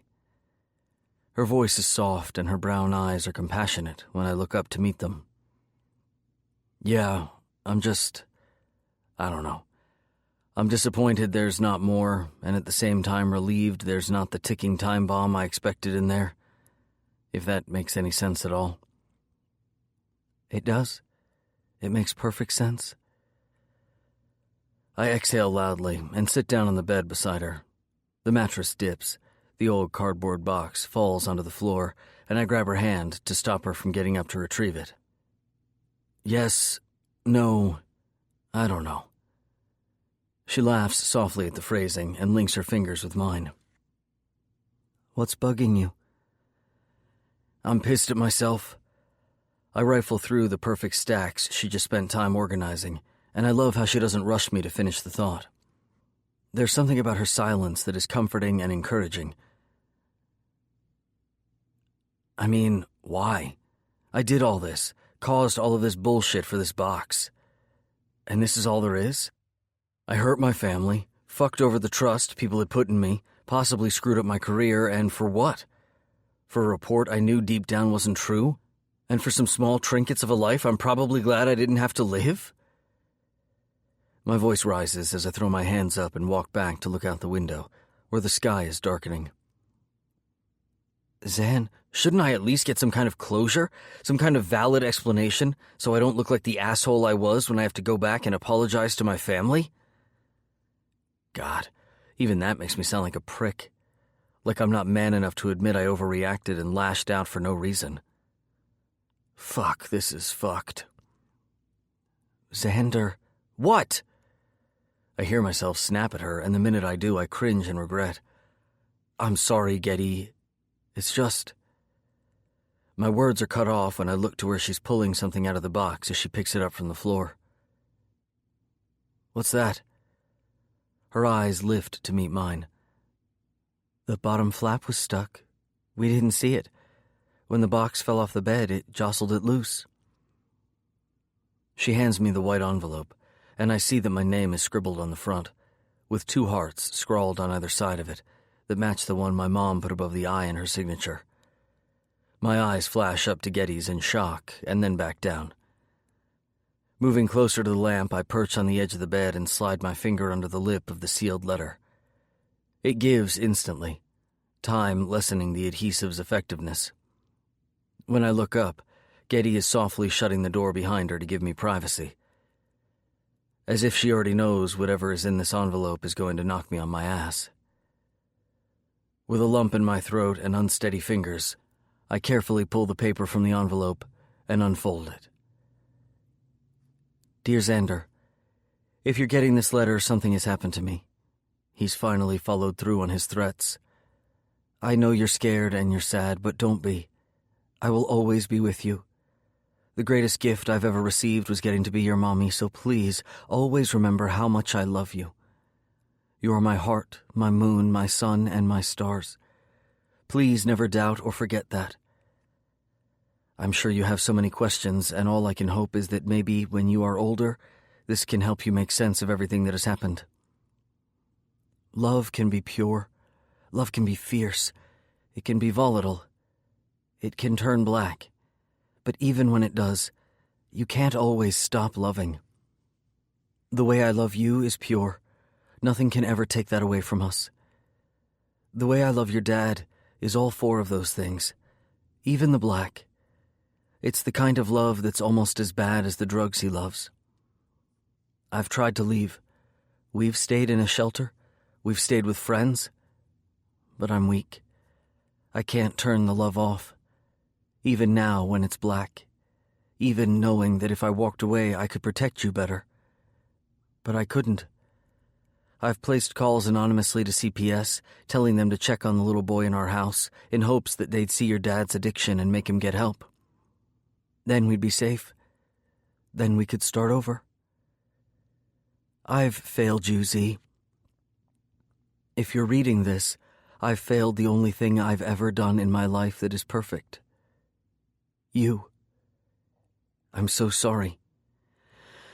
But I need you to do something for me. I need you to remember this advice I have for you. Because while we might not have much, while I might be a weak woman who stayed when she should have left, while I have done so many things wrong, you are the one thing I did right. So please, Xander, if you can live your life with this in mind, then you will keep me alive in your heart. Love. Love fiercely. Love purely. Love blindly if you want, but never let love turn black. If it turns black, walk away and never look back. For me, because I couldn't. Your heart only sees the good in everyone right now. I know that won't last forever. Love is incredibly powerful when it's right. Live wildly, not recklessly. Follow paths that wander. Take roads that are fast. Chase your dreams. Race into your future and forget about your past. When you are older, find a woman who makes you laugh. One who is strong and who can fight her own battles, because when you have to fight one together, you'll be stronger knowing she can hold her own. Treat her well. It's the little things that get lost in the big picture. Don't forget this, Z. Women like grand gestures just to know that you didn't forget the little things. And love her with all your heart. We only accept the love we think we deserve, and you deserve the universe. Make mistakes, it's allowed. Don't get upset over the little ones. Learn from the big ones. And whatever the mistake, right the wrong as soon as you can. If you don't, and you grow up to be anything like me, you'll want to bury your head in the sand and put off fixing it, refuse to admit you were wrong. But don't. You might never get the chance to fix it. I didn't. If I had, you wouldn't be reading this. Have patience, but not too much. When there's something you want, go after it. But if there's something worth your while you want bad enough, be patient. I hope you never have to read this. That I'm writing it as a reminder to myself why I need to leave and get help. A wake-up call. There's one more thing. You have something you love almost as much as me. It goes everywhere with you, even to bed. I left something for you inside it. Remember when I told your dad I lost it? I fibbed because I wanted to put it aside for you, just in case. I hope this makes sense. You're such a smart boy, you've probably already figured it out. I hope that when you find it, it will bring you comfort. I love you, my Xander, my Z-Man, my Z-Bug. I will always. Every time you feel the sun shine on your face, that's me wrapping you in my arms and hugging you from heaven. Remember me always. Mommy. I can barely breathe. I look again at the letter, ink splattered with my mom's tears. My thoughts are all over the place, salt on my lips, tears when I don't cry. I wipe them off my cheeks. The letter trembles in my hand. Then I read it again. The numbness that burned within me for so long aches like a bitch, but I swear to God it's because I finally found some peace. She knew. That's all I can think over and over. She knew he would kill her and loved me as much as I remember she did and needed me to be okay. She really loved me. What a stupid thought. A bittersweet emotion that threatens to overwhelm me. Getty. I don't even know if I say it out loud or if I'm just thinking it, but when she pushes open the door, I get my answer. One look at me, and she's across the room with her arms around my waist in an instant. I can't speak.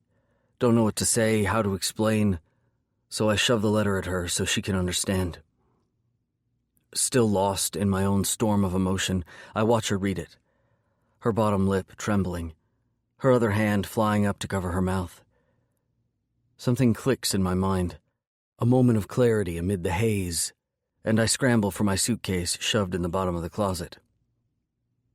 I'm a madman, throwing shit out of the way, unzipping it, flinging it open to find the one thing I grabbed at the last second on the way out the door before I left home.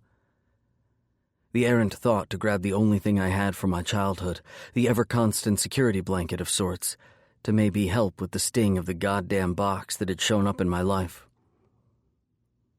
And of course, after the fact, I felt like such a pussy for grabbing it that I left the damn thing in my suitcase.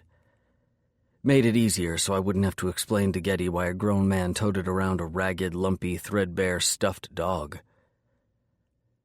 In haste, I grab the dog, my childhood lifeline after my mother died, and fall back to my ass on the floor. Do you think? Getty's voice startles me. I almost forgot she was there. But when I look up to meet her tear-stained face, I know she's thinking the same thing I am. She's off the bed as my hands press and push at the lumpy stuffing inside the damn dog. They are the same lumps that have always been there. The ones I've worried through the outside cover when I rocked myself to bed as a little kid. Scared and mute from the fear. Lost in my own mind from the sadness. Getty runs out of the room and returns in seconds with scissors, her eyes alive with encouragement, and she hands them to me. On the seam in the belly, she says as she shows me. I can sew that back together like new.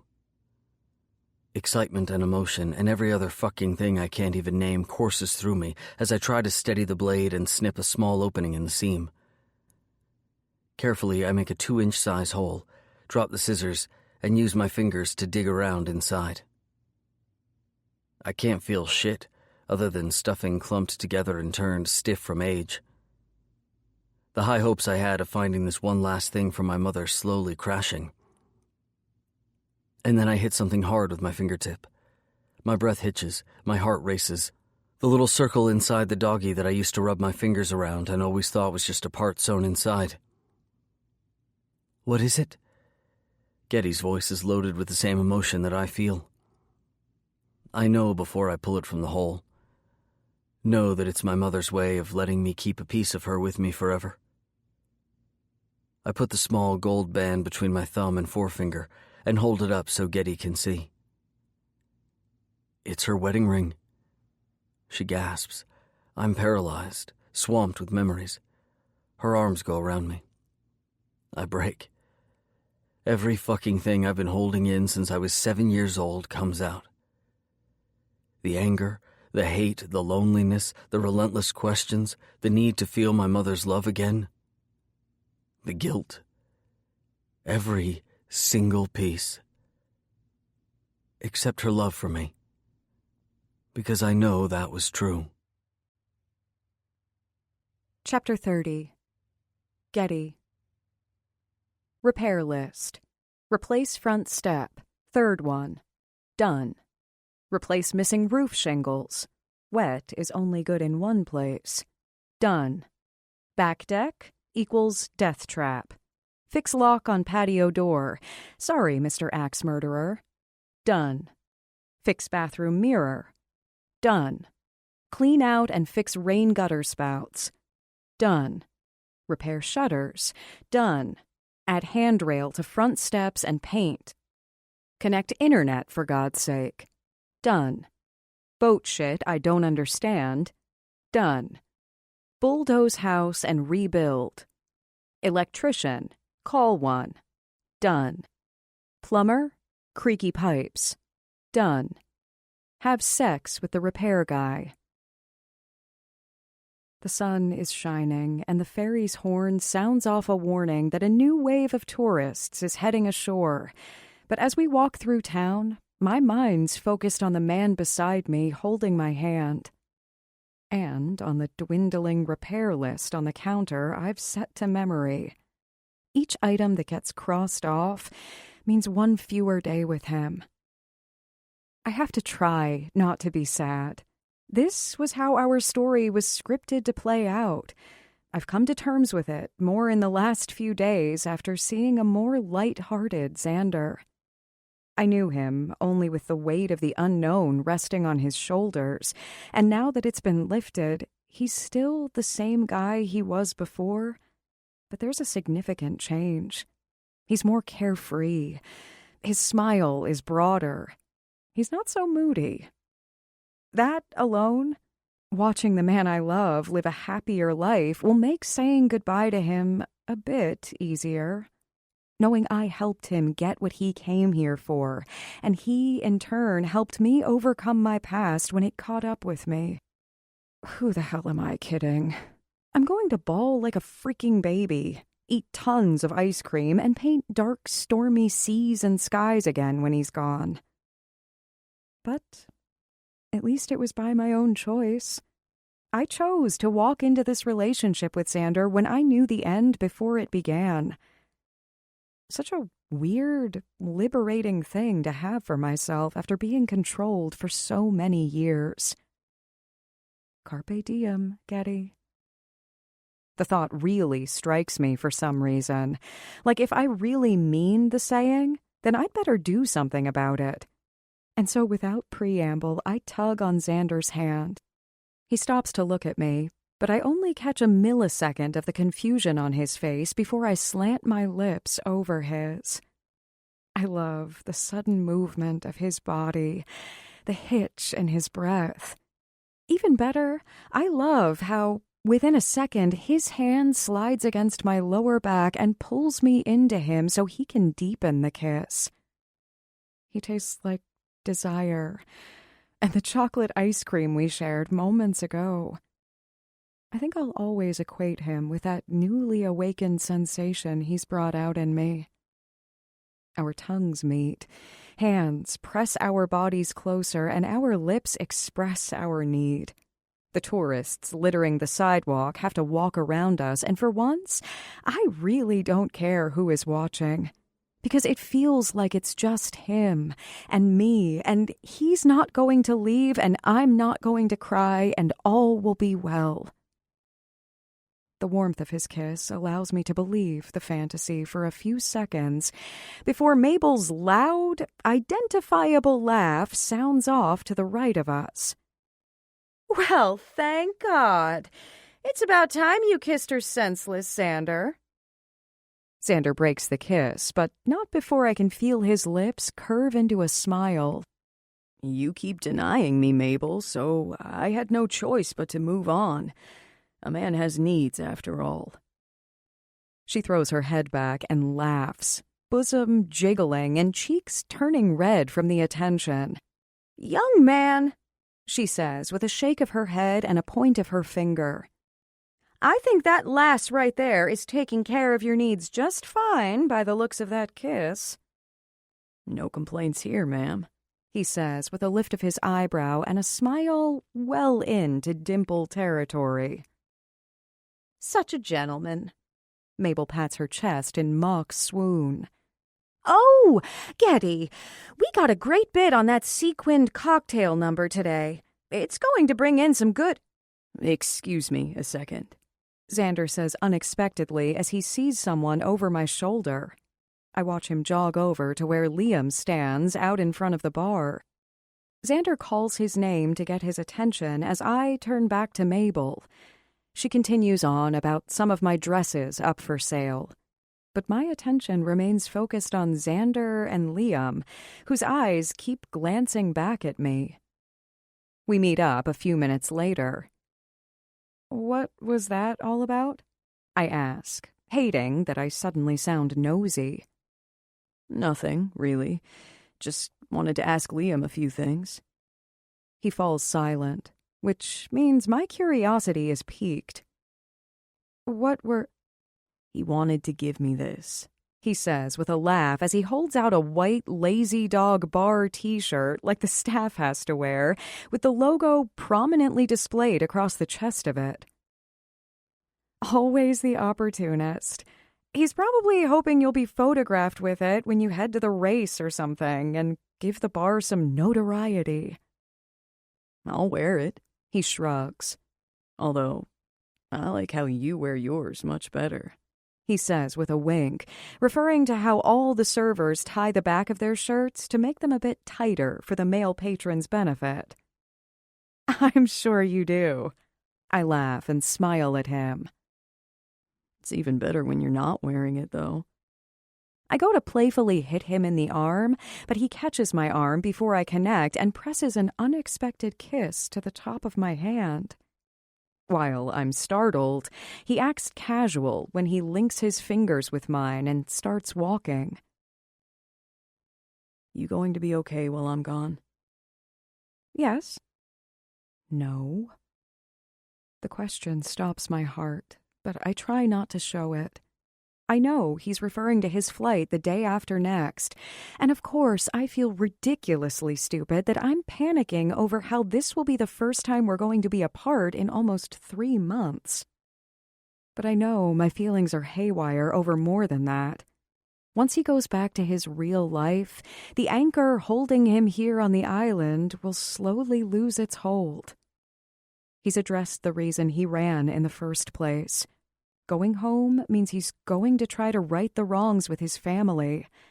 If he's successful, he'll have no reason to stay here anymore. I feel like after everything that happened the other night, I should be the one asking you that question. How are you doing? He blows out a breath as we take the turn off the main street to start back home. The weight of his thoughts fills the silence. I'm good, he finally says. A part of me wants to be angry at her for not getting out when she clearly knew what was going to happen. But I'm just so tired of being angry, Getty. It's all I've known for what feels like so long, and being pissed isn't going to change anything. He sounds very different from the man I met a few months ago. His state of mind, his openness to introspection, and what he's going to take away from the heart-wrenching letter his mother left for him. I agree, I murmur, knowing these are the conclusions he needs to come to on his own, and so the less I say, the better. I think what I feel is closure more than anything. A small sense of peace that I've never been able to have. I mean, I may not like her answers about why she stayed with him, but at least I have them, and at least they were in her voice, not something I conjured up to make her the martyr and him the monster. And stupidly enough, hearing her tell me she loved me in her own words, that made all the difference. It's not stupid at all. I lean my head against his shoulder, a smile on my lips, my heart swelling with pride for him. It's a validation for your feelings. Hearing the person you love tell you they love you back is something every person wants to hear. Chapter 31. Getty. I forgot how much I missed this, how much I needed this. And it's crazy to me that I've had no desire to paint over the past few weeks, even after the dinner with my father and the chaos with Ethan until now, on the eve of Xander's leaving. Maybe that says a lot about where I stand now in my life. My father and Ethan can no longer affect me. But Xander, by the flurry and fervor in which I've lost myself to the bold colors on canvas, he most definitely makes me feel. I'm just not sure if that's a good thing or a bad thing. By the looks of what's taking shape before me, it's an all-new thing.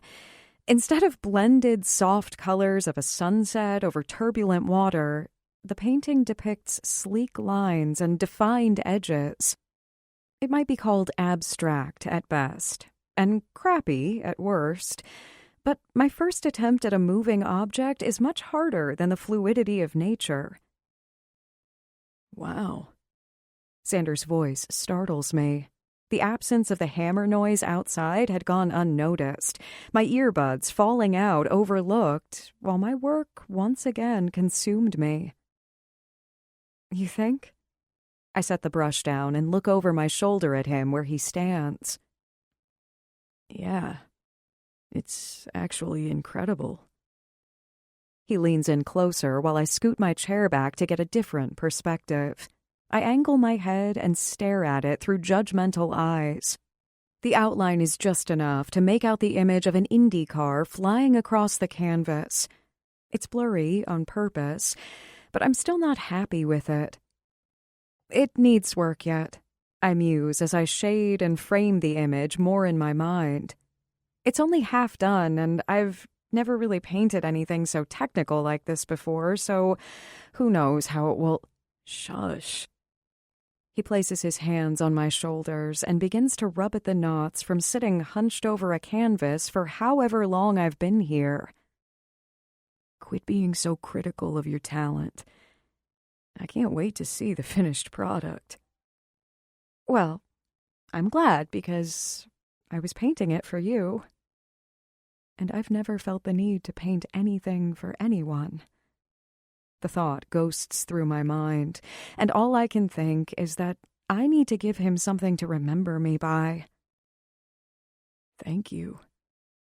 I love it already.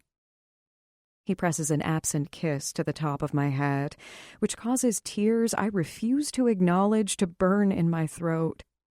Such a casual gesture from him, but so very telling of how far we've come since that first night when we made a toast to us. What are you up to? I let my head fall back some, his fingers magic on my sore muscles. I finished up a few things on the deck and just wanted to see what the world-famous painter was up to. My smile is automatic. How ironic that he brought up a memory from that night out when I was thinking about it too. Oh, and here I thought you were finally coming to have me paint that nude of you. His laugh is sharp and fills the room with a suggestion lacing its edges. You were you? Yeah, but I'm not sure I have the right paint to give you the look you were going for. What look is that? He murmurs. Pretty? I yelp out a laugh as he spins my chair around without warning to face him. He braces his hands over my forearms on the armrests and looks at me, eyebrows raised, a lopsided smirk on his face, and eyes darkened with desire. Our laughter ceases instantly. The air of the room quickly heats from the chemistry sparking between us. My breath catches in my chest. My hands tense on the arms of the chair. His look alone is causing my synapses to misfire, but this time I'm much the wiser. I want to use the match to light the fire. I know how good his burn is. Say it again, Socks. Pretty, please. He murmurs against my mouth before dipping his tongue between my parted lips and giving me a quick taste of the hunger inside him before pulling away, leaving me wanting so very much more. Give me a reason. My lips curl as he leans back. My nipples harden against the cotton of my shirt from his proximity. The heat of his hands on my arms burns in the best way possible. A reason for what? I'm breathless, needy, desperate for him. To make you beg. His smile taunts. The look in his eyes tempts me. The lick of his tongue between his lips does all kinds of funny things to my insides. The intent in his words has me pressing my thighs together. And oh, how I want him to make me beg. I feign nonchalance, try to act unaffected, but it's impossible when he's standing over me and every part of my body is aching for his touch. But I try. How would you make me beg? His laugh sounds deep and rich. You think you can bat those gorgeous eyes at me, act like you're all sweet and innocent when I know exactly what you want and just how to give it to you? How do you know what I want? My voice is coy, lips pursed as I look up and play this game with him. He laughs again, but this time it sounds like his hands feel when they run over my skin. Smooth, with a hint of roughness and a whole lot of desire. I was born to give you what you want, Socks. It's my turn to laugh.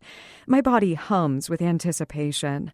There's a hint of edge to the gleam in his eye, and the sexual side of me he's awakened really wants to test it. So damn pretty.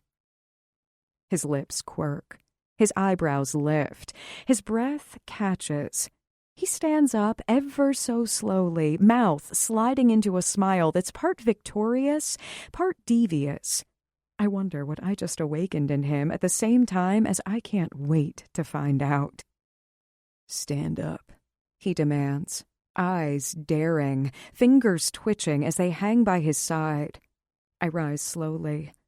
My heart pounds as anticipation becomes adrenaline. He steps forward and doesn't touch a single part of my body aside from the hem of my shirt as he pulls it up. Lift, he orders, and I comply without question. The only break in eye contact we have is when the shirt passes over my face. But we instantly find each other the minute it passes. His breath feathers over my cheeks as he lifts his shirt over his head to match my state of undress. This isn't about me trying to control you, Getty. He leans forward and brushes a kiss to my lips, his voice a soothing timbre now. Hands behind his back, our bodies are only inches apart. This isn't about me getting off on ordering you around. An open-mouthed kiss on the side of my neck, the scrape of his stubble as he rubs his chin over it. This is you handing over the control of your sexual pleasure right now. The other side of my neck this time. No urgency in his voice, but rather he sounds like he has all the time in the world. This is you trusting me, Getty.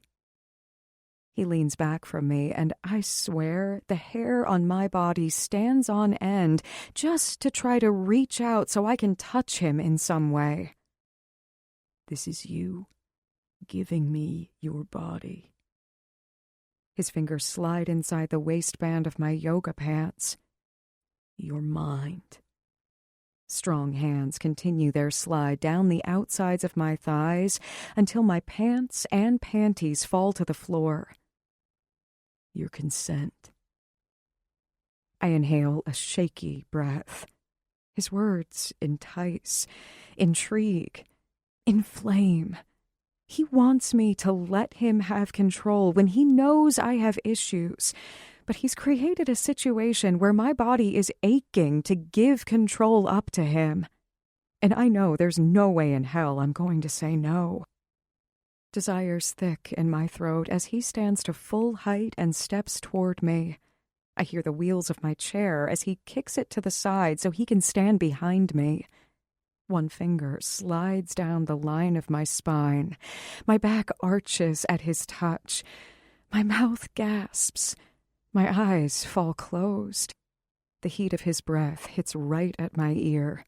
His voice feels like oral foreplay.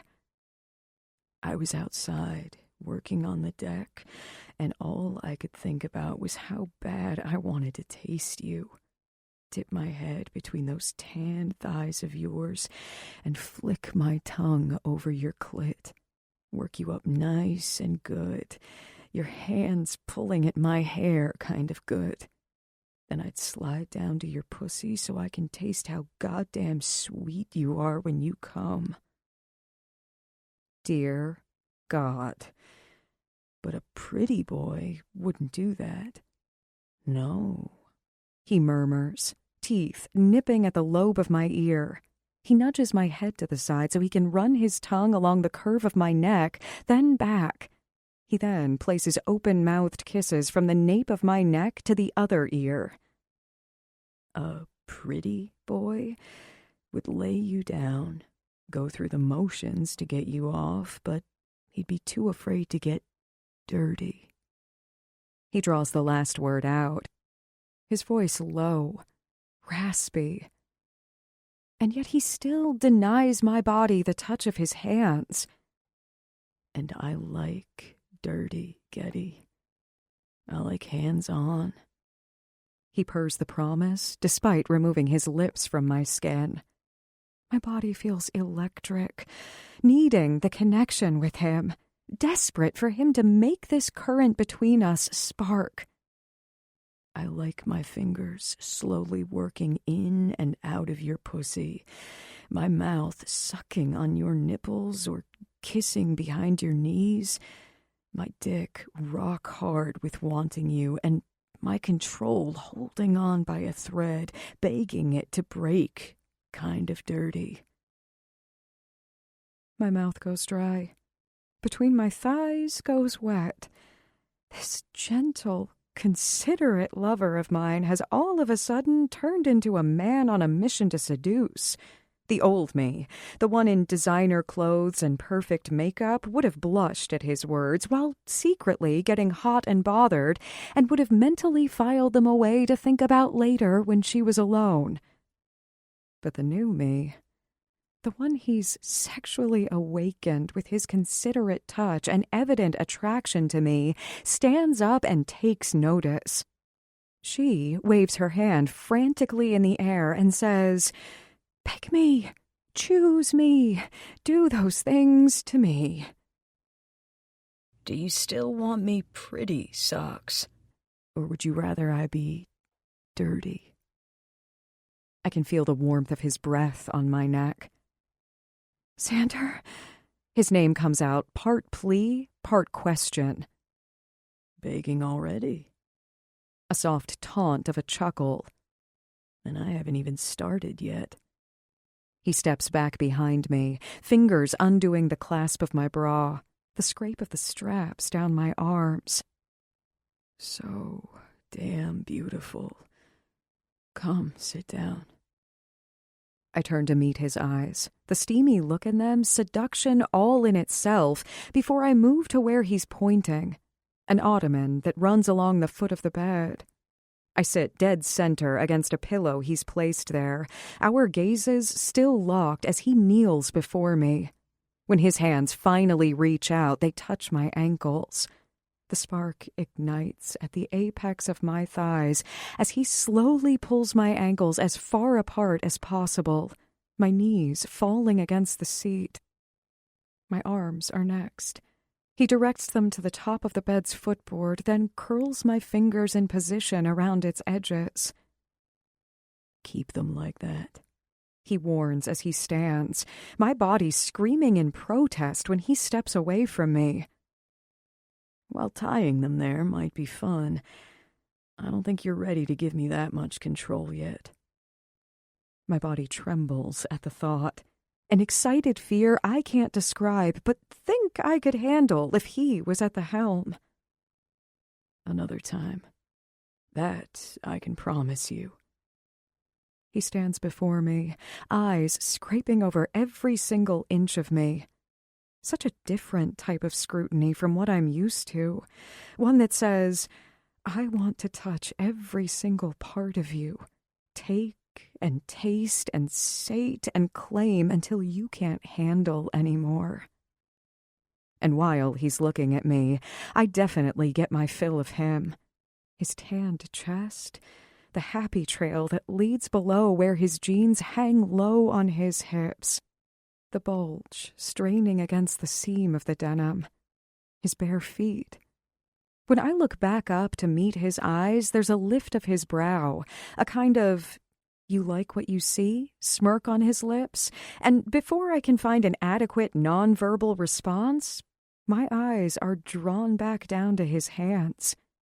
With a methodical slowness, they start undoing his jeans, shoving them down, and he steps out of them.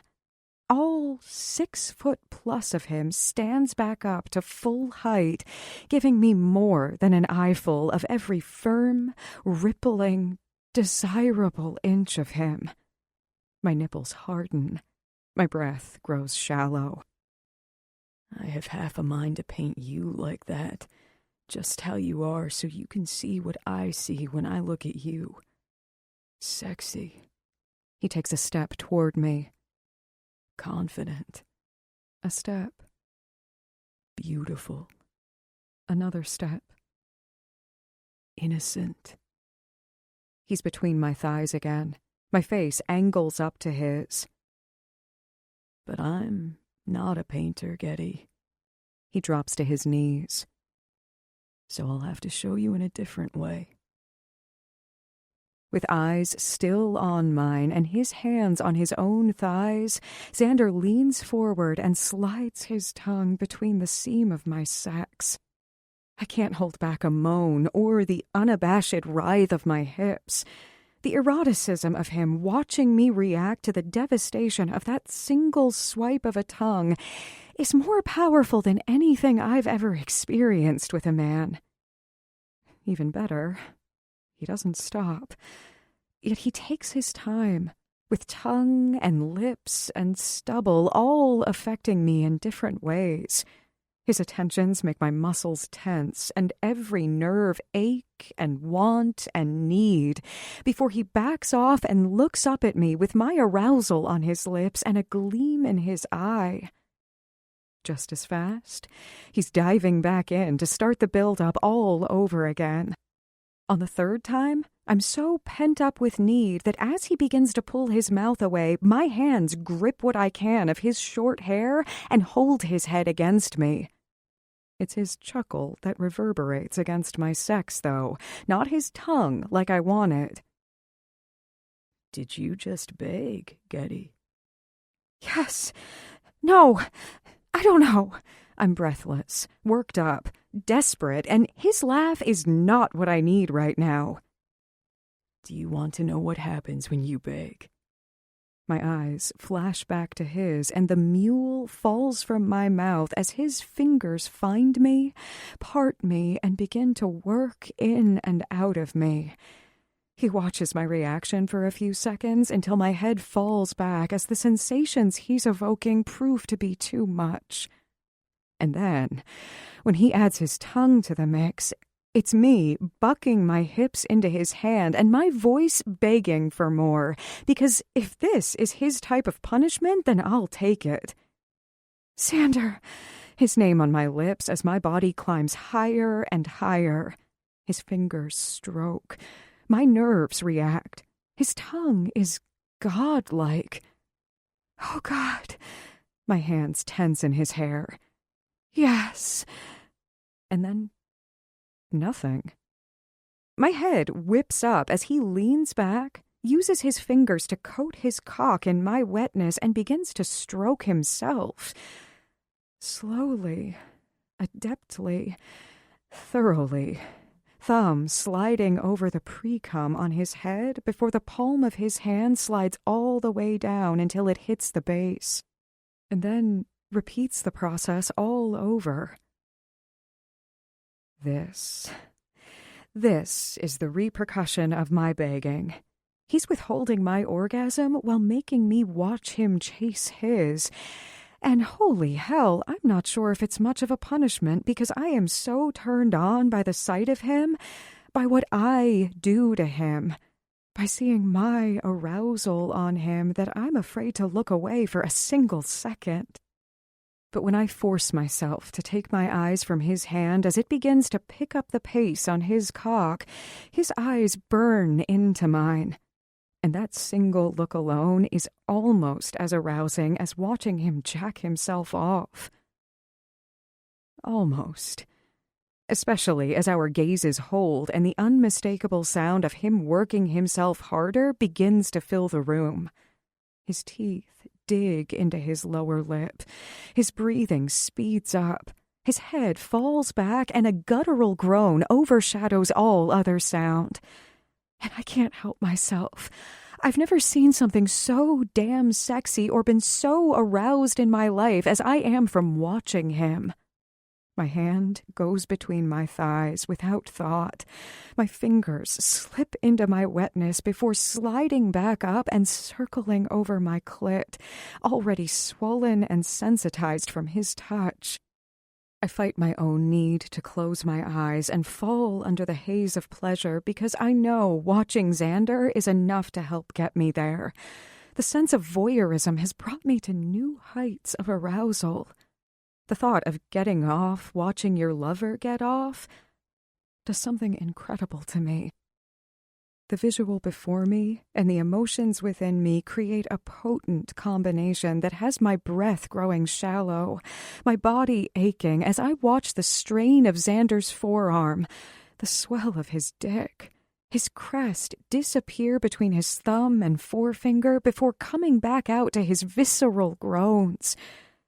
I falter momentarily and close my eyes under the ecstasy of the moment. And when I open my eyes, Xander's blue gaze looks back at me with absolutely no barriers between us. In an instant, every single boundary between us is erased.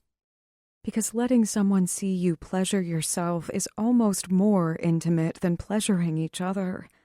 The veil is dropped. You're completely exposed in a primal intimacy. The moment he shoves up, I scoot my ass off the edge of the bench. The jingle of his belt as he picks his jeans up off the floor and digs in the pocket. My hand still circling my clit gently. The rip of foil. Getty. The groan of my name is part "Are you ready?" and part warning he's not going to last long, and it's okay, because I'm so primed, neither will I. God, yes. I catch the quick flash of his grin, followed by a moaned fuck as he parts my folds and slides into me without stopping, from root to tip. His fingers dig into the sides of my hips as he tries to hold on to some restraint. But I can't. Mine's gone. I rub my finger over my clit, my hips lifting out of necessity to drag the crest of his cock over the sensitive bundle of nerves that are burning for him. And once he hits where I need him to, I begin to buck my hips against his to urge him on, to tell him what I need. Restraint has snapped. Control lost. In an instant, we're a mass of hips thrusting and voices crying out and hands grasping and fingers digging. The room fills with a symphony of noises, but ends with our both calling each other's name moments apart as we succumb to the moment, to the challenge, and to each other. Chapter 32. Getty. Getty. The room is still dark. The clock on the nightstand reading 3:55 a.m. My mind tries to clear away the haze of sleep as Xander's hand runs up and down the length of my back. I've got to go, sleepyhead. Now those words get my attention. My mind startles awake and I shove up to a seated position. No, don't get up.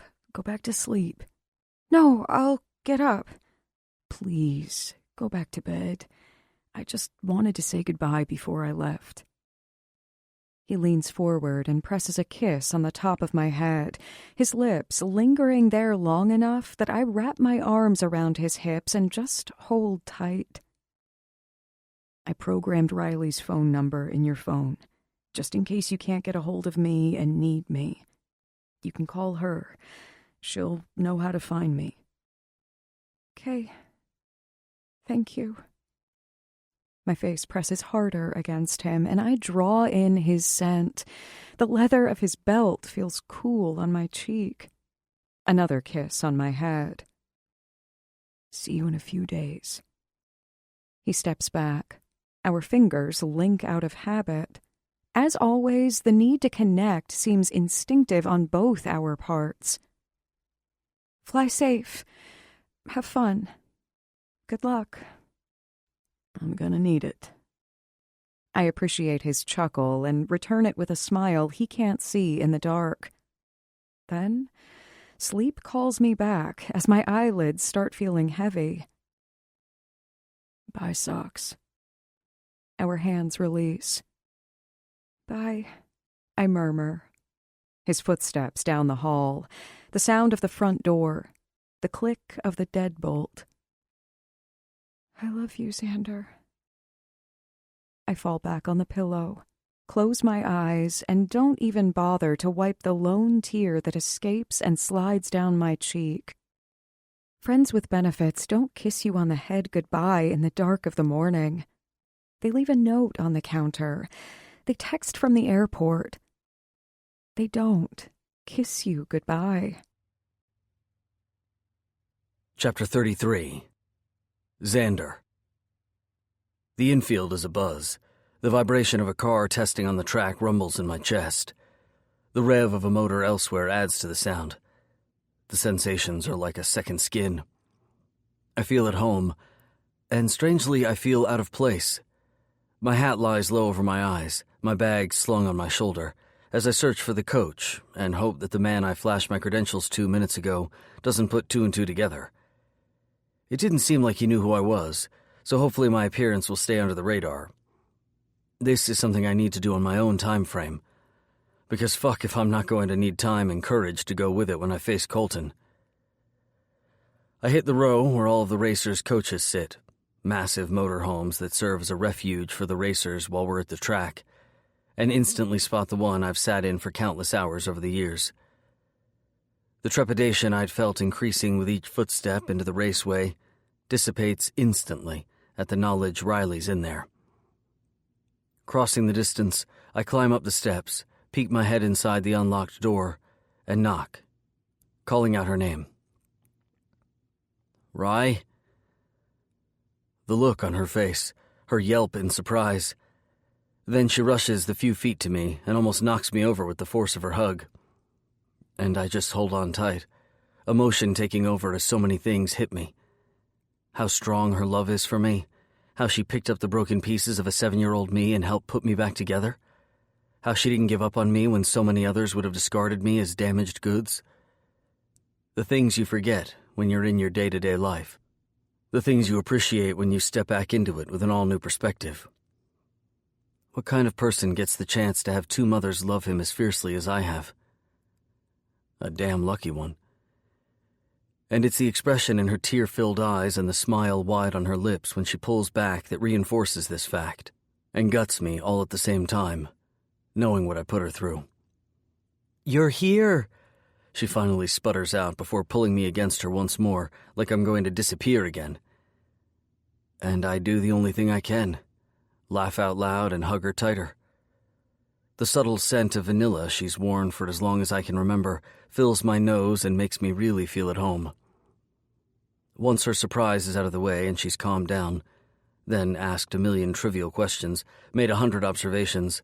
I look tan, I look good, where was I? We sit down together on the couch. Silence descends as she gives me the time I need to say what I want to say. Just like Getty does. The thought flickers and makes me smile as I take a deep breath and lean forward with my elbows on my knees.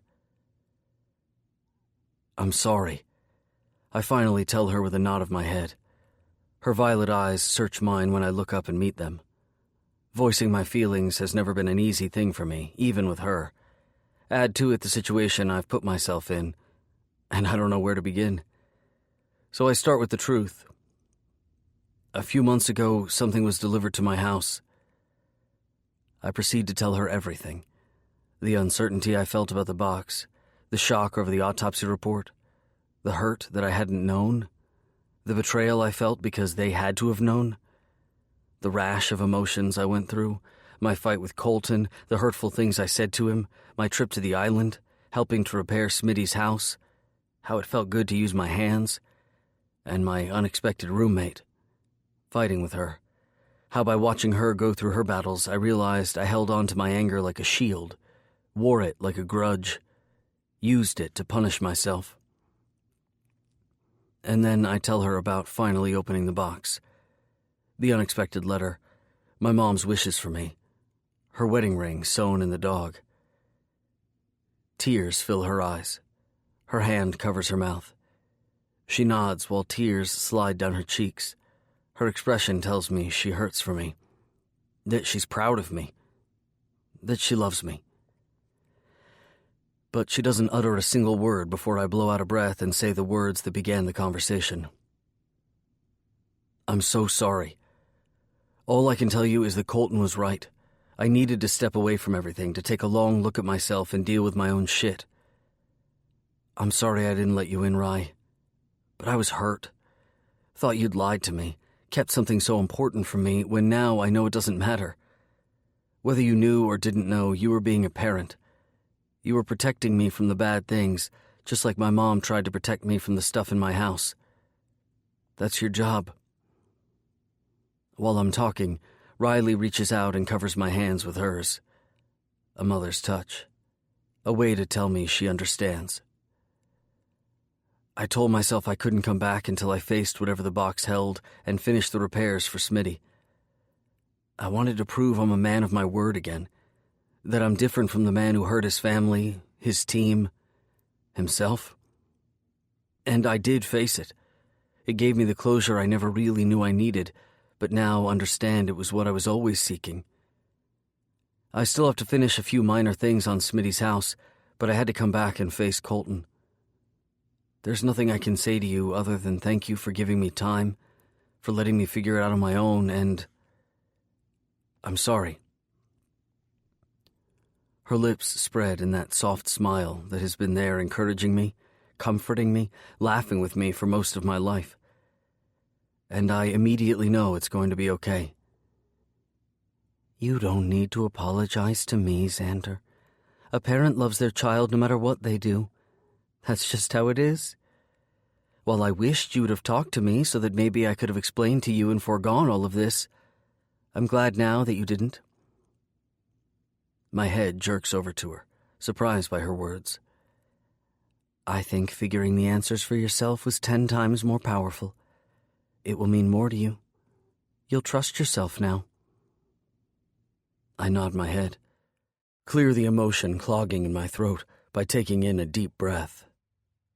I knew, Xander, she confesses softly. But you are right. It was my job as your guardian and then your parent to protect you. Did it really matter for me to tell you about the autopsy findings? Your mother wasn't going to survive whether you touched the scissors or not. So why add that burden to your already aching soul? I made the choice.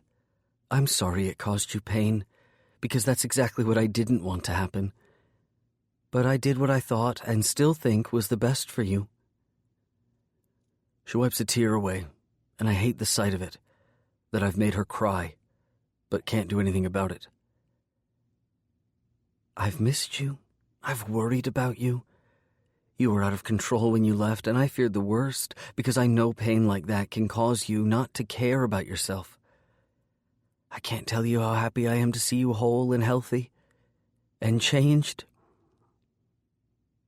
I didn't bring it with me, but I'll show you the letter. No. Her smile is kind, eyes compassionate. No. That letter is something you've waited over 20 years to find, Xander. It's her gift to you. I don't need to see it. The man before me, who's all grown up, is all I need to see to know how powerful her words were. Okay? Okay. She stares at me, eyes narrowing, and a knowing smile plays at the corner of her mouth. I'm glad you met whoever this Getty woman is, because it means you didn't go through it all by yourself. And as your mother, I'm so glad you weren't alone. I'm glad I met her too. My mind drifts back to that first night we met, and I can't help but smile. We talk a bit more about the island, about my brothers, catching up, and I promise her I'm here for a few days before I leave, but we completely avoid talking about the one person that I still need to speak to. Is he in the pits? Her smile is automatic, the love in her eyes genuine. Yes, he already tested. He's with Bex making adjustments or bullshitting, one or the other. My mood doesn't lighten at her teasing comment, because this is the tough part. I need to go talk to him, make things right. I rise from the couch and kiss the top of her head. Xander? I turn back at the sound of her voice just as I'm about to step out the door. Just so you know, Smitty never told us where you were, and Colton never told me what happened in that hotel room. He's kept that between the two of you, even though whatever happened has been eating at him. He spent a lot of time sitting in your trailer with your car. Not sure what he's thinking about when he's there, but I just thought you should know that. Fuck. I nod my head in acknowledgement. My chest hurts. Time to make amends. To just jump. Chapter 34. Xander. Look what the cat dragged in, Garrett shouts across Pit Alley. Motherfucker, he's alive! Alive! Brad mocks me as he rolls out from his creeper at the nose of the car. The love, I feel it. I shout back to them, grinning as I walk into the garage, my second home. Some crew members pat my back in greeting as I walk by. Loud welcomes surround me. There are a few of the guys who peer at me from beneath the bills of baseball hats, leery of my return. The ones I pissed off or let down. Or they know Colton's bite and aren't sure how he'll react to my being here. I meet Smitty's surprised eyes over the lid of a snap-on tool chest, but he doesn't say a word. Instead, the questions are written all over his face.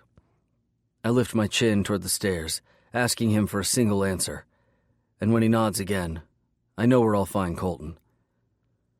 Heart in my throat, I take a deep breath as I start the short climb. Uncertainty about how he'll react makes my gut churn. I hear their voices before I reach the top. Colton and his best friend and crew chief and my pseudo-uncle, Beckett Daniels. They're talking about a competitor, trying to figure the adjustments his team made that resulted in his trimming 2/10 off his lap time. When I clear the landing, Bex is facing me, leaning against the counter behind him, and Colton is sitting with his back to me, feet propped up on the counter. Bex sees me first, his head startling, his conversation momentarily stopping midstream as his eyes lock with mine. A warning fired off to tread carefully before he finishes his comment. You've got company, Bex says casually as he stands and cuffs him on the shoulder. We'll finish this later. Get it ready, Bex. Bex's feet falter at Colton's words as he walks toward me. He stops, looks toward my dad, who simply nods in response, before he continues to the stairs where I stand, and gives me a quick hug, then heads down the stairs without another word. The hum of a far-off engine is the only sound in the booth as I stand there and stare at Colton, sitting just as he was, back to me, head faced toward the track. "You just gonna stand there all day, Xander?" His voice is quiet, devoid of emotion, and I shouldn't be surprised he knows it's me. He points to the chair a few feet away from him, without looking back. "Take a seat." But I hesitate, don't move. A part of me feels like I'm a completely different man from the last time we talked, almost 4 months ago. And if I do as he says, then I'm not projecting that. I wipe my hands on my jeans and set my shoulders as I prepare to say the things I need to say. "Now's not the time to fuck with me. I'm not telling you to sit down as some sort of power play. I'm telling you to sit down because we're going to talk man to man. If you choose not to sit, you can turn your ass around and walk back out. Your choice." I clear my throat, and I move my feet until I'm seated in the chair beside him. When I finally risk a glance over to him, his eyes are still focused on the track below, but he nods his head ever so slowly to acknowledge my presence. We have a battle of wills against each other through the silence. He had the final word last time we spoke, his reprimand still sharp in my mind, and so I struggle with how to begin this when I know a simple, "I'm sorry," isn't nearly enough. "Did you see your mother?" he asks after a moment, eyes still pointed straight ahead. "Yes." "Good. She's missed you." A part of me immediately starts wondering if he missed me too. My tongue is thick in my mouth. My heart pounds. And yet it feels so damn good to be here beside him, in that dominating presence of my teenage years where you're scared of the tongue lashing you're about to get, and yet revel in knowing he cares enough about you to give you one. His testosterone-laced version of love. "I fucked up." Those definitely weren't the words I had planned to start this conversation with, and yet they perfectly sum up the truth. He nods slowly, purses his lips. "Yes, sure as shit you did." "You were right," I begin. "Remember that?" He lifts a lone eyebrow, but says nothing more. Something had happened, and I didn't know how to cope. I carry on with my explanations for the second time in less than an hour. The difference is this time around, it's much harder to explain. I could read Riley's body language, knew she understood, but he just sits face forward, expression stone cold, breathing completely even the entire time. The silence stretches when I finish. My muscles are clenched so taut they ache. My knee jogs up and down. "You came to me that morning," I continue, knowing I need to address the things I said to him now that I've explained the background behind it. "And there's no excuse for—" "You're goddamn right there's no excuse," he shouts, his sudden reaction shocking me after his total silence. He turns to face me for the first time since I've been here. His green eyes burn with emotion, fury, disappointment, hurt, sadness. The same damn things that ran through his expression the last time I saw him. I shove up out of the chair, the anger I thought I'd gotten rid of now back front and center and fueled with the bitter taste of rejection. My intention to come back here, explain what happened and fix things without any more fallout suddenly feels way off base. When I move across the small space, I can feel his eyes boring holes in my back the whole time. Taunting me, daring me, questioning. The stares call out to me. I told myself that I was done with anger. I was over the pain. Why did I think it would be this easy to come back and apologize and step back into my place in his life? My hands are on my neck, my head hung forward, tension smothering the open air of the booth. "Colton." My voice breaks, tone solemn. His name is the olive branch I extend, whatever I need it to be to try to make this right, because I can't do this anymore. I can't be at odds with him. And it hits me. Of all the words I need to say, I know the ones that will matter the most. "Speak." "Thank you for coming to the hotel that day, for forcing me to hear truths I refused to listen to, for firing me. I shake my head, drop my hands, and turn to face him. I need him to see my face when I say this, to see that I've become the man he showed me how to be, the one I want to be. Our eyes lock again, but there's hope now as he waits for me to continue. I can give you every bullshit excuse in the world as to why I did what I did, why I was hurting how I was, but in the end, it doesn't matter. None of it does. They'd only be words. We all have bullshit we have to deal with. I left pissed, refusing to acknowledge you were right, and wanting to prove the point that I needed no one, that I could handle everything on my own. And I did. But I also learned that anger gets me nowhere, that the truth is harder to face on your own. And yeah, I can do it on my own, but I don't want to. That's what family is for, to lean on when life gets tough. Are you fixed, then? Your shit all worked out?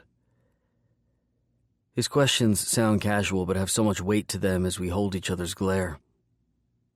Yes, sir. I nod to reinforce my answer. Good, because it's my turn. A lift of his eyebrows and a non-verbal warning to see if I'm going to challenge him. Number 1. Family comes first, always. We don't have to share the same blood, Xander, for me to care about you. You ever insult me again by telling me you're not my son? Then there's going to be a whole hell of a lot bigger problem than this. And then I'm going to be even more pissed, because the fallout will break Riley's heart, and that's something neither of us wants, so I suggest you watch your tongue next time you want to be an asshole to me. You can figure out something more creative to say. His voice is a quiet steel that's barely audible, and yet I hear every single word and the implication behind it. He rises to his feet, shoulders square to me, eyes boring into mine. Number 2. You've got a problem? You need to talk? Fucking talk. You're pissed at me? Think I'm lying to you because I say the goddamn sky is green? Confront me. Yell at me. Tell me it's blue. I don't give a flying fuck so long as you don't turn your back from your family and you don't disrespect me. But if for 1 second I think the sky being green is going to prevent you from being hurt, then I'll fight you on it till the goddamn cows come home. Lie to you if I have to. And I'll never apologize for it. Not once. Because you being okay is part of my job and the only thing that matters. And speaking of that, you need to blow off steam? Get on the track.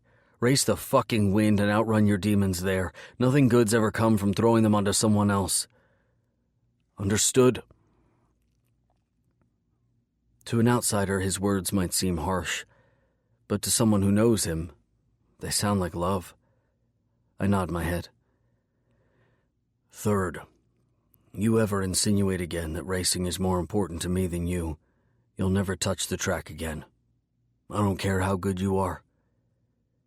He stares at me, warning loud and clear, and waits till I nod in understanding before he continues. A long time ago, racing was all I had. It mattered more than anything to me. Then Riley happened, and she changed everything. A man can love more than one thing, Xander. You need to remember that. Yes, sir. Lastly, your past, you're not him. A coward. A man who runs from his mistakes. I've spent too many nights in my life worried about the same fucking thing, so it's something you need to hear. You coming back here? Having the courage to fix your mistakes? Proves that point. His voice lightens some, and he takes a step closer to me as his words dig deep within me. A salve to help heal the cracks still on my soul. He reaches out and puts his hand on my shoulder. Leaving that hotel room was the hardest thing I've ever had to do. It killed me to walk away from you when I knew you were hurting. But it was worth every day I worried about you because I couldn't be more proud of the man who just walked in here. I'm sorry you went through losing your mom all over again on your own, but I'm glad you got the closure you needed. There's a moment that passes where I just shake my head, disbelieving the last thing he said to me. But there's pride in his eyes now. Love. Acceptance. He pulls me into a hug, and I feel like I can breathe for the first time since I stepped foot back on the track. I've righted a wrong, and hopefully made my mom proud. And him. And Riley. And Getty. When he releases me, he hooks an arm around my neck and keeps me near him. I missed you, Z. His voice sounds gruff, emotion clouding it, as he tugs a little tighter on my neck. For months I let the fear and the worry and the angst over what was going to happen when I returned wiggled out into my mind over the connection we shared. I let the concern that I had ruined this relationship keep me up many nights I was away. Who knew watching Getty's father's warped sense of family obligation and getting the nerve to come back and apologize with this new view of what family means were all it would take to get this feeling of rightness back between us. I missed you too, I murmur with a huge silent sigh of relief, a purge of the discord in my soul. We stand together, father and son reunited, and better for the time apart, taking in the one thing that flows through our blood just as strongly as our love for each other, the passion for the track, the adrenaline, the rush of speed. So we stand in silence for a few moments, the soundtrack of our lives in a buzz all around us. It's comforting, in the same sense as the rustling of the trees on the island. So tell me about this girl, he says unexpectedly. Getty? Cool name. Yeah, her. There's not much to say, really. There was a mix-up about the place, and she was staying there. That's all. Uh-huh. It's all he says, followed by a nod of his head, before he steps away and takes a seat in his chair, eyes narrowed, lips pursed. What? She the one you talked to? Your point is what? And we're right back to where we were before. Him egging me on, fucking with me when I don't know what those amused green eyes of his are saying. She okay being there? That prick going to come back? I do a double take until I realize that in my explanation and apology, I gave him way more than I realized I had. I told him about Getty and her father and Ethan. Dumbfounded, I look back toward the track for a moment. When did I start thinking of my time on the island as pertaining to both of us? As ours? Xander? Sorry. Yeah. I stutter out an answer, try to clear my head. I think he's gone for good. Besides, I had words with her boss, the bar owner. He's looking out for her while I'm gone. You're going back then? I can't gauge the tone of his voice. Don't know if it's surprise, acceptance, or dislike. But the fact that I don't even hesitate when I respond has him raising his eyebrows. Yes, I still have a few things to finish on the house. Just the house? I meet his eyes, goading green, which ask me so much more than his question, but there's no easy smile in response. Because fuck if I don't already miss Getty. Her long legs in those damn socks, her soft hum as she paints, the scent of her perfume lingering in the hallway after she leaves for work, the feel of her body against mine at night. And that last little tidbit is something he definitely doesn't need to know. Yep, I nod, look back out toward the track. Just the house? Uh-huh, he chuckles. You just keep telling yourself that and I'll pretend like the sky is in fact green. Chapter 35. Getty. To avoid the emotional sting of Xander's departure, to stifle the hurt, I've thrown myself into work and have found myself stepping out from behind the bar more than usual. Helped some of the servers carry drinks to the tables, wiped down the tables on the patio out front. Anything to tell me I'm going to be okay when all is said and done. Luckily, business has been bustling. last-minute vacations taking place in the late August heat before the unofficial end of summer with Labor Day fast approaching. I lose myself in the noise of the next wave of customers off the ferry. I pour their drinks, make small talk, ask where they're from. Anything to keep my mind off how lonely the bed felt last night, how empty the house seemed this morning. Yes, we were able to speak for 5 minutes last night when I ran back into the storage room to take his call, completely disregarding the long line of orders to fill. But it still wasn't enough. With the change in time zones, by the time I got off work, it was almost 4 a.m, his time. And as much as I still wanted to call him, to get the details of how it went talking to his dad other than, "Things are good, I'll tell you all about it later," I also knew I couldn't let him think I was a crazy stalker either. And I'm not. I just miss him. Ridiculously. For that reason alone, even though I've picked up my cell and pulled up his phone number 10 or 20 times this morning before my shift started, I never actually hit send. I wasted time trying to justify it all to myself. Why he hadn't called me this morning. Was it because of the time difference? Maybe he was being courteous by letting me sleep after having a closing shift, so he didn't want to call and wake me? Or maybe because it's race day, and race day means he's spending time with his family, helping his team somehow, and fulfilling numerous media requests. Regardless of which way I try to justify things, a large part of me recognizes that he's back where he belongs. The newness of being with me will have faded. The benefits in our friends with benefits will be gone.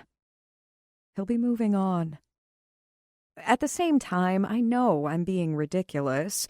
It's been less than 48 hours, which means I'm definitely bordering on stalkerish behavior. He's coming back. He said he was. And I'll get to tell him how I feel then. I can carpe the hell out of the DM when he returns. Because I made a promise not to live life with regrets, and I already regret not telling him. "Hey, Getty, Liam's looking for you." "Thanks, Tracy," I say with a smile and a sigh at my constant mental games. Within seconds, I'm back at the counter, hands full of empty glasses and bottles I've cleared along the way. Liam's face is alive with excitement when he looks up from the phone at his ear to meet mine. "Phone's for you," he shouts above the clamor of the bar, holding the phone up so I can see what he means in case I didn't hear him. And of course, my heart drops. Why would someone call me at the bar? I move behind the counter and realize he wouldn't be smiling if it weren't good. "Who is it?" "Take 5 and head to the back so you can hear," he says, shoving the phone at me.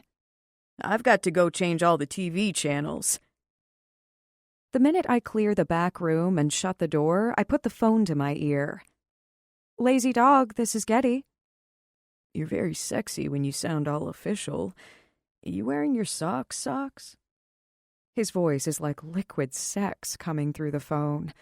Low, suggestive, and 100% attractive male.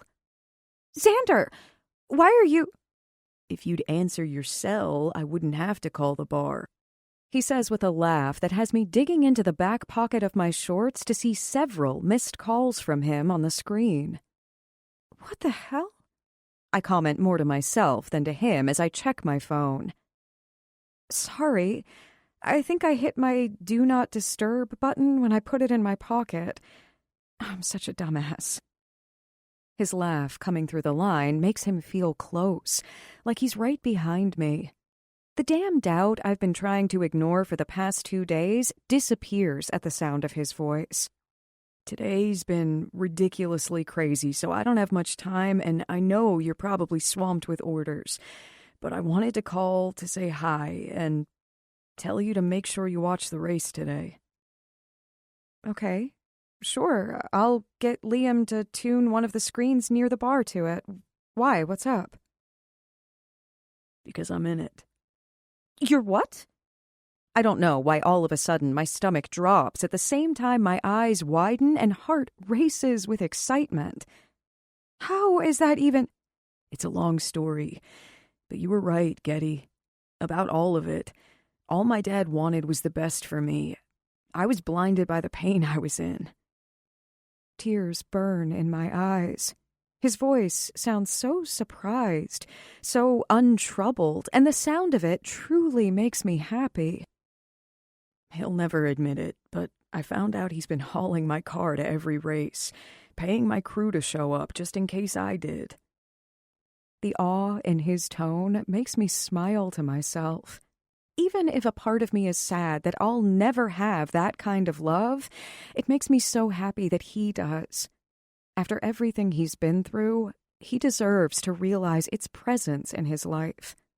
And while to others that may sound like some weird show of affection between a father and son, I understand how important this is to Xander.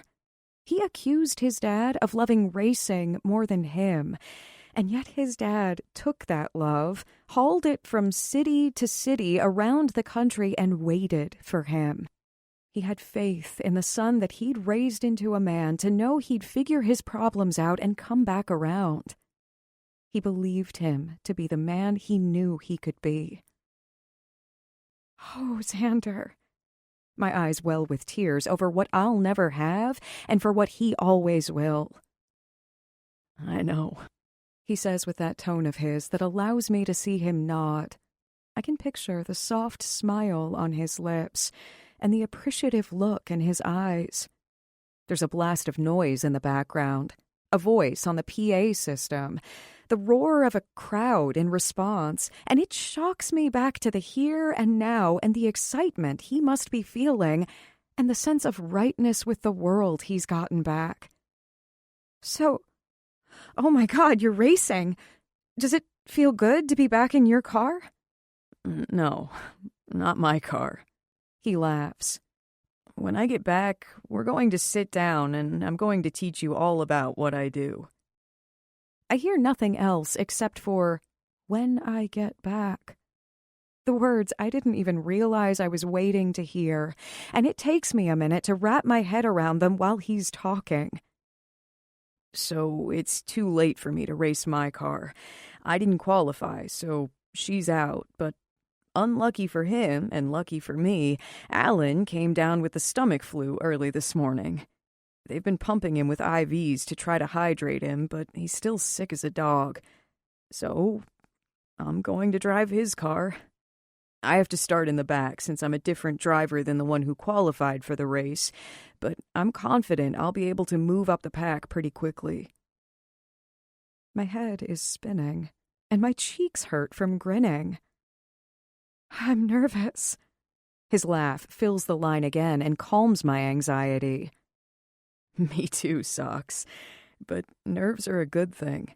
They keep you on your game, make you focus. Then stay super nervous so you stay safe for me. The line falls silent for a moment. There's so much commotion in the background, I wonder if he even heard me, and a part of me hopes he didn't, because I just possibly went into boundary territory, implied too much between us. I close my eyes and mentally chastise myself. Sorry, but I've got to go to the driver's meeting in a sec. Okay. Don't go yet. Well, be safe and good luck. I'll be watching. Bye. I'm useless behind the bar. Every rise in the pitch of the announcer's voice has me leaning over the counter to look closer at the screen in order to find the distinct lime green color of the car Xander's driving. And despite an already packed house of tourists, word got around the island and all the locals have joined us here too, wanting to cheer on the man they've adopted as their own. Xander has definitely won over this tough crowd. Either way, every face in the bar is riveted to one of the multiple television screens. Even the tourists have gotten caught up in the "attaboys" shouted in support as Xander methodically passes car after car, working his way up the field during the first 100 laps of the race. The "attaboys" slowly morphed into sighs of frustration and groans of disappointment and gasps when he steered clear of a car touching the wall and careening out of control. And now, with 15 laps, 37.5 miles left in the race, the crowd is on edge. The announcer's continual reference to the track's tricky triangle hasn't helped my heart rate slow down any either. With a scattered mind and restless fidgeting, I make myself focus back on my work, on the next order, not the next lap. At least I try to. I know Liam's just as excited as I am about Xander's unexpected entrance in the race, and not just because this has given the bar a little celebrity status in the typically uneventful town, but because he really likes him. I grab a bottle of vodka, pour a drink. A female tourist looks bored to tears as her husband watches with the rest of the crowd, and I silently thank her for being patient while I watch too. Suddenly, the bar gasps collectively, and I'm around the counter in an instant with my eyes pinned to the television. Heart in my throat, and afraid to look at the smoke and debris ricocheting off the track's concrete barrier. My hands clutch the edge of the bar as I search for the unmistakable lime green car. "Donovan's through," the announcer says. And while I breathe a sigh of relief, the car that flies out of the tunnel of smoke is red. It's Colton. Chills rack my body as I walk closer to the television, twisting at the bar towel in my hands as the seconds tick by. "Mason, Jameson, Dallas, Dane are all through. Xander, green." I don't hear the rest, because the crowd erupts in a communal sigh of relief. Mine included. A caution flag is waved, and I step back behind the bar, my eyes trained on Xander as he pulls into the pits. And within the span of time from when I look down and back up, 10 seconds, max, he's already driving again. The announcers shout in excitement as he gains 2 spots on cars with longer pit stops. "Son of a gun," one of them laughs out. "The Golden Boy's here for one race, and already Lady Luck is back on his side." The nickname makes me smile wider because I know how much he loathes it, plays it up, makes fun of it himself. I try to fill as many orders as I can while the yellow flag is out so I can get caught up and watch the rest of the race without getting in too much trouble. But when the green flag waves again with only 9 laps left, I don't think Liam cares about the pace at which we're filling orders, because he and everyone else in the bar are glued to the action. They fly around the track. The mass of cars on the restart sit so close together that I worry about another wreck, about 2 tires touching and Xander going headfirst into the wall, or even worse. My heart beats in my throat, and I'm gripping the towel so hard my knuckles are white. Adrenaline runs through my system like a drug. I can't stand still, and yet I don't want to move in case it blocks my view of the television. 6 laps left. The announcers are talking fast with excitement, but I can't pay attention to them because my eyes are locked on the lime green car pushing boundaries like I've never seen before. And I know I'm not savvy about racing. Know nothing about it, and yet Xander's talent on how to read an opponent, when to push the car that much more to get an edge on the car beside him, is uncanny. He's aggressive and arrogant with his attempts, but at the same time, even a novice like me can see his knowledge and precision about when to take the risks. He's mesmerizing to watch. I'm sure the facts that my nerves are skittering out of control and that I have an emotional investment skew my opinion. But there's something extremely sexy about watching him in his element, doing his thing and taking charge, especially when I know this domineering, skillful man also has a sense of humor.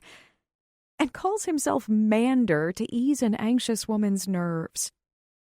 He passes 2 cars in front of him within a 1-lap period, and with each one, the bar becomes more and more frenzied.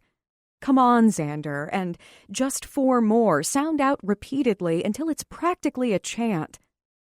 4 laps left. It's like Xander Donovan returned on a mission to make the other drivers remember this young man's incredible talent. And look at that, he's making another move on the 12 car. There is no limit he's not willing to push today. I'm sure his crew chief is having a heart attack, but man, oh man, this is some spectacular racing, folks. And he did it! The second announcer yells in surprise as Xander skirts the high side of the track and just ekes by the 12 car. The noise level of the cheers in the bar has me wincing, drowning out all sound from the television. But it's got nothing on when the second-place car right in front of him moves down on the low side of the track with a trail of smoke billowing out of the back of the car. 3 laps to go. Strangers exchange high fives. Testosterone rages. The air grows thick with excitement and energy, and I can only imagine what it would be like to be in the grandstands at the race right now, let alone in Xander's shoes. But once the camera pans to the stretch of track where they're racing, I realize the only person left for Xander to pass to take first place is his dad, Colton. My eyes flicker back and forth between the red lead car and Xander's second-place green car, and I wonder if he even thinks about the 13 car being his dad, or if he's so focused on winning it doesn't even faze him. And the 12 car is trying to reclaim the second spot, the announcer says as the camera cuts back to where Dane's car is edging its nose up alongside Xander. My hand flies to my mouth. I stretch up on the tip of my toes and lean forward toward the television as if my silent pleas for him to go faster will make it happen, will help him stay in second place. And Donovan pushes the car. How much more can his engine take? The network posts graphics on the bottom of the screen. The car's RPMs sit side by side. Xander shoots up as he pulls ahead and cuts back in front of the 12 car. Barely.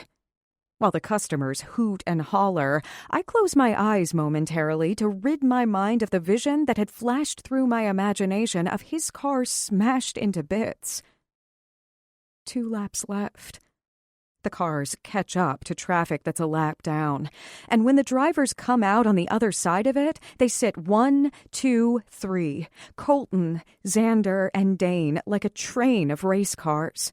They are so close. All I keep thinking is it takes only one mistake, one blown tire, one rub, and then devastation. 1 lap left. I don't know what to watch. The cars in the center of the track, the RPMs on the bottom of the screen, or the floor so I don't have a heart attack from the stress of it all. The 12 car zags out behind Xander, and Xander reacts just as quickly, zagging out right in front of him with a perfect block. The cat and mouse game happens a few more times. Colton's red car pulls away some, gets a car length ahead as Xander continues to hold steady and fend off the 12 car. And the customers cheer in a flurry of noise and high fives and clinked glasses as Colton crosses the finish line in first and Xander a moment later in second place. Liam grabs me in a quick hug in his excitement before he realizes what he's just done and then immediately lets me go and clears his throat. We both return to our opposite ends of the bar to fill the orders flying in from the servers, now that the race is over. But the TVs remain tuned to the race. On Colton, driving his car into victory lane, getting out and pumping his fists. On the crew around him that high-five and pat him on the back, and the stunning woman with her hair pulled back into a baseball cap whom he pulls into a heartfelt embrace before kissing her soundly on the mouth. I watch it all unfold when I should be pulling pints. There's no way I can resist taking in these important pieces of Xander's life with such a different perspective from that of everyone else in the bar. And then the camera pans away to a figure fighting his way through the crowd in a dark blue ball cap and with a sense of urgency in his movements. Body language I know by heart. The crowd parts at its epicenter where Colton stands, and Xander and his dad embrace in a long hug. The picture they portray conveys a message so much stronger than the words any announcer could ever say. The rest of the world must see a son congratulating a father. But I know the backstory. I know the history, and so when I drop my eyes to hide the tears welling there, all I can think about is how happy I am that they worked it out. How lucky Xander is to have supportive parents who only want the best for him. My muscles are sore from tensing them so much. My voice sounds hoarse, and the stupidly silly grin I can feel on my face isn't going anywhere. It's exhilarating, this feeling watching him race, and being comfortable enough to readily admit I'm in love with him. How could I not be? Colton's interview airs while I fill orders as fast as I can, trying to keep up with the demand. But when I hear Xander's voice fill the bar, I forget the pulled tap or the beer slowly sliding over the edge of the frosted glass. He looks tired and sweaty, but exhilarated and so damn handsome. So, not a bad finish when you've been off the circuit, wouldn't you say? The announcer asks, sticking a microphone in Xander's face just as he lowers his bottle of Gatorade. Not at all. I would have loved to win today as a great way to make a statement for my team and all of the sponsors, but I can't complain with the Donovan Racing team taking a 1-2 finish here in Pocono. Some people are saying you could have taken the lead with how you were burning up the track. Xander nods and shrugs. Perhaps. From where I was sitting, Colton had the one spot nailed. So you weren't giving up the chance at claiming a victory today to block for the 13 car? He persists. Xander flashes his grin. The dimple territory grin, and I immediately understand the reporter is right. You only get one family, he says, before the camera pans away, leaving me with the image of those dimples front and center in my mind. Chapter 36. Xander. You should have seen the place. It was packed. Even the tourists were rooting for you, Xander. It's like you're the hometown hero, even though this isn't your hometown. The pang I feel as Getty's laugh fills the line is undeniable. I write it off, though. Deny it. I'm exhausted. I'm antsy. I'm high on the rush of the race, and I smile at the thought of the lazy dog, picturing the packed bar like she's described. How's your cereal? Again she laughs, and the pang deepens. How do you know I'm eating cereal? Because you always eat cereal when you come home from work? Huh, she says, more to herself, apparently surprised that I know her that well, and even with the simple sound I can hear her smile clear as day through the line. I can envision the red bowl on the coffee table, where it will sit with the last bit of milk in it until she finally gets up to take a shower. And then that leads me to another train of thought. Of her naked. Of how she feels when my soaped-up hands slide over her wet skin under the stream of hot water. And the heat of her body, the press of her curves against my dick while we fall asleep. Just the house, my ass. Colton's words come back to me. My refusal to admit the reason I need to head back to the island.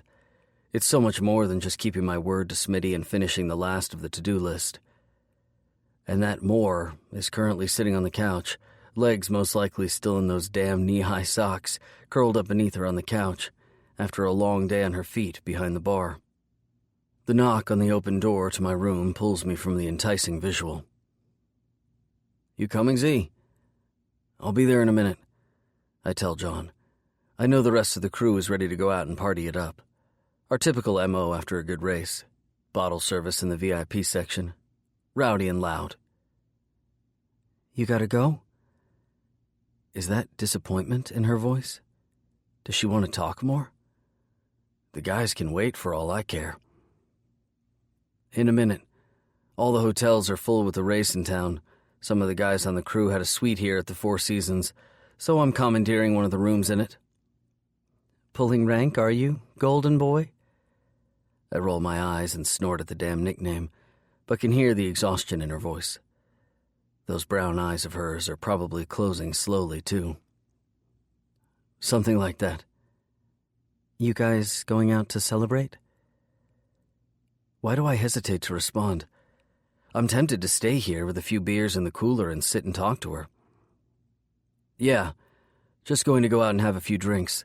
I need to spend some time with my guys, my crew, make some apologies and mend some fences after what I did. Everything's been such a whirlwind. I haven't had a chance to address them, and nothing quite says I'm sorry like when another man buys you beer. I work in a bar. I can understand that. Oh, and tell Liam I'm representing. Her strong laugh belies how tired she must be. You're really wearing the Lazy Dog shirt? Yep, I told you I would. Her response comes out so soft I can barely hear it, almost as if she's listening to me, but thinking of something else. She clears her throat. I'm really happy for you. I mean, it sounds like your mom and dad understood where you were coming from, and you're on the way to fixing that. You had a great race today. I'm just... Her voice fades off, and I sit up immediately. Something's wrong. Hey, Socks, everything okay? My gut twists at the sudden suspicion that maybe that prick Ethan came back for her, snuck past the sheriff's watchful eye, and she's not telling me, and I'm not there to help her. I sit forward on the couch, elbows on my knees, and wait for her answer. But she's stayed quiet. I hate that I want to be here at the race, back in my regular life, but I also want to be there on the island. No, not just on the island. There with her. The realization hits me harder than it should, considering she's constantly been on my mind since the moment I kissed her on the head and left for the airport. So much for boundaries. I'm fine, she finally says. Just tired, figuring a few things out.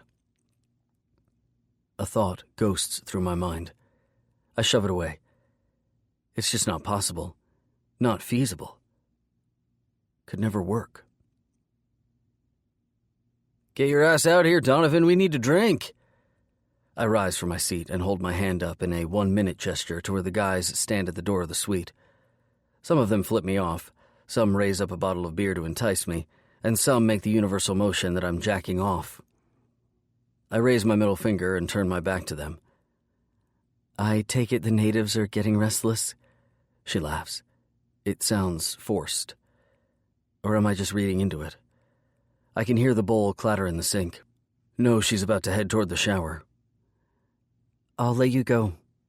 It's kind of quiet here without the constant pounding of the hammer, so thanks for calling. And congratulations again on such an exciting race. Getty, wait. Why can't it be possible?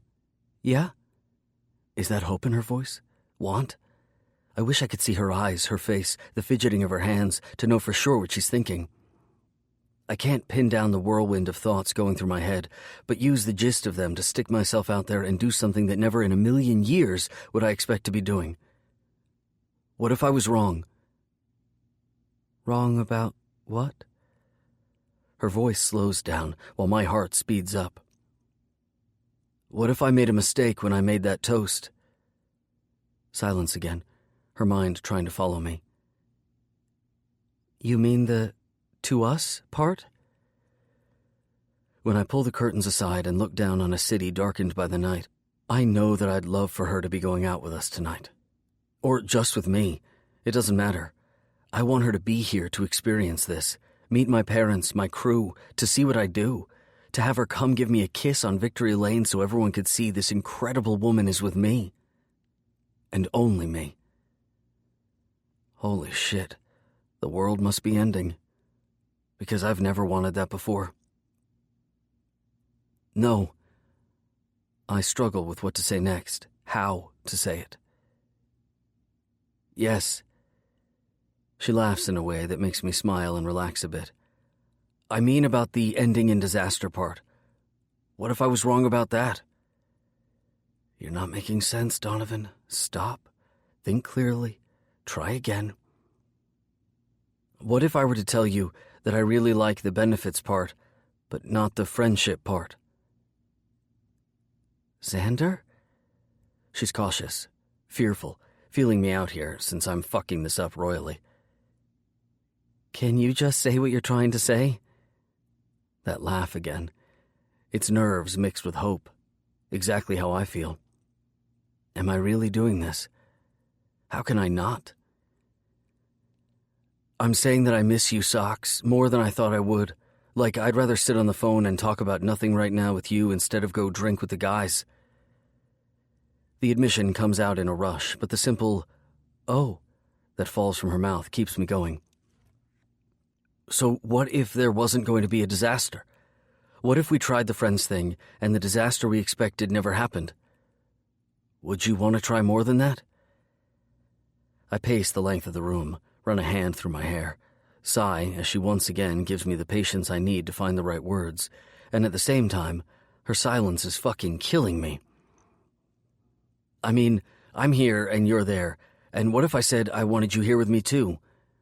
What if we figured a way to make this work somehow? She inhales a ragged breath and I cringe.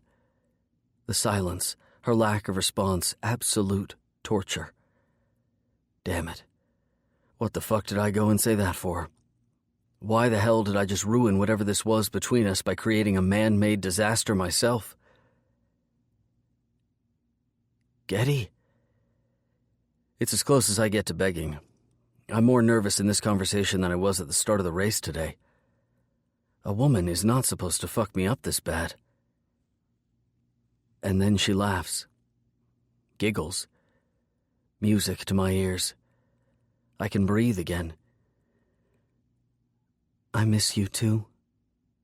There's softness in her voice, the same tone she uses when we lie in bed and talk, her hair tickling my chest, her fingers tracing imaginary lines over my skin.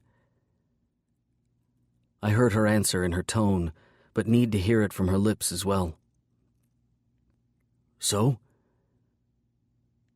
For you, I could get used to there being strawberries in the fridge. My body, sore from fighting the wheel all day and the G-force of the turns after I've been out of it for a few months, finally relaxes from it all. The shots at the club help. The celebratory toasts with the beer. Funny thing is, as much as that was my scene, tonight I'm just not in the mood for it. It feels different. Too many people, too much noise. The young, dumb, and full of cum vibe just doesn't fly with me tonight. Huh. Maybe I got too used to island life. The quiet nights, how we'd sit on the deck listening to the waves crashing in. The way I could tip my long neck at the girl who sent a drink over and not have her think I wanted to get in her panties because she knew I was with the bartender. The sound of Getty humming down the hall as she painted with her earbuds in. Getty. It all goes back to her, doesn't it? Maybe I'm just getting old, burned out on the party scene. Then again, I wouldn't mind sitting in the club with Getty on my lap, having a few drinks, laughing with the guys. I'd also like to have her sitting on my lap for other reasons when my flight gets home tomorrow. Hey, you. I glance over to the blonde snuggling in beside me on the couch. Low neckline, a nice rack pushed up, and big blue eyes wide with expectation. I don't say a word. Just rest my head back, take a minute to let the room stop spinning before I look around the suite where the boys have decided to bring the after-party. The room's large by any standards, but there are way too many people in here. Pit crew and race bunnies alike. All wanting something from one another. And by the looks of a few of the people hooking up, already getting it. From the number of times I've been propositioned tonight, batted eyelashes, downright offers, tight little bodies accidentally rubbing against me, I could be right there with them. Hand up a skirt, tongue down a throat. No one has sparked an iota of interest. It's got to be that I'm exhausted, drunk off my ass. Between the time change, the race, the stress over what I had to face and coming back here. But that's not it. And I know it. Long nails scratch up my thigh over my jeans. I glance at the hot blonde over the bottle of beer I have at my lips and just raise my eyebrows, silently asking, "What in the fuck do you think you're doing?" "I could help you relax after a long, hard day on the track." She purrs in my ear while her hand slowly slides toward my groin. My hand's on hers in a flash, locked tight onto her wrist as I lift her hand off my cock. "Watch it, sweetheart. Not all packages want to be opened." Her tongue runs over her top lip. She shifts so she's even closer. "I think your dick begs to differ." All I give her is a shake of my head. A fucking warm breeze gets a man hard, let alone a set of nails scratching over the denim covering it. Yeah, well, my dick's not the one making decisions for me. Maybe it should? A single finger runs down my bicep. I could show you a great time. I sigh. While I appreciate your subtlety, I've got an early flight. Thanks, but, no thanks. After that, I rise from the couch on wobbly legs, and I have to stand there for a second as the room spins like a crash that never stops. Get a man drunk enough, and he never says no, she murmurs behind me. When I think I can walk without falling, I slowly make my stumbling way to the bedroom I'm sleeping in, suddenly thankful I can shut the door on all this shit. I brace my arm on the jamb for a minute before entering and locking the door behind me. I may be drunk as fuck, but I'm more tired than anything.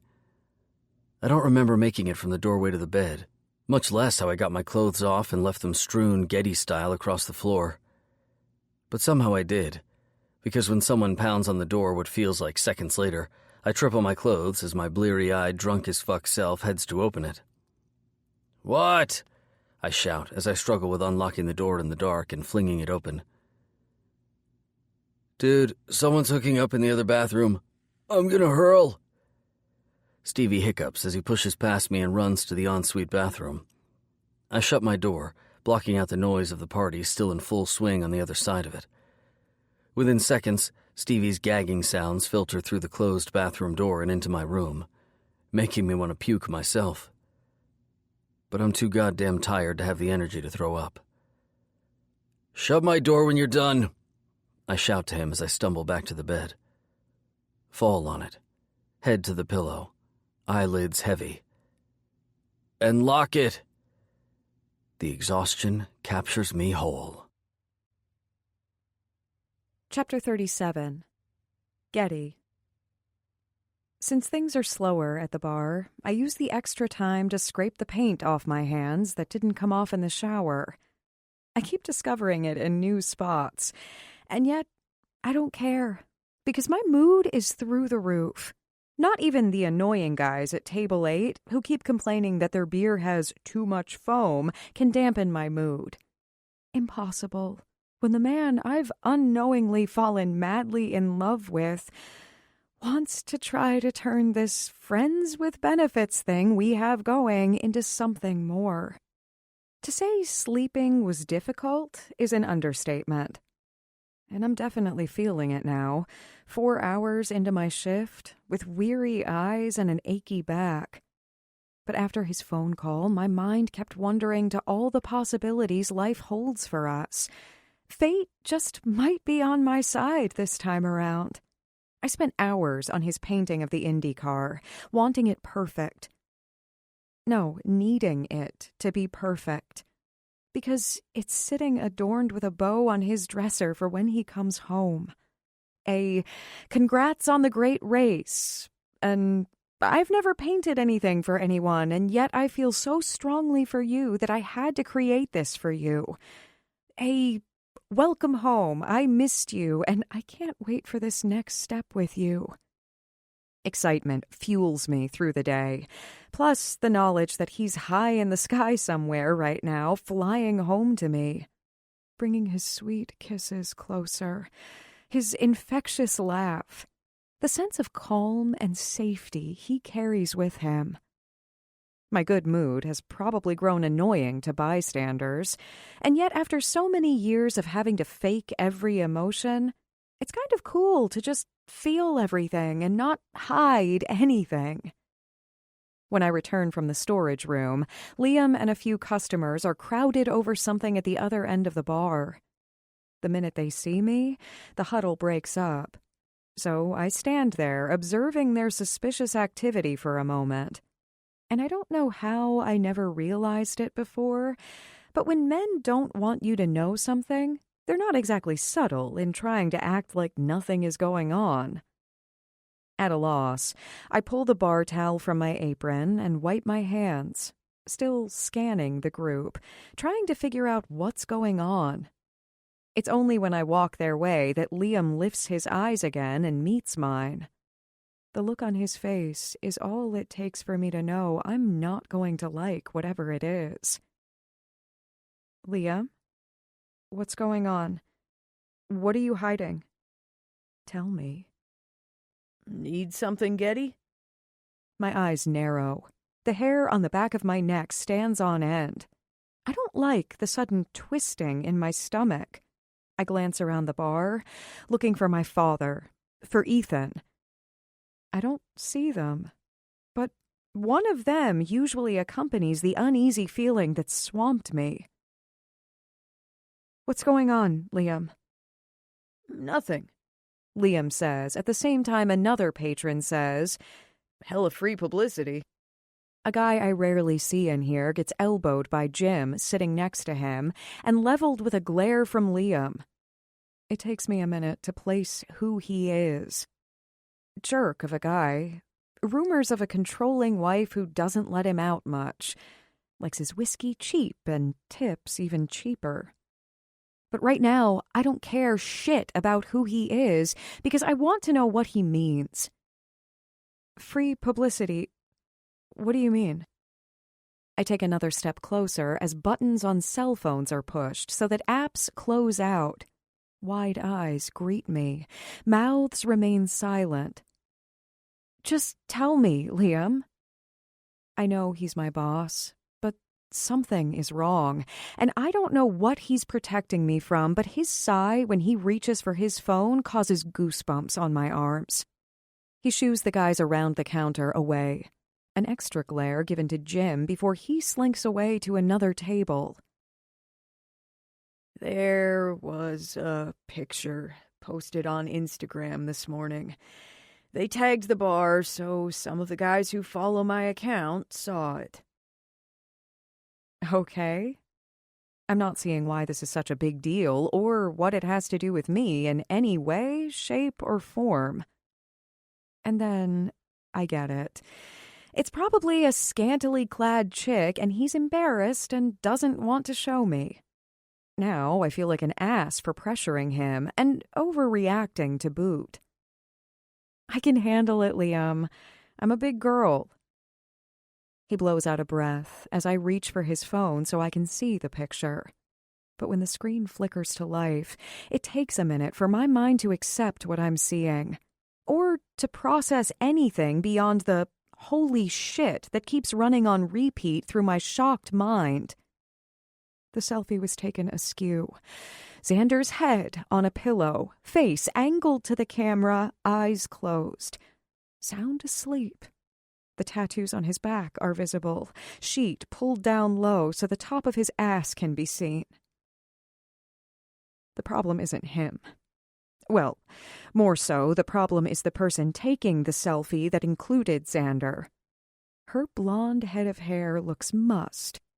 Painted blue eyes are smudged, and pulled tightly around her braless breasts is a white t-shirt with the distinctive Lazy Dog Bar logo.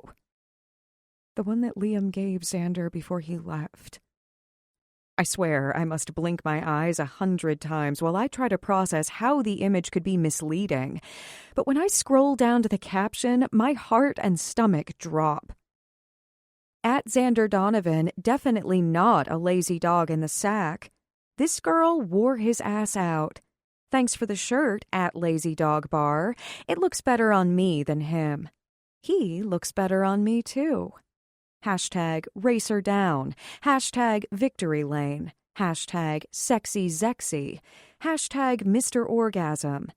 Hashtag man's got good hands. Hashtag sex god. Hashtag nailed him. Hashtag sorry ladies. Hashtag team Donovan.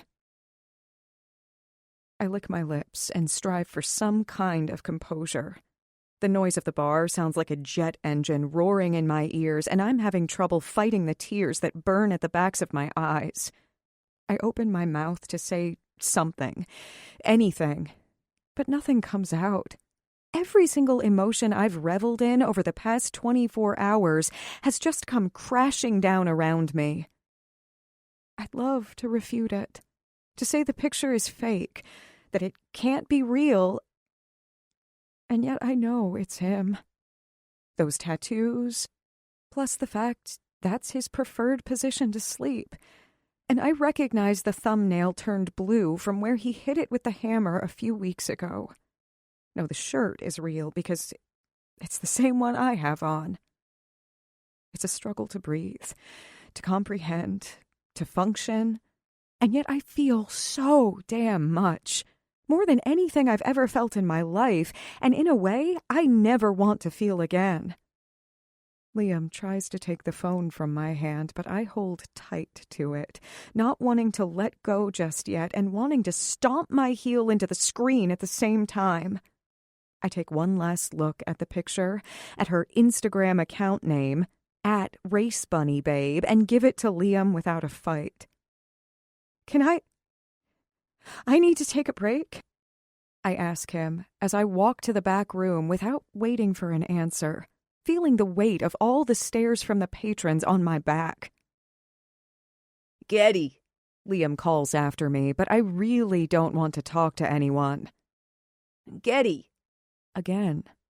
All I want to do is cover my ears and close him out. The bar's slow today. Why don't you head home? My eyes flash up to his.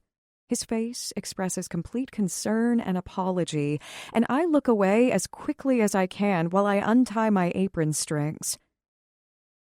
Yeah. Okay, thanks. Anger hits me on the brisk walk home, and not just anger, but a rage I've never known before, not even toward Ethan. Like the air you inhale feels like fire, and your chest hurts, and your eyes burn, and your whole body trembles, but you can't stop any of it from happening. How could he? That's all that repeats in my head over and over. Am I really that gullible? Am I really naive to think this famous race car driver and desirable man could want to stay with me, of all people? A shell-shocked woman recovering from her abusive past in this small island town. That he'd want to give up his lifestyle of fast cars and obviously faster women for this. He played me for a fool. Took the small comfort zone I'd made in this little town where gossip thrives and made me a mockery to everyone. Paraded me around to just make fun of me in the end. The ache in my chest increases tenfold as the questions run rampant in my head. How could I be so wrong? Why did he call me and say he wanted more?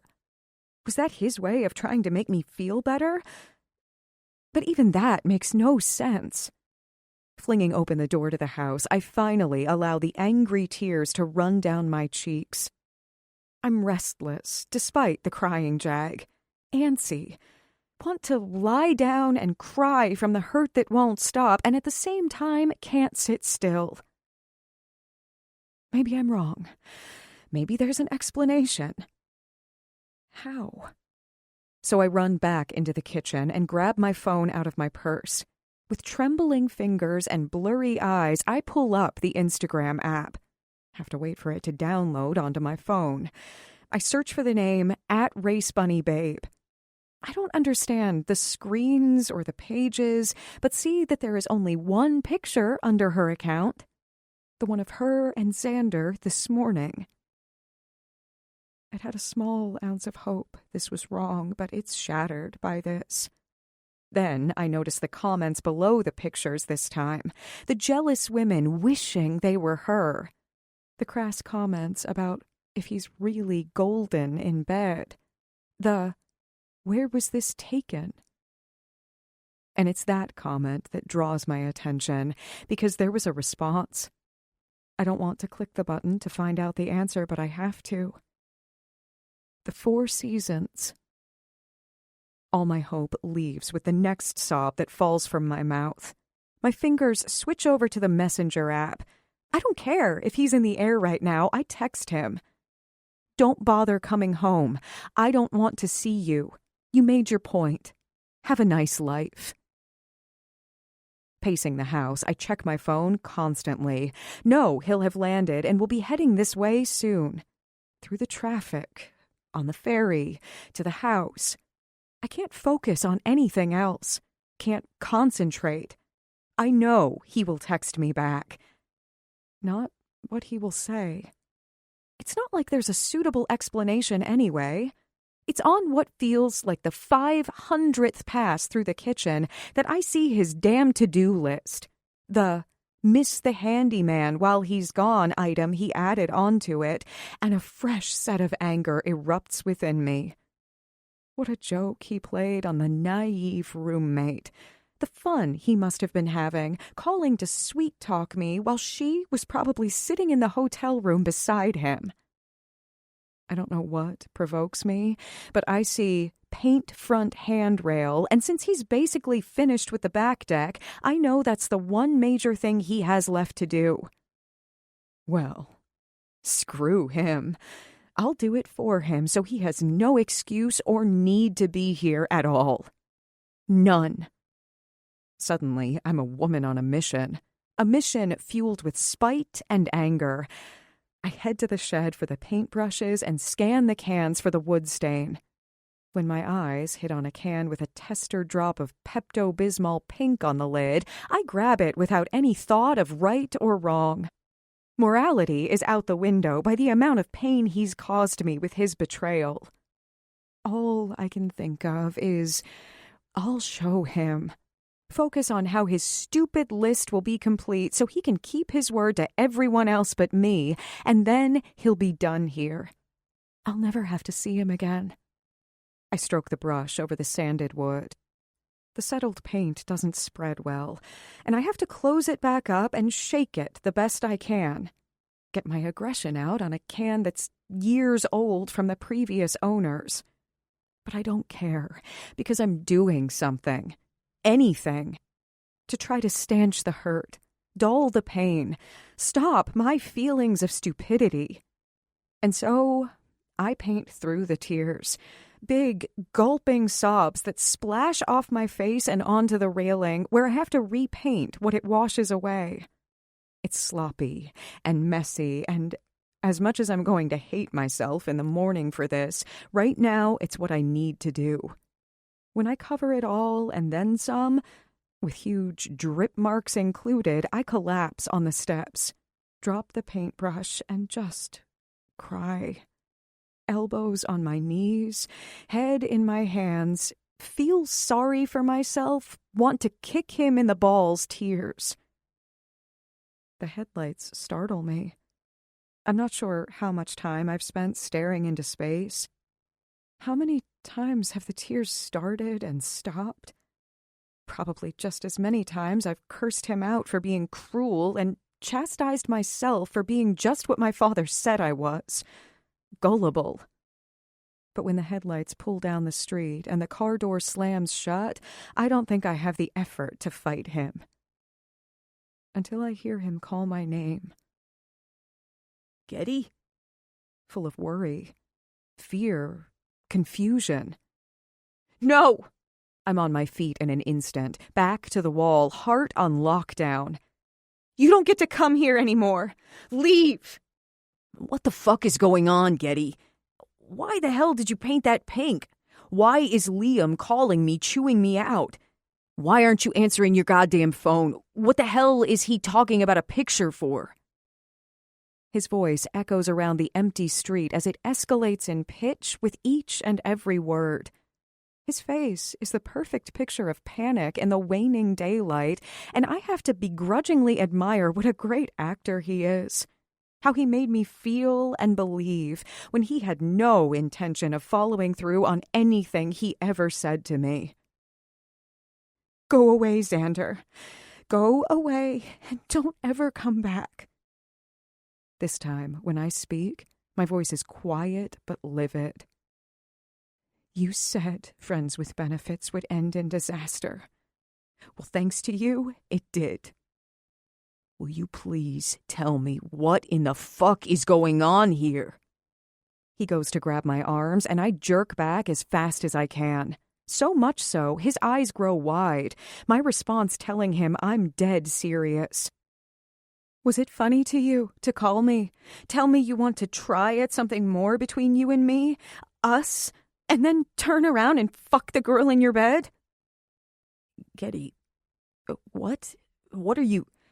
Talk to me, please. He runs his hand through his hair. It stands atop his head as his eyes beg me for answers that he already damn well knows from first-hand knowledge. I stomp in the house and pick up my phone on the counter. It's easier to show him than meet his eyes and hear his pleading. The screen is covered in notifications from him, but I don't even read them. Don't have the time to care. As the wood floor creaks to tell me he's followed me inside, I open the Instagram app and shove the screen out to his face. His eyes widen farther. Lips pull tight. Panic passes over his features as his eyes flicker from the picture back to mine several times as he figures out what to say. How to get out of being caught. You want to know what the fuck's going on? I scream. That's what's going on. You screwing her. He stumbles back and sits on the arm of the couch. No, Getty, no, that's not me. Not you. My voice cracks from the emotion, from the tears, from the hurt that's eating my soul alive right now. Yes, Xander. Yes, it is you. How can you say otherwise? The bruised thumbnail, the goddamn shirt from the bar, she has it on. You're naked. At the Four Seasons. It all looks pretty freaking obvious to me. No, it's... Thanks for proving me right. That all men are exactly like Ethan, even when I believed you weren't. The difference is what you did was 10 times more cruel. My sob hitches, and I reach my hands out to keep him away from me. Don't touch me. Fucking Christ, Getty. I scamper back against the counter as he paces the room. Even lost in my own emotion, I can sense the turmoil that radiates off him and fills the kitchen. She was there last night, at the club, at the fucking suite when the guys brought the party back. I jump as his fist tears through the drywall, his own yelp of pain echoing right after it. Looks like despite the pain, he's going to do it again. But all I can focus on is that he knows who this woman was. He's admitting that she was there with him. She tried to hook up with me, I remember that. She tried, and I told her no thanks, and then I went to bed. God, I was so fucking drunk that I don't remember anything much after that. The door to my room opening, the noise and light of the party in the suite, then closing. I don't know. When he looks up to me, if I had thought my heart was broken before, I might have been mistaken, because it's definitely broken now. Xander's face is wrought with apology, his body tense but defeated. Everything about him screams guilty right now, when all I want him to do is give me a definitive answer. And he doesn't. Seems he can't. He just stands there with puppy dog eyes in a conflicted blue and mouth lax as he tries to remember the one thing he can to right our world. Please tell me you'd know whether you slept with her or not. Tears slowly slide down my face, because for some reason this seems so much harder to comprehend. Blatantly doing it is one thing, knowing it ahead of time, purposefully disregarding me. But to sleep with someone, ruin what I thought we had, and it was so non-monumental that he doesn't remember it at all? That his disrespect of me was so great that he'd ruin us for nothing? I can't breathe. I can't think. I can't stand still, and I can't move. So I just stare at him with wide eyes and a head that hurts so damn bad because I'm so in love with him right now and hate him all at the same time. How did I let this happen? Again. I've been cheated on. My husband had slept with countless women while telling me that I wasn't good enough. And now I'm looking at a man who was telling me I was good enough, and he's gone and done the same thing? What does that say about me? That he was just telling me these things, but I wasn't satisfying him regardless? I can't think straight, not with him looking at me with those eyes and the unknown stretched in between us. Not with my past, a constant fog in my mind telling me I deserve exactly this. I refuse to accept that this is my lot in life, for men to think I'm disposable and only good enough until they want someone better. Like a hot blonde with a great rack who services racers in hotel suites. My sobs are the only sound in the hollowness of the house. Both hands cover my mouth as I try to fight it off and not completely break down in front of him. But the force racks my body. Getty, please. There's an explanation. My laugh, hitched with sobs, is all I can emit. All I can give him when I've already given him so much of myself, more than I should have, more than I ever intended to. My trust, my history, my heart, my desire, my truth. I need you to leave, Xander. My voice is serious, quiet, barely audible, and yet the jerk of his body, the flash of his eyes up to mine tell me he can't believe what I've just said. Please, you can't be here tonight. And I know I'm lying. Know I'm weak and can't tell him that we're over, that I need him to leave because I can't breathe when he's so close, and I need to breathe, to be able to think, to have more resolve in my voice when I tell him we're over for good, that it's perfect timing for him to head back to his old life. The one without me. The one where he meets women like her. Because I can't stay with a man who doesn't remember if he slept with someone. Every trip, every race, the worry will always be there. The doubt will always linger, and I can't live like that again. So I lie. I ask him to leave for the night, stay at the hotel so we can clear our minds and talk when we are calmer. Tell him I need time, that I need to think. I stay where I am as he walks down the hall and gathers some of his things. I don't move when he stands inches in front of me with my welcome home painting tucked under his arm and his eyes pleading for me to give him the benefit of the doubt. I refuse to cry when he presses a soft kiss to my head before resting his forehead against mine in silence. And I hold back the confession I was going to make tonight as I watch him close the front door, climb in his car, and drive away. I love you, Xander. I was going to lay my heart on the line and give you the only thing of myself I had left to give you. And as I slide to the kitchen floor, tears on my cheeks and disbelieving hurt in my heart, I wonder if I had told him last night whether it would have changed anything. Or if it would just mean I'd hurt that much more right now. That's the problem with ifs, of living with regrets. You always wonder, even when the lies were exactly what you wanted to hear. Chapter 38. Getty. Days mixed with nights. I keep to myself these days, lost in my paints, consumed with the sadness, burying the hurt the only ways I know how.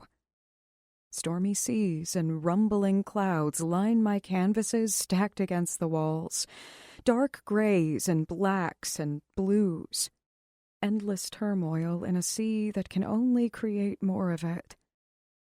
His knocks on the front door go unanswered. His words through the slab of wood tear me apart as I sit on the other side, heart numb and mind in self-preservation mode. And he waits. And he persists, staying 10 paces behind me as I walk to work, sitting at table 13 through my shifts. His way of reinforcing to me what his constant texts tell me. I'm trying to be patient, Getty. I'm trying to let you know I'm right here whenever you're ready to talk. Or, I'll get to the bottom of this, Getty. I'll find this woman and prove to you I didn't sleep with her. And, don't you see I want this to work? You're not getting rid of me yet, Socks. All of them sit on my phone just as his presence is constantly in my periphery. And I don't know if it would even matter if he found this woman to prove otherwise. The trust between us has been broken. The seed of doubt planted. The notion that I need to rely on myself and no one else reaffirmed. But damn it to hell. The hurt persists. In his presence, in his absence, in the desperation in the tone of his texts, in the temerity with which he's there day in, day out, so that I can't run away and hide from him. Hiding seems like the best option, because the feelings are still there. The want is still real. The desire is still ravenous. And yet I've felt so much over the past few days that I've started to feel nothing. I'm afraid. I'm doubting everything about myself. My decisions, my choices, my own needs. Liam eyes me across the bar when I walk in, asks without words if he needs to suggest that Xander leave. And I can't respond. I simply do my job. I collect my tips, all under the curious gazes of the locals whose eyes are like a visual ping-pong ball between Xander and me, while the tourists are oblivious to the town gossip unfolding beneath their noses. Then I walk home. Him behind me. Enter the house. He stands on the sidewalk, hands in his pockets, eyes beseeching, and waits for me to tell him to come in. But I shut the front door. I cry in the shower. I don't eat. I've lost my appetite. My stomach churns. So I paint. All night. Because sleep is impossible. Without his warmth to cuddle against. Without the heat of his breath against my hair. Without the comfort I've gotten used to of him just being there. Of not being alone. I have to leave tonight, Getty. I was hoping you'd talk to me before I had to head out. His voice behind me is like an invisible magnet pulling me toward him. With my hand on the front door and a bone-deep exhaustion running through me after my shift, I hang my head and close my eyes. I will myself to have the strength to talk to him without breaking down and letting him see how much this is killing me. While still wanting him, still loving him, I just can't be with him right now. Not until I chase away my own demons, which make me question myself too easily. And him. And any possibility we might ever have at a future. What race are you headed to? I ask the question, although I already know the answer. Boston. A road race. A 2.25-mile loop. Boston, he says quietly. Qualifying first part of the week, then the race on Sunday. But I'll be back. I don't say anything. I'm too busy fighting the emotion in my voice to speak. Turn around, please, Getty. Let me see your face. My chest constricts. It's hard to pull in air, but I turn around and face him. His hand rests on the god-awful pink handrail, and his eyes lock immediately on mine. They search, they beg, they question, and I just hope mine don't give away any answers. Don't cry. He steps forward and wipes an errant tear I couldn't hold back from sliding down my cheek. It's killing me that you won't listen to me, Getty. You won't let me apologize, let alone even talk to you. There's nothing to talk about, I whisper. Bullshit. You know that's a lie. We're good together, Getty. Goddamn incredible. I've had nothing but time the last few days to think about this, to think about us. I can see that what I want has been right in fucking front of me, but I was so fixated on not letting it turn into a disaster that I made one of it myself. His words are too much. They cause me to feel again, and I don't want to feel. I shake my head. Try to refute him, and he reaches out and grabs my hands from where I've brought them to the side of my head to shut him out. No. You need to hear me. I'm not going until you hear me. Xander, I can't. I look up at him with tear-stained cheeks and a trembling lip and meet his eyes. Yes, you can.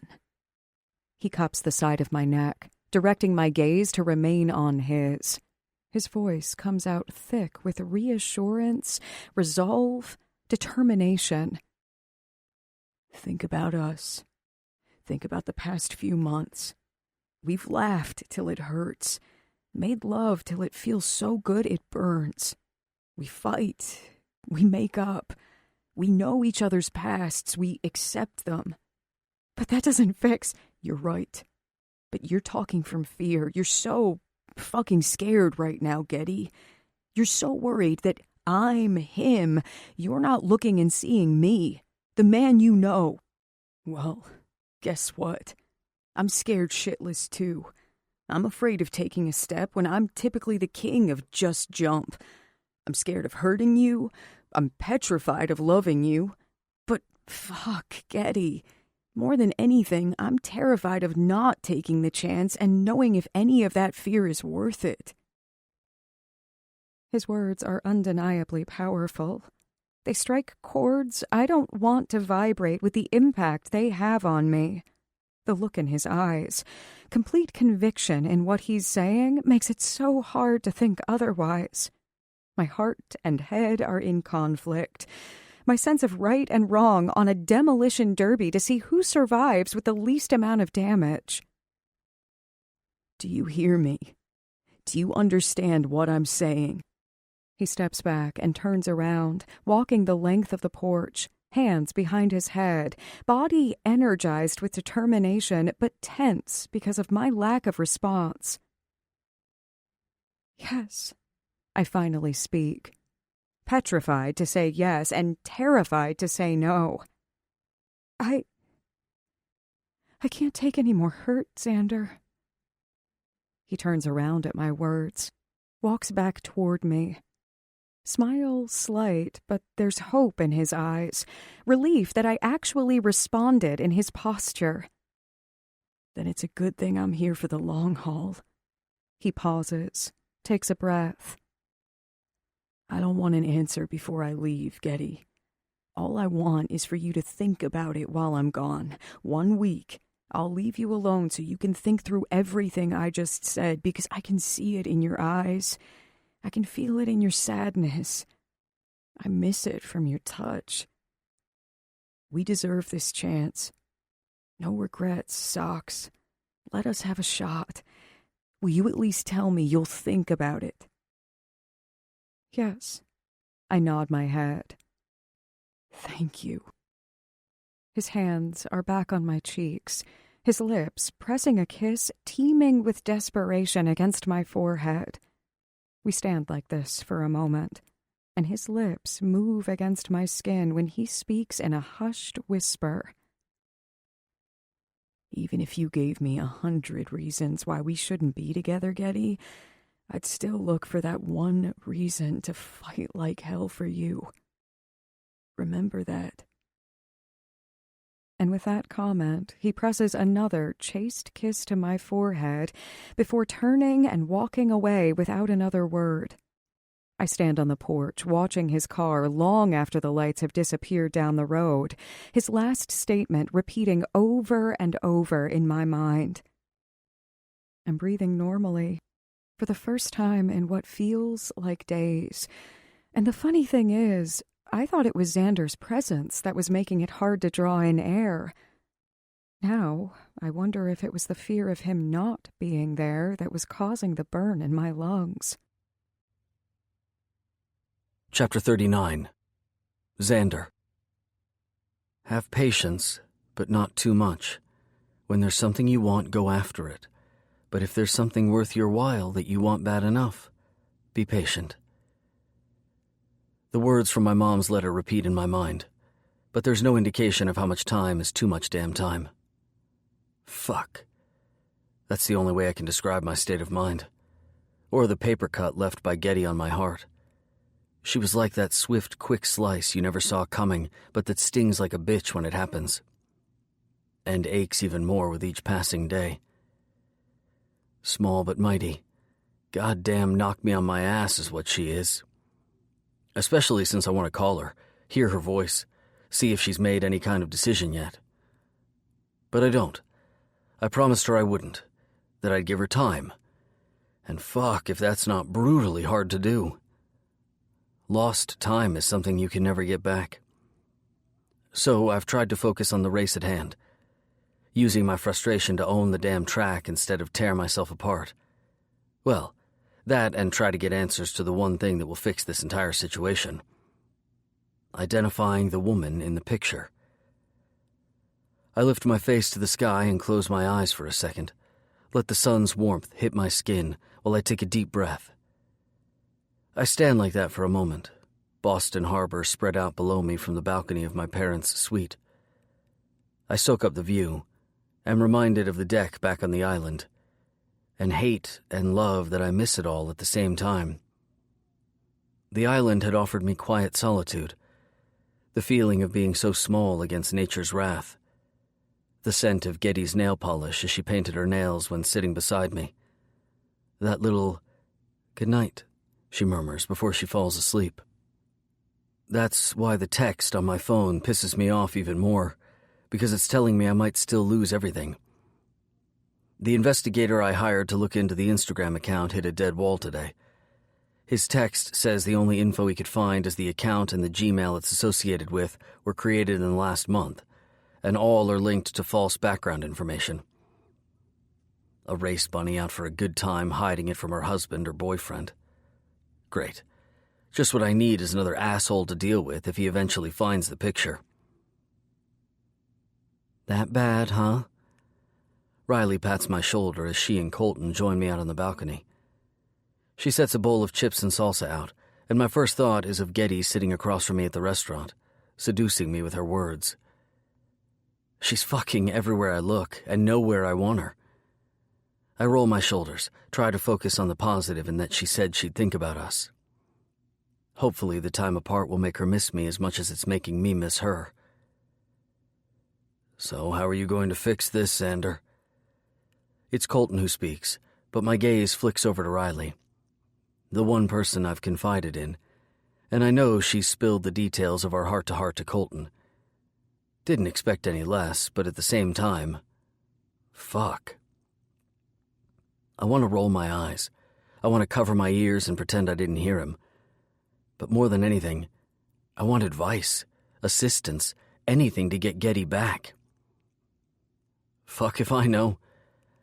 My laughter sounds hollow. I tip the beer back up to my lips and think of what to say next. I know there's something there. She feels it too. I just can't figure a way to make her really listen to me. Tell her you love her. Colton's comment has me sputtering out a response, choking over the words. Come on now, those are seriously strong words. You don't love her then? Eyebrows raised, lips pursed, green eyes, challenging. I didn't say that. Well, do you or don't you, Z? Shit or get off the pot here. If you can't admit it to yourself, you sure as hell aren't going to convince her. It occurs to me that he's absolutely right with his blunt truth. How can I ask her to overcome her fears if I can't even admit the one thing that scares me to voice out loud? I doubt saying I love you at this point is going to make her listen. She's going to think I'm just saying it because I'm desperate. She's afraid we'll find any reason not to believe me. Fuck. Panic settles in. I look at him, asking for help with my direct gaze. How do I make her believe me?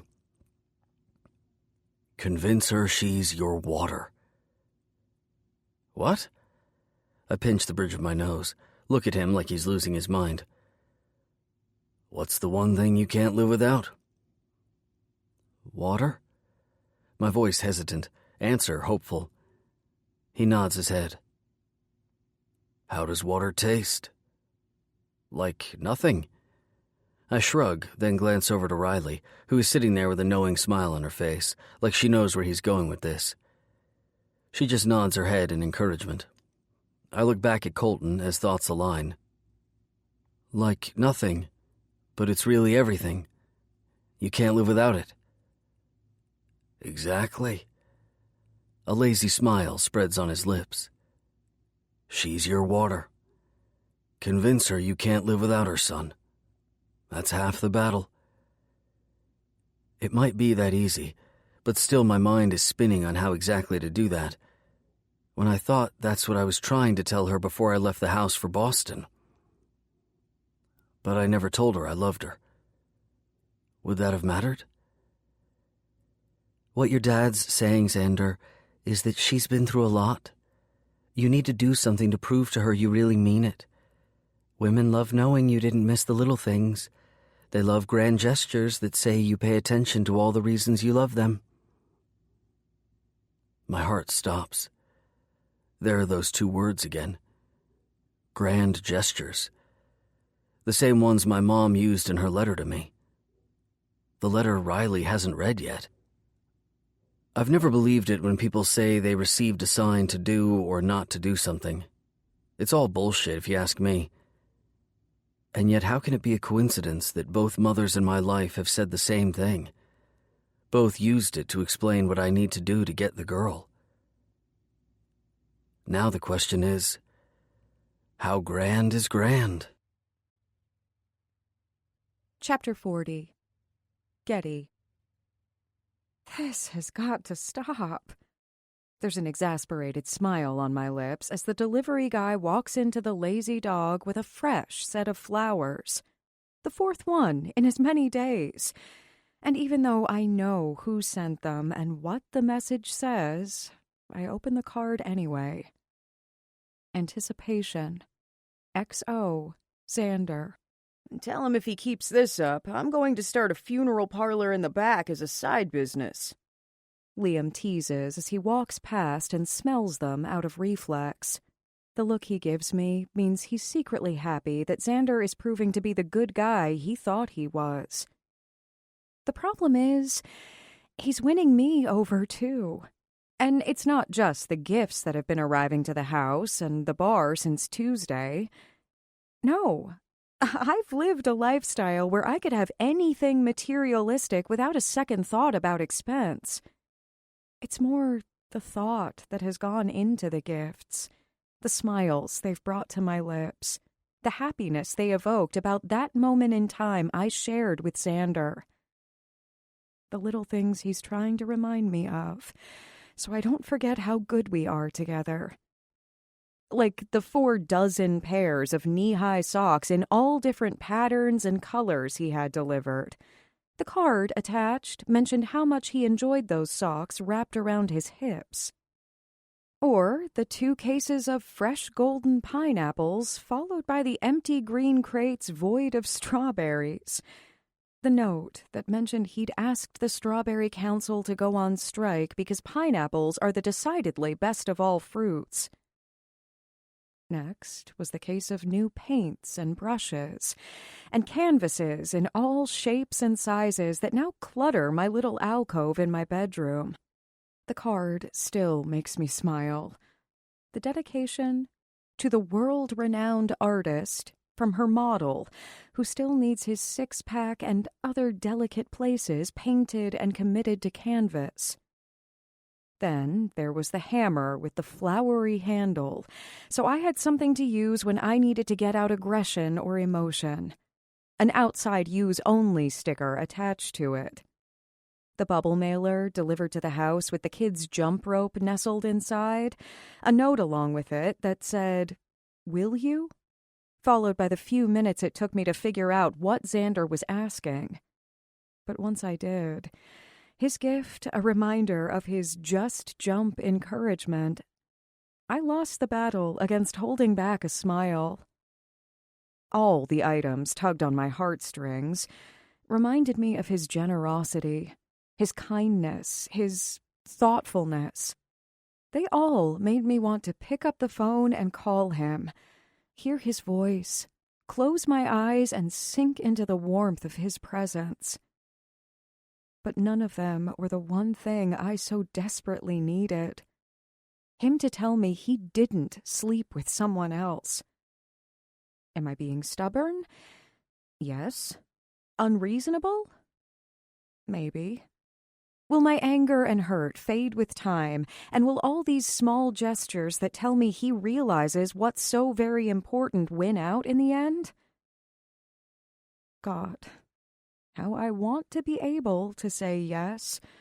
I want to let love prevail, win, sweep me off my feet and carry me off into the island sunset. But I also know love doesn't fix everything. Trust and honesty are huge factors too, and I've lived without all three of those for so long. Is it really so bad to require them the next go-around? Time. That's what I keep telling myself. I have 3 more days to convince myself one way or another, to just jump or to say goodbye and go our own separate ways. Even the thought of it gets me teary-eyed and makes me question why I'm fighting this so hard. Shouldn't the fact I'm resistant to walking away be enough of an answer? I placed some calls to some friends. We'll find something for you. You're a local now. You get the inside track, Liam says with a wink, pulling me from my thoughts of Xander and placing them where they should be. On finding a place to live. Because, as if I needed more shit to deal with right now, Darcy called this morning to tell me the house has been bought. Word of mouth around the island about the house being fixed up, in a market where real estate goes fast, had brought in an irresistible offer. So not only do I have to deal with a broken heart and whether I want to mend it or just cut my losses and accept the hurt, but I now need to find a new place to live. Maybe this is a sign. A clean break could be just what I need. A new place to live means no more memories of Xander everywhere I look. No more reminders when the pipes creak or when I pass the mini blind wand still sitting on my bedroom dresser. The one absolute is that I'm staying here on the island. The easiest thing would be to pack up the car and run again, set down roots somewhere else. But I don't want to take the easy route. I like it here. I've made friends. I feel at home, accepted. And that's not something I ever expected to find, so leaving the island is not an option. Thanks. It's all so sudden, I fight the tears that well in my eyes. Liam pats my shoulder in support, my tears instantly making him uncomfortable. It's all going to work itself out for the best. We'll all make sure of it. Thanks. I appreciate it. Everything with Xander and now this. I don't know what I'd do without... My voice stops mid-sentence, my breath hitching, when I see who's walked into the bar. My heart clenches when I meet eyes that match mine. I just can't take any more right now. I just can't. Let alone him. What does he want? Liam mutters beside me. His words surprise me, his rigid posture even more. My body tenses up with each step closer my father takes to the bar. I know I'm strong, can hold my own against him, and yet exactly what he predicted would happen with Xander happened, and I really don't want to go toe-to-toe with him right now on it. Good afternoon, Gertrude. You're looking well. Sharp eyes, stiff demeanor, zero emotion. Father? I nod. My head is so cluttered with everything that I can't think straight. We stare at each other. The patrons around us take notice. Liam stays put by my side. Can I help you? He angles his head. I'd heard you had a falling out with that guy. I came to make sure you were okay. Heard your house had sold. I thought you might need help. Figured you were ready to come back home. I stare at him wide-eyed as everything starts to make sense. You bought the house, didn't you? You bought it so I wouldn't have a place to live. My blood boils. His pulling strings in my life is no longer acceptable. No, never. Do you really think I'd buy property in this town, of all places? The disgust-laced defiance that tinges his denial has a few more heads turning in our direction in the bar. Backs and pride standing at attention. Liam's feet shuffle beside me. A warning growl sounds off deep in his throat that's for my ears only. How could I not have put two and two together? The real estate mogul would have known somehow it was up for sale, used his insider knowledge to his advantage, tried to run me back home by getting rid of the place where I live in a town where room vacancies are few and far between. I stare at this man whose blood I share and feel absolutely zero connection besides sadness and missed moments that, no matter how hard I long for them, he'll never be able to give me. My resolve is stronger than ever when I speak again. Insulting the town you're standing in isn't going to win you any favors in this bar.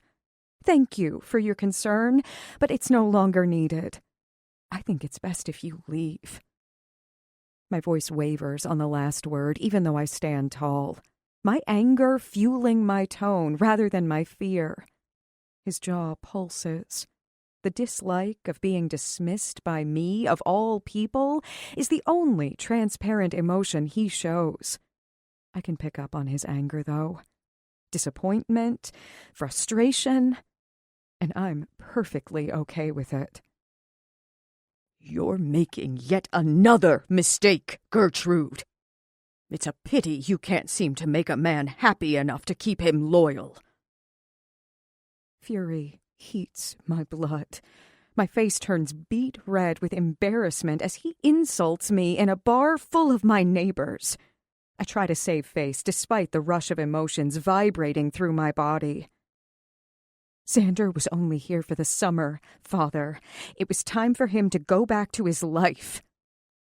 My voice is loud enough so the customers can hear me, so I can hopefully make them believe what I've said and restore some of my dignity that has been run through the public ringer over the past few weeks. He tucks his tongue in his cheek, eyes unyielding. Oh, my apologies. I assumed the picture circling the internet of him screwing race bunny babe Katie to be the reason you weren't together. Guess I figured that would be more damaging to your relationship than anything. But then again, seems you like to make a habit of playing the martyr in relationships. His words paralyze me. The insinuation that I brought this on myself, with Ethan and with Xander, causes such a strong wave of diverse emotions that I don't know which one to focus on. Humiliation? Anger? surprise that he went there. I stand looking at him with a slack jaw and a litany of words I want to say, but can't process quickly enough to combat the damage he just caused. I think it's time you leave my bar. It's Liam who speaks. My father's eyes move with methodical slowness over to his. They challenge and mock. It's only when chairs scrape across the floor as other locals stand up, cross their arms, and stare down my father that he takes a step back. Goodbye, Gertrude.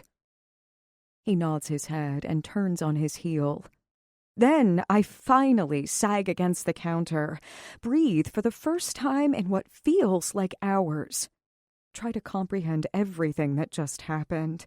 Try to overcome the disbelief that he's going to buy the house just to force my hand to return home.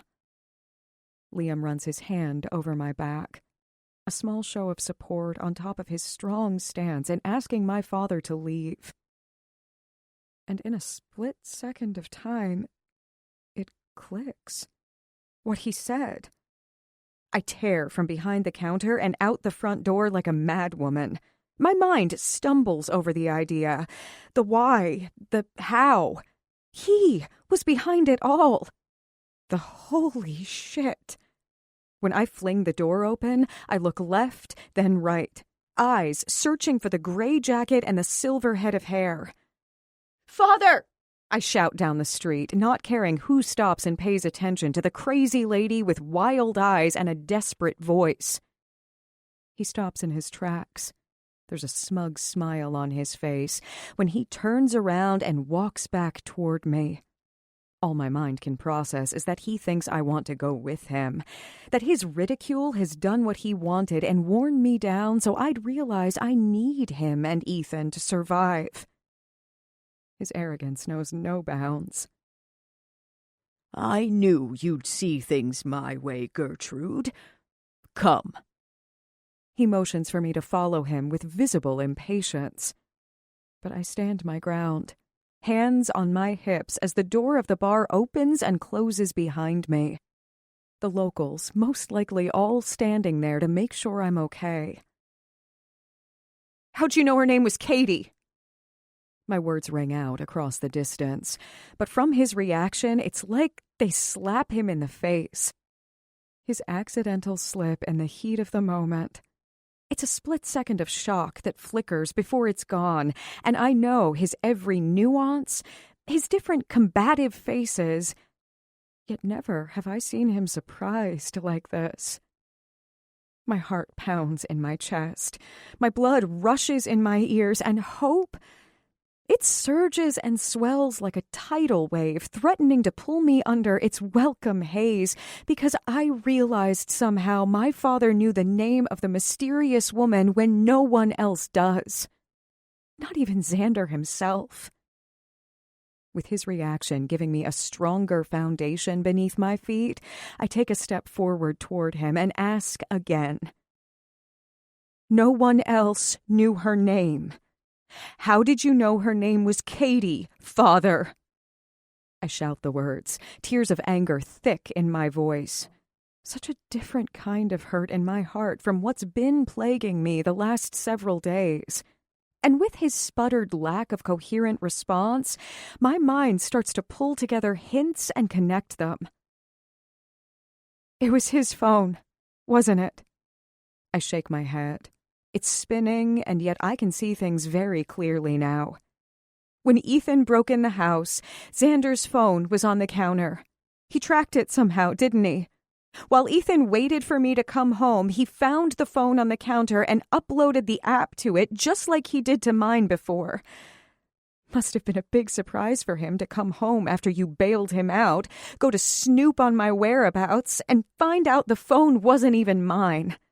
I bet that pissed both of you off until you figured Xander's phone worked just as well. It allowed you to know where Xander was going to be, where he was going to stay, what was going on between us.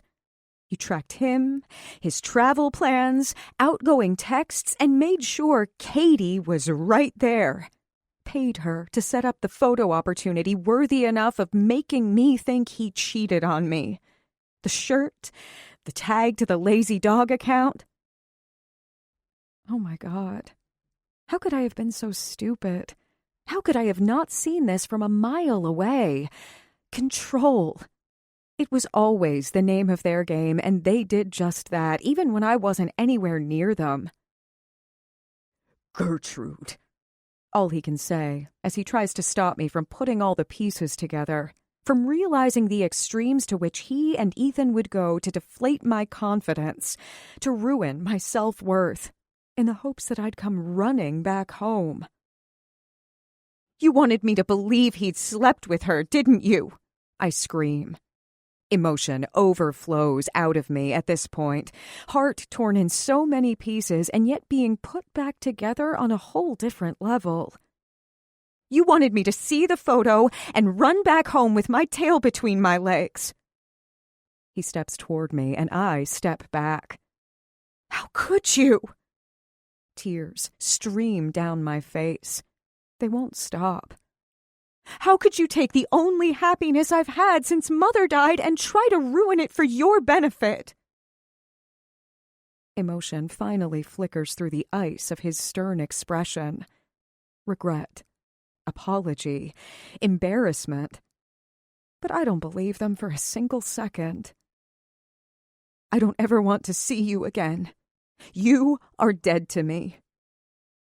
I turn my back and walk between the 20 or so customers standing out in front of the lazy dog. They part as I stride through, murmurs of support surrounding me and buoying me forward. Chapter 41. Getty. From the scramble to make travel arrangements, to throwing clothes in a suitcase, to running between connecting flights, I feel as if I hadn't had a minute's time to catch my breath. And yet, I wouldn't have it any other way because I know the truth now. I know Xander was right, that I should have listened to him, that what we have is real and worth the chance. Now, I just can't wait to get there and tell him face to face, kiss his lips, wrap my arms around him. I'm just hoping I can do it before the race starts, because I don't think I can wait 4 or 5 hours. I've waited long enough as it is.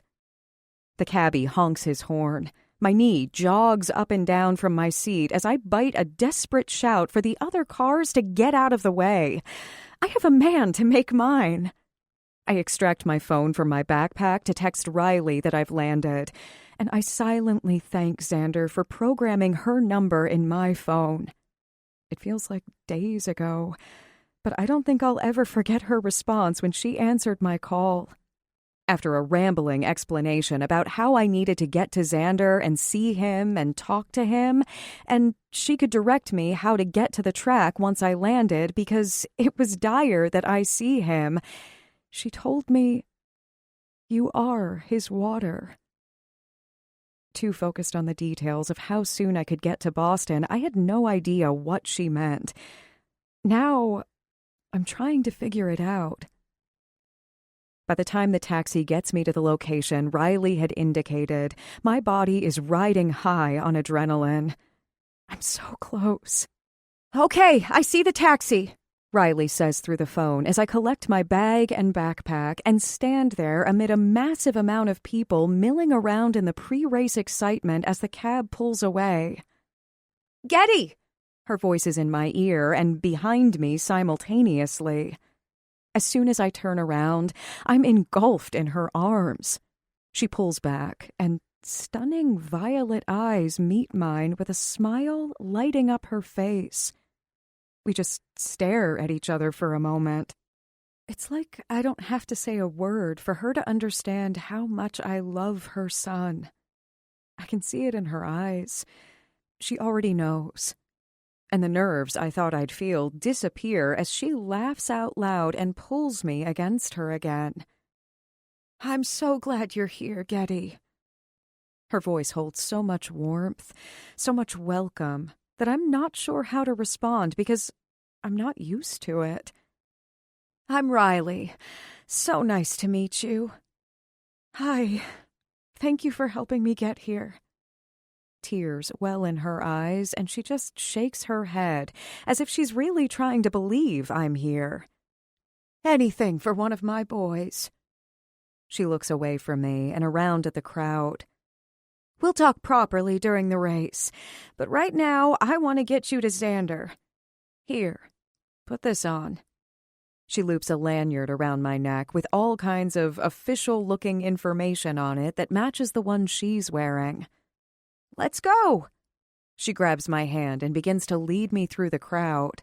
We move through security, around barricades, and weave in and out of the crowd of people that line the street. Their excitement is contagious. The exhilaration of being so close to Xander and the chance to right my wrongs is like nothing I've ever felt before. And strangely enough, the woman whose hand is holding mine is also providing me with a sense of acceptance that I never expected. We can't really talk, given the noise of the crowd and how fast we're moving as we skirt through openings in the mass of people. The crowd begins to thin some.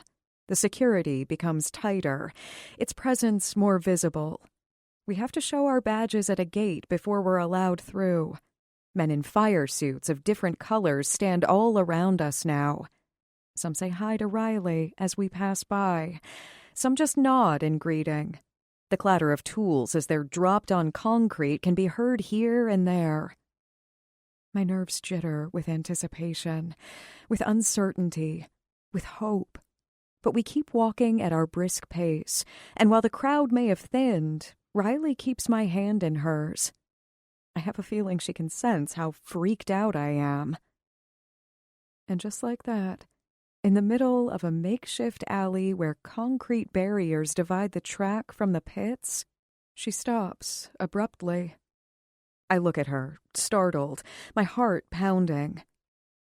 Just remember, more hearts break from words left unspoken than from saying too much.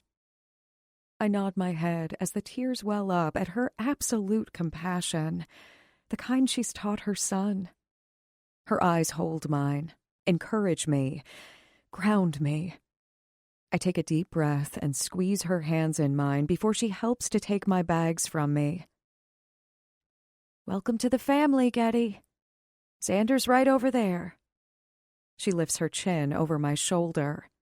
I turn around slowly, breath held, and heart close to bursting as I look through a sea of royal blue fire suits to find the one I want the most. And there he is.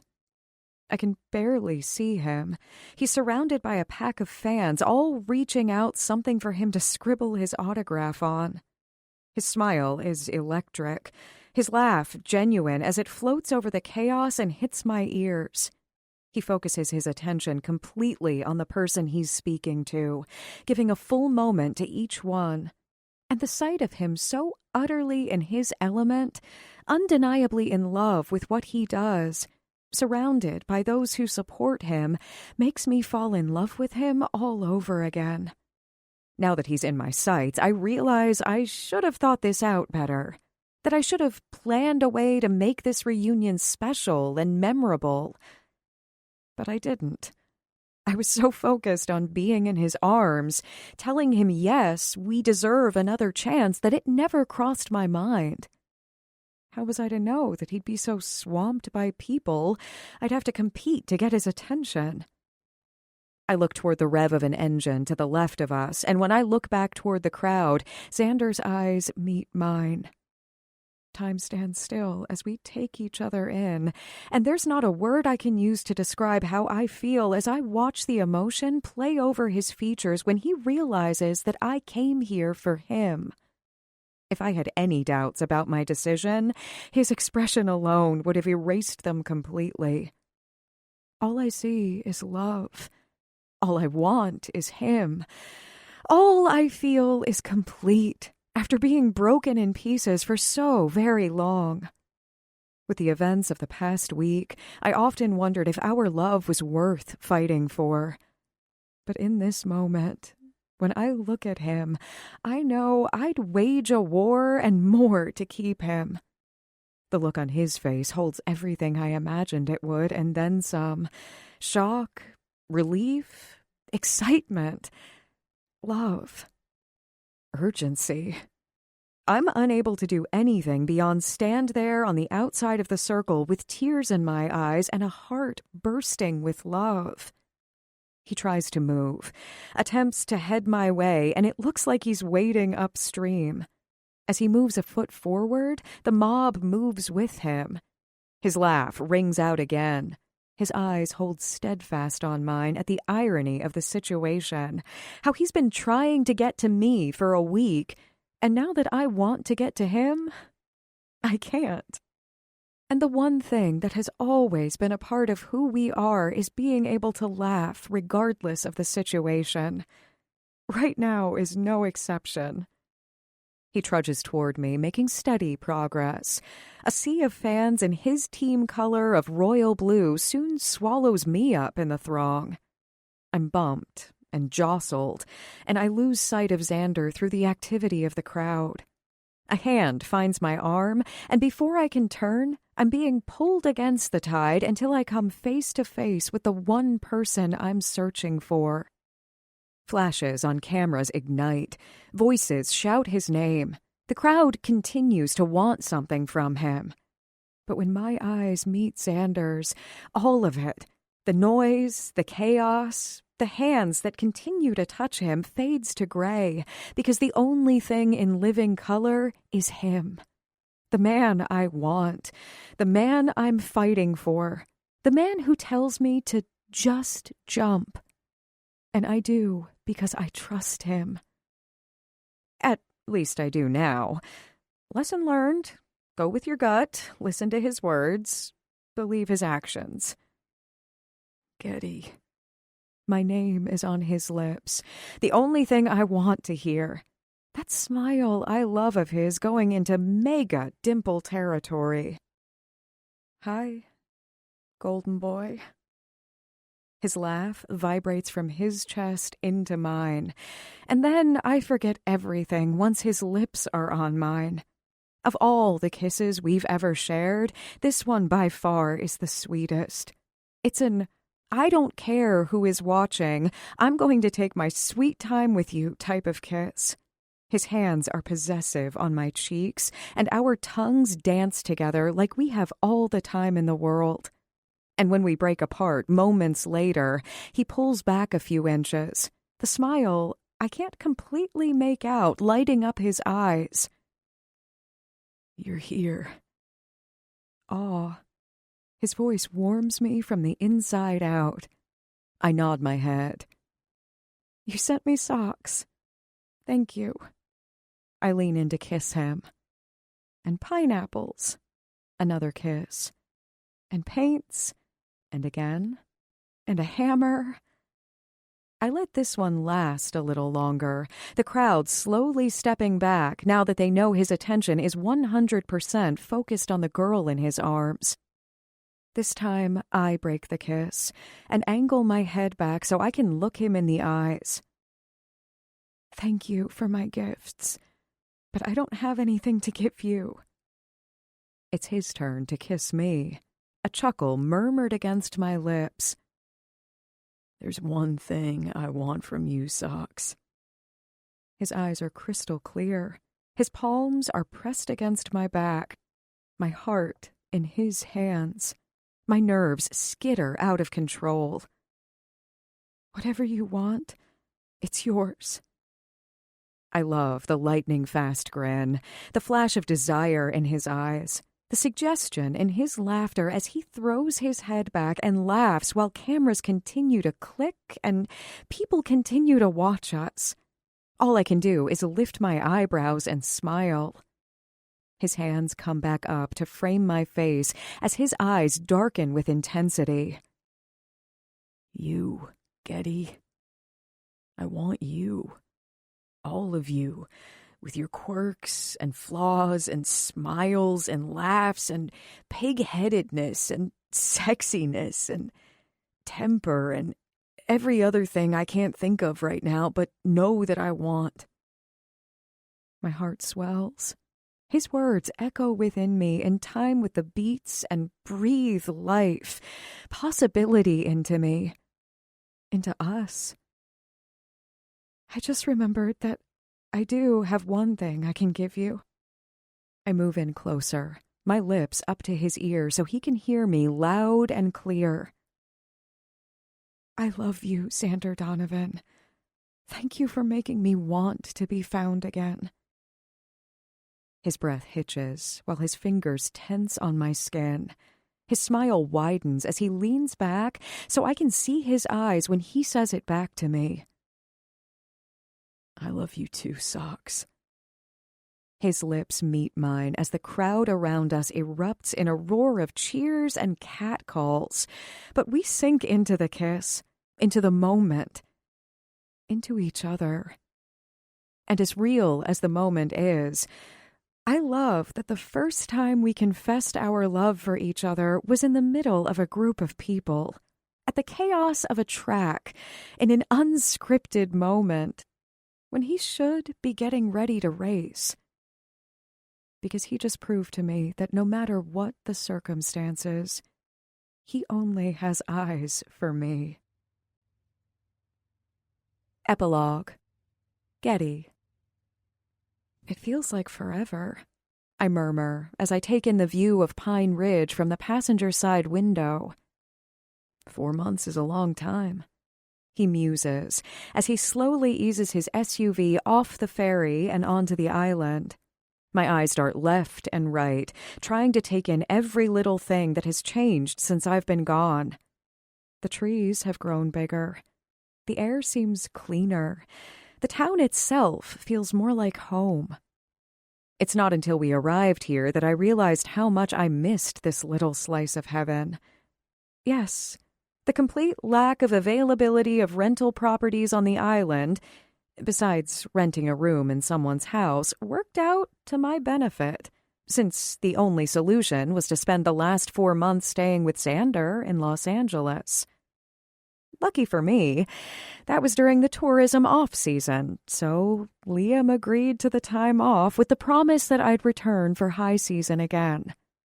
And there's no way in hell I'd complain that the months I stayed with Xander during his off-season weren't worth every single second together. We've laughed. We've loved. We've grown so much stronger together as a couple. It still feels weird using that term. Even weirder is how his family has welcomed me with the same open arms Riley did that first day in Boston. I feel like I belong, and they want nothing from me other than to make their son happy. And that is the easiest thing anyone has ever asked of me, to love Xander. I glance over to him from behind my sunglasses, take in his dark hair in need of a trim, the day-old stubble he's sporting on his jaw, and the smirk on his lips because he knows I'm taking my time checking him out.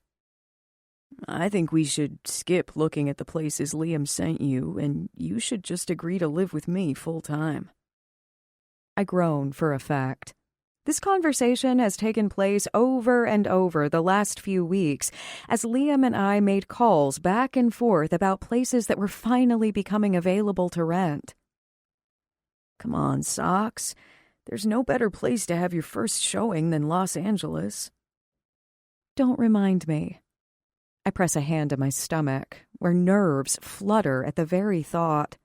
My mind purposely repressing the fact that I actually let him and his parents and crazy cast of brothers talk me into finally taking the leap and organizing a show of my paintings.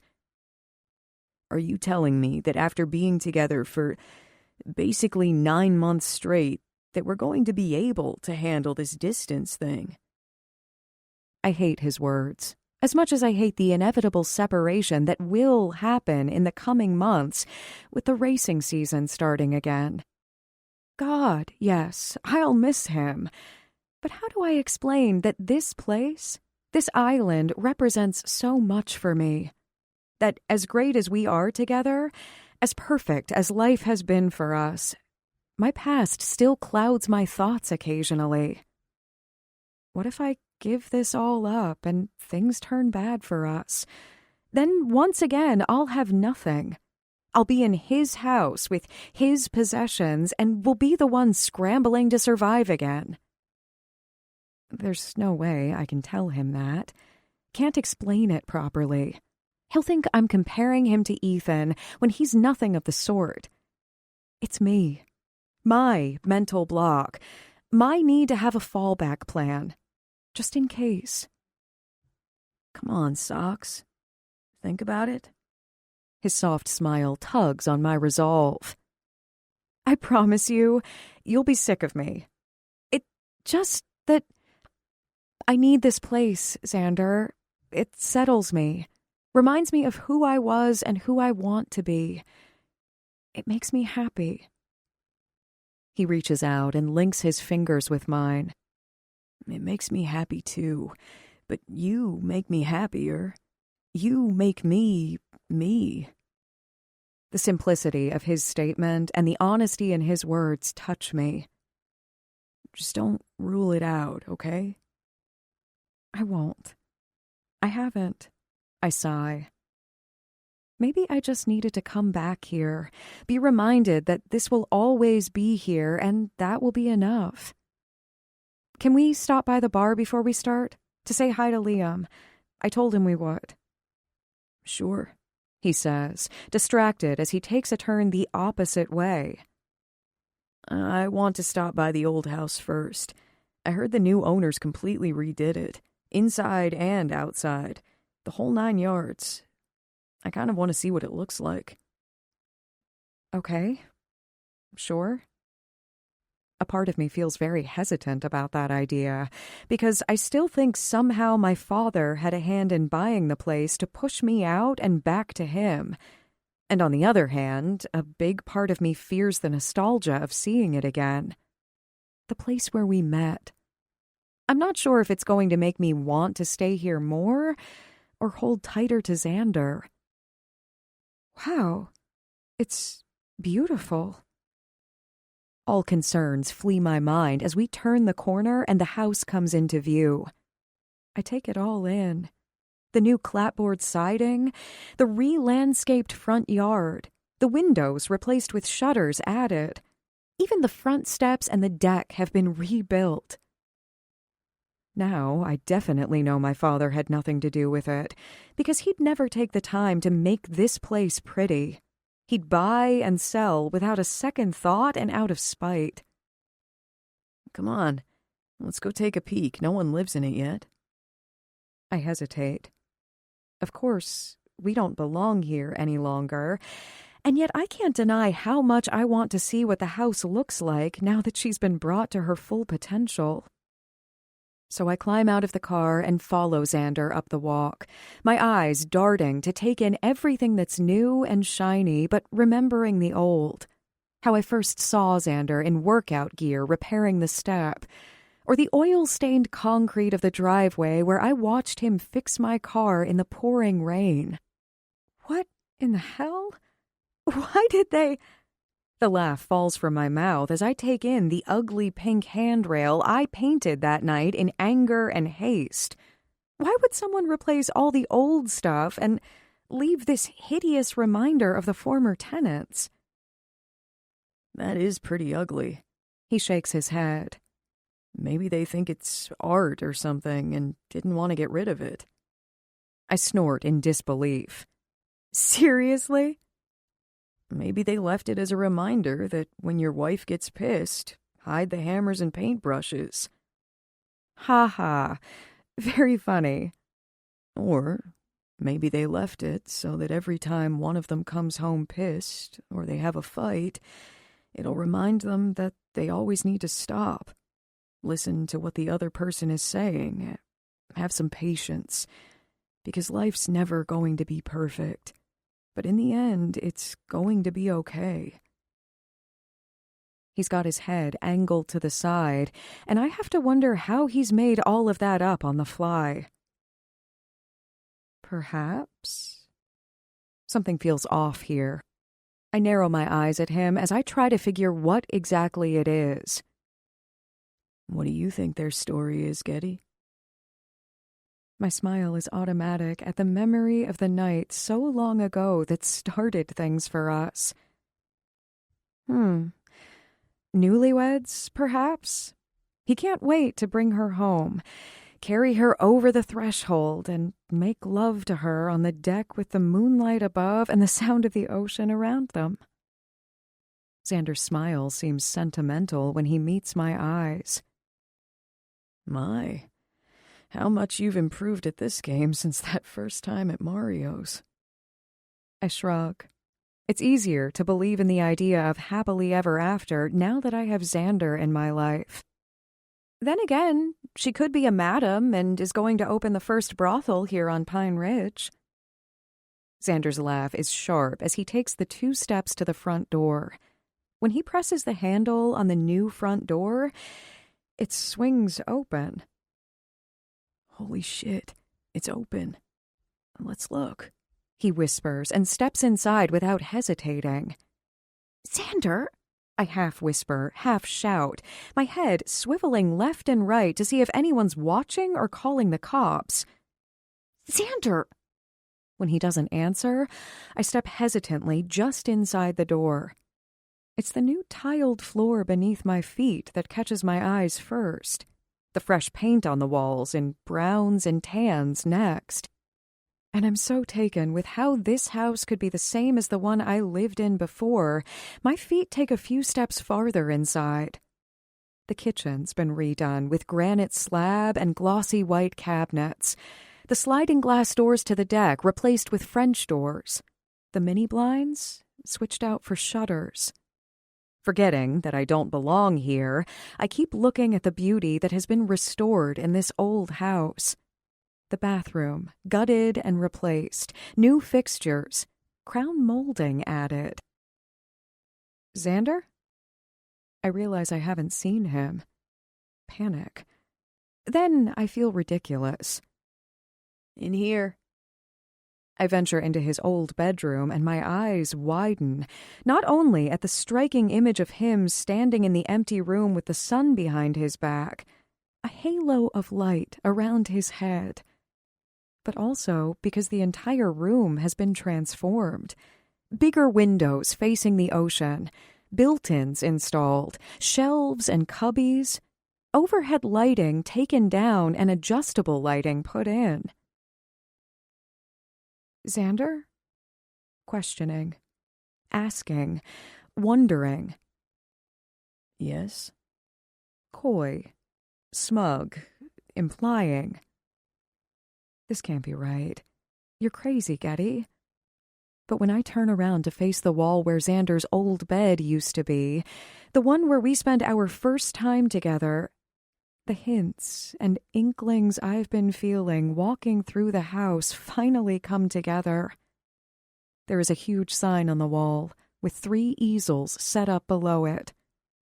And the sign reads, Getty's Studio. I spin back around, hand to my mouth, heart beating out of my chest. Xander, his name again, but this time it's fueled with even more emotion. Hope, want, awe. Is this really? He takes a step toward me, jaw clenching, eyes so serious. It's yours, Getty. 100% yours. I know how much it makes you happy. No. Yes. Oh my God. What did you... I reach out to him, needing to touch him to make sure I'm awake, that this is real so I can process this. And he is real, all right, because he takes both of my hands in his and lifts his eyes to mine. It all came down to 2 words. Grand gestures. My mom mentioned them in her letter to me. Riley mentioned them when I was trying to figure out how to get you to believe me. It was my sign, my moment of clarity about what you need to feel safe, what I can provide for you. He shakes his head and smiles softly. What I can do to show you I know what matters most to you. He draws in a deep breath, and all I can do is give him the time he needs, because he's effectively stealing the words from my mouth right now. It's not the house that matters to you. It's what it represents to you. It was your sanctuary when you first ran. Then it was your proof that you were making it on your own. And for me, it's my very first memory of you in that hall back there, naked except for those socks and wielding that mini-blind wand. He says with a smile as he points to where the wand sits as a memento on one of the new shelves. I know the next step for us is hard for you. You may not say it, Getty, but you're afraid still. Fearful that if you move in with me, you're giving away everything you've gained back. You said it yourself in the car. This is who you are. The island, the sea, the town. And so I wanted to give you this. This place is your security. A promise that you'll always have this home you created for yourself no matter what happens between us.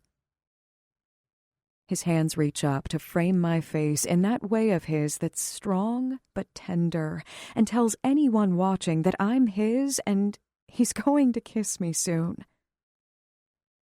This is incredible, Xander, but it's just too much. It's not a cell phone this time. It's a house. I'm dumbfounded. My mind is skipping over every other thought because I'm so overwhelmed by his love and that he'd do something so meaningful. A gorgeous house, but a house nonetheless. You're right. His chuckle rings around the room, but warms my soul, my heart, and any part of me left untouched by the beauty of this man in front of me. She is beautiful. She was broken and bruised at first, but with a lot of patience and some hands-on attention, I think I was able to bring out the beauty that was hiding beneath it all. The real her. My eyes swim with tears. He's talking about so much more than just the house. And since she's your house now, I think it's fitting you complete the final item on her to-do list. I stare at him in wonder, heart swelling, as he pulls out a pad of paper from the drawer behind him and hands it to me. Repair list. Gut house and rebuild. Done. Build Getty a studio. Done. Keep the ugly pink handrail. Done. Marry the repair guy. My breath hitches when I read the last item on the list. My eyes flash up to meet Xander's, and every single thing I want to say fades at the look of absolute love on the face of the man in front of me. You don't have to run anymore, Getty. Not from me, not from your past. But I understand you need to have a place of your own, a safe haven you can run to if needed. And like you, I know what I need. And I need you with me. Not just to move in, not on a part-time basis, but in my life permanently. I want to make a life with you, not because I want to control you or have you decorate my arm, but because you brought me back to life, Getty. You make me live. You make me feel. You make me laugh. You make me want tomorrows and sunsets and forever when I never even thought twice about any of them before. And I only want them with you. I want to come back here often, in the off-season, on vacations.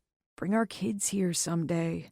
Show them that god-awful pink railing and tell them about how sometimes you need to give someone a second chance because they are worth it. I want to sit on that deck and listen to the ocean while telling them the PG story of how you and I met. And someday, I want to grow old here with you. The sob catches in my throat. How can it not when he's creating memories so real I can feel them, so clear I can see them? You see, for so long I've feared the damn white squall, being pulled under by its water. And then I realized how stupid I was because you're my water. The one thing I can't live without. I want to marry you, Getty. I want years filled with kisses and memories and laughter and love and patience like only you can give me. And I want to give the same to you. You are my truth now. So, just jump with me, Socks. Leap without looking, because I promise I'll be there to catch you no matter how far the fall.